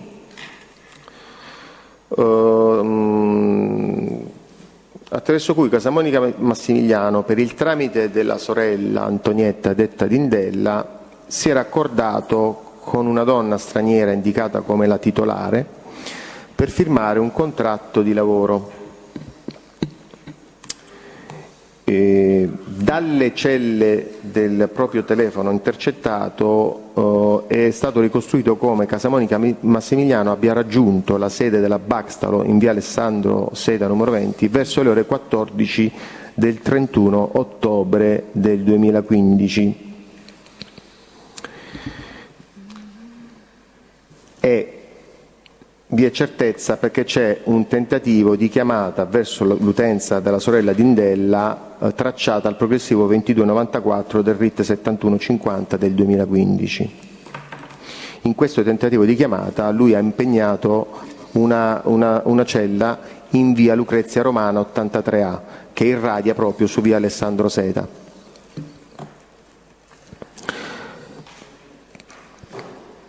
Le conversazioni che intercorrono tra Casamonica Massimiliano e la sorella Dindella sono queste che mi appresto a riferire. Quindi la progressiva 1832 RIT 7150 2015 del 28 ottobre del 2015. In sintesi, Massimiliano chiama Dindella e Dindella transita l'apparecchio ad una donna che si definisce la titolare. 28 ottobre ha detto? 28 ottobre 2015.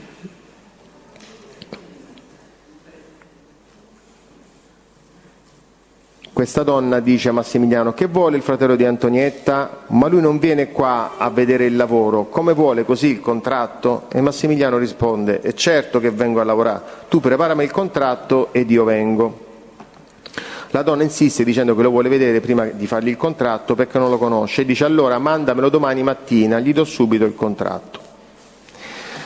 Progressiva 2172, sempre del RIT 7150 2015, del 30 ottobre del 2015, ore 17:52, Casamonica Antonietta chiama Casamonica Massimiliano, inizialmente lo prende in giro per il colore della sua pelle e poi dice Dindella, Casamonica Antonietta a Massimiliano: ha detto la signora che domani devi venire qua, il datore di lavoro ha detto che domani devi venire qua e devi pagare la colazione. E Massimiliano conferma dicendo che non ci sono problemi. Altra conversazione, progressiva 2282, sempre del RIT 7150 del 2015, del 31 ottobre del 2015. Questa conversazione è in parte in lingua Sinti e in parte in lingua italiana, tra Casamonica Antonietta e Casamonica Massimiliano e altri due individui non meglio identificati, uno di sesso maschile e uno di sesso femminile. Dal tempo, cioè dopo 1 minuto e 36 secondi circa di questa conversazione, Antonietta e Massimiliano parlano in lingua italiana. Antonietta sollecita il fratello a recarsi dalla signora per firmare il contratto di lavoro. Massimiliano dice che si farà accompagnare da qualcuno. Quindi bisogna premettere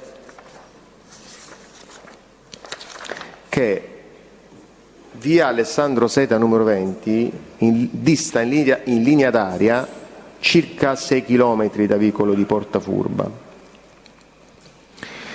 e in una città popolosa come la capitale è tecnicamente impossibile che un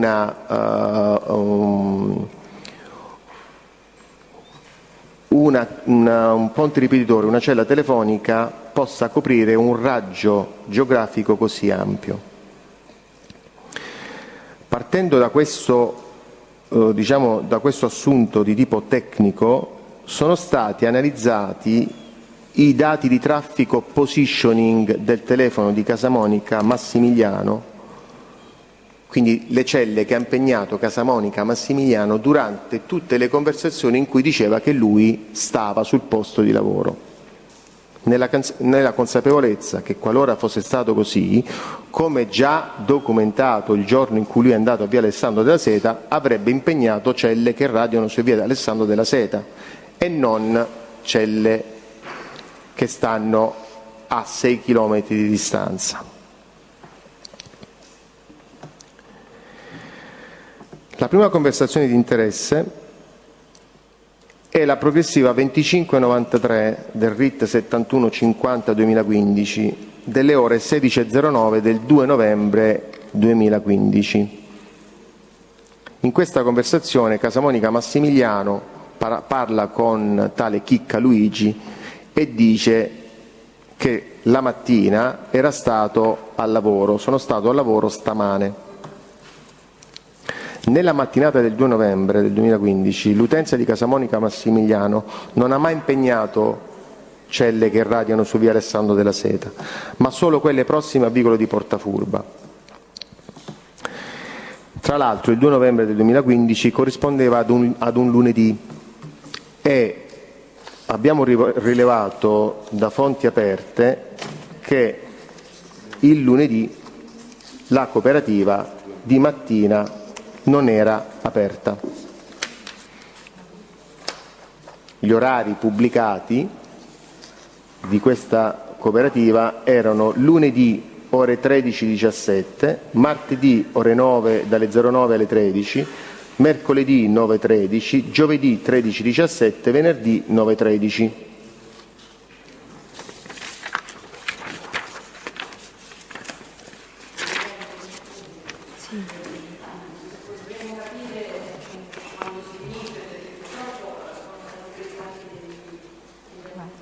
Senti, abbiamo quasi finito. Non ho capito, abbiamo perso? Siamo per concludere? Sì, lo so. Oggi abbiamo cominciato tardi, siamo stati in Camera di Consiglio, insomma qualche volta si può sgarrare, non è una cosa proprio una spada di Damocle, però visto che vorrei capire quanto... Presidente, dobbiamo chiudere questo argomento che è quasi finito, poi io mi fermerei perché dovremmo introdurre l'argomento stupefacente. Possiamo chiudere almeno questo magari? Se qualcuno può rimanere per qualcun altro.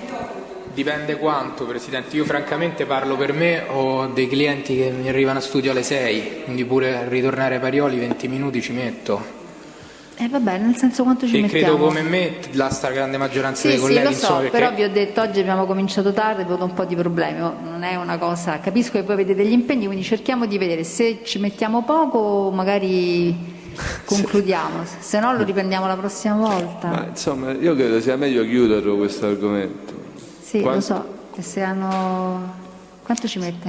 Un quarto d'ora, 20 minuti. Ci vuole un quarto d'ora, 20 minuti. Ma non può magari qualcuno rimanere per gli altri? Non tutti sono interessati a questa posizione, no? Riguarda sostanzialmente Casamonica Massimiliano, diciamo. E Casamonica lo dico Antonietta. per chiudere l'argomento, perché capisco che avete preso degli impegni, per carità, e se no chiudiamo. Però se qualche volta ci riusciamo a venire incontro tenendo conto oggettivamente, insomma, dell'interesse, per carità. Presidente, venire incontro, mi scusi, venire incontro, a noi veniamo incontro. Noi stiamo qui dalle 9 la mattina, come da orario fissato, che poi inizia sempre alle 10 e tra una cosa e l'altra si fa alle 11 e le difese non c'entrano su questo. No, avvocato, non c'entra, però è un processo complesso, sono processi complessi questi, non è che possiamo per carità, stare... nessuno lo mette in dubbio, Nel però, senso non ripeto, possiamo non stare con il abbiamo bilancino, anche io constato che ogni volta c'è qualcosa che non ci fa cominciare puntuali, purtroppo è così, però anche noi stavamo qua dalle 9, ci ha visto, ci avevano scollegato, non ci sentivano, avevano tolto, e quindi constato con lei che è così,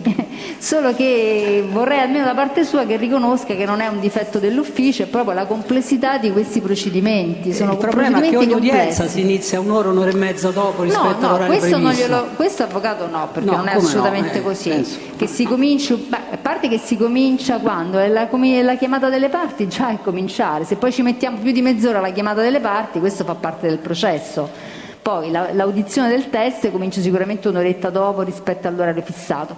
Comunque facciamo la prossima volta, così io non vorrei avere contestazioni di questo tipo, anche se mi sembra che ci vuole un minimo di elasticità da parte di tutti, perché l'avete visto anche voi che non è che siamo stati qua a girarci i pollici, no, è stato un momento di difficoltà. No, Presidente, ma nessuno dice questo, per carità, assolutamente. Stiamo lavorando noi come sta lavorando il Tribunale, come la Procura, per certo, ma ci mancherebbe, però quando l'avvocato le dice cominciamo sempre 2 ore dopo, detto così sembra che noi cominciamo 2 ore dopo. No, se abbiamo cominciato in ritardo è stato sempre determinato da difficoltà. Quando io ho detto che questo procedimento era complesso, non è che me lo sono inventato, è complesso già solo per questo fatto. Ogni volta c'è qualcosa che manca, ogni volta non ci viene dato l'ultimo collegamento. Che vi devo dire? Abbiamo anche aspettato oggi per dire no, io ho cercato di essere più puntuale sul rientro, ho dato un po' di più perché dico almeno cominciamo a quell'ora e non c'erano gli imputati. Quindi ogni volta c'è qualche cosa, stiamo cercando di fare, e riconosco anche da parte vostra, il massimo dell'impegno possibile per venirci incontro. Se, ripeto, non vi crea problema stare ancora un quarto d'ora, chiudiamo il discorso, e se no lo rinviamo la prossima volta, lo riprenderemo pubblico ministero, non è un problema. Va bene? Che mi dite? Presidente, se è un quarto d'ora io, che ormai sono abituata in quest'Aula, mi sacrifico il resto. Si può sacrificare per gli altri, sempre che per gli altri non sia un pregiudizio per le loro posizioni. Non credo, Guerrino. Come vogliono. A quest'ora avremmo finito. Rimane l'avvocato Ippolita Naso e, ripeto, non mi pare che riguardi le posizioni di tutti. Posso rimanere anch'io, Presidente, non per le colleghe. Beh, decidete serenamente, se mi dite che non potete proprio, chiudiamo, che vi devo dire? Rimani tu, po'? Andiamo avanti così. No, anche perché io ho dato, insomma il collegio, non è che sono io, abbiamo dato disponibilità sull'orario perché è faticoso per tutti stare qua tante ore, quindi io me ne rendo conto, poi mi rendo conto, per venire anche un po' però poi non deve essere una cosa che poi deve essere proprio una tagliola, perché se stiamo magari trattando un argomento e lo chiudiamo, solo per questo vorrei che ci fosse almeno questa condivisione, che siamo d'accordo che è così. Perché se no allora magari uno non dava nessun orario, io ho dato un orario orientativo. Se non è un problema proseguiamo, se no chiudiamo qua. Ditemi voi. Sì, proseguiamo. Io, sì. Va bene, Presidente, proseguiamo allora. Io eventualmente lascio per questi ultimi 20 minuti Lei l'avvocato sostituisce Naso. l'avvocato Marco Di Mele, l'avvocato Ippolita Naso, l'avvocato di Cosimo? Deve andare via, avvocato. Si fa anche lei, la sostituisce l'avvocato Naso? Perché Presidente, purtroppo, diciamo, prendendo appuntamenti dopo le 6, diamo quell'ora di tolleranza. No, ma ci mancherebbe, io me ne rendo perfetto. Quindi Va bene, ci il vediamo. 9 in Aula Occorsio. Dunque adesso controllo, sì, abbiamo già visto stamattina, no? In Aula Occorsio perché non avevamo la disponibilità dell'Aula a Piediere Bibbia, quindi in Aula Occorsio.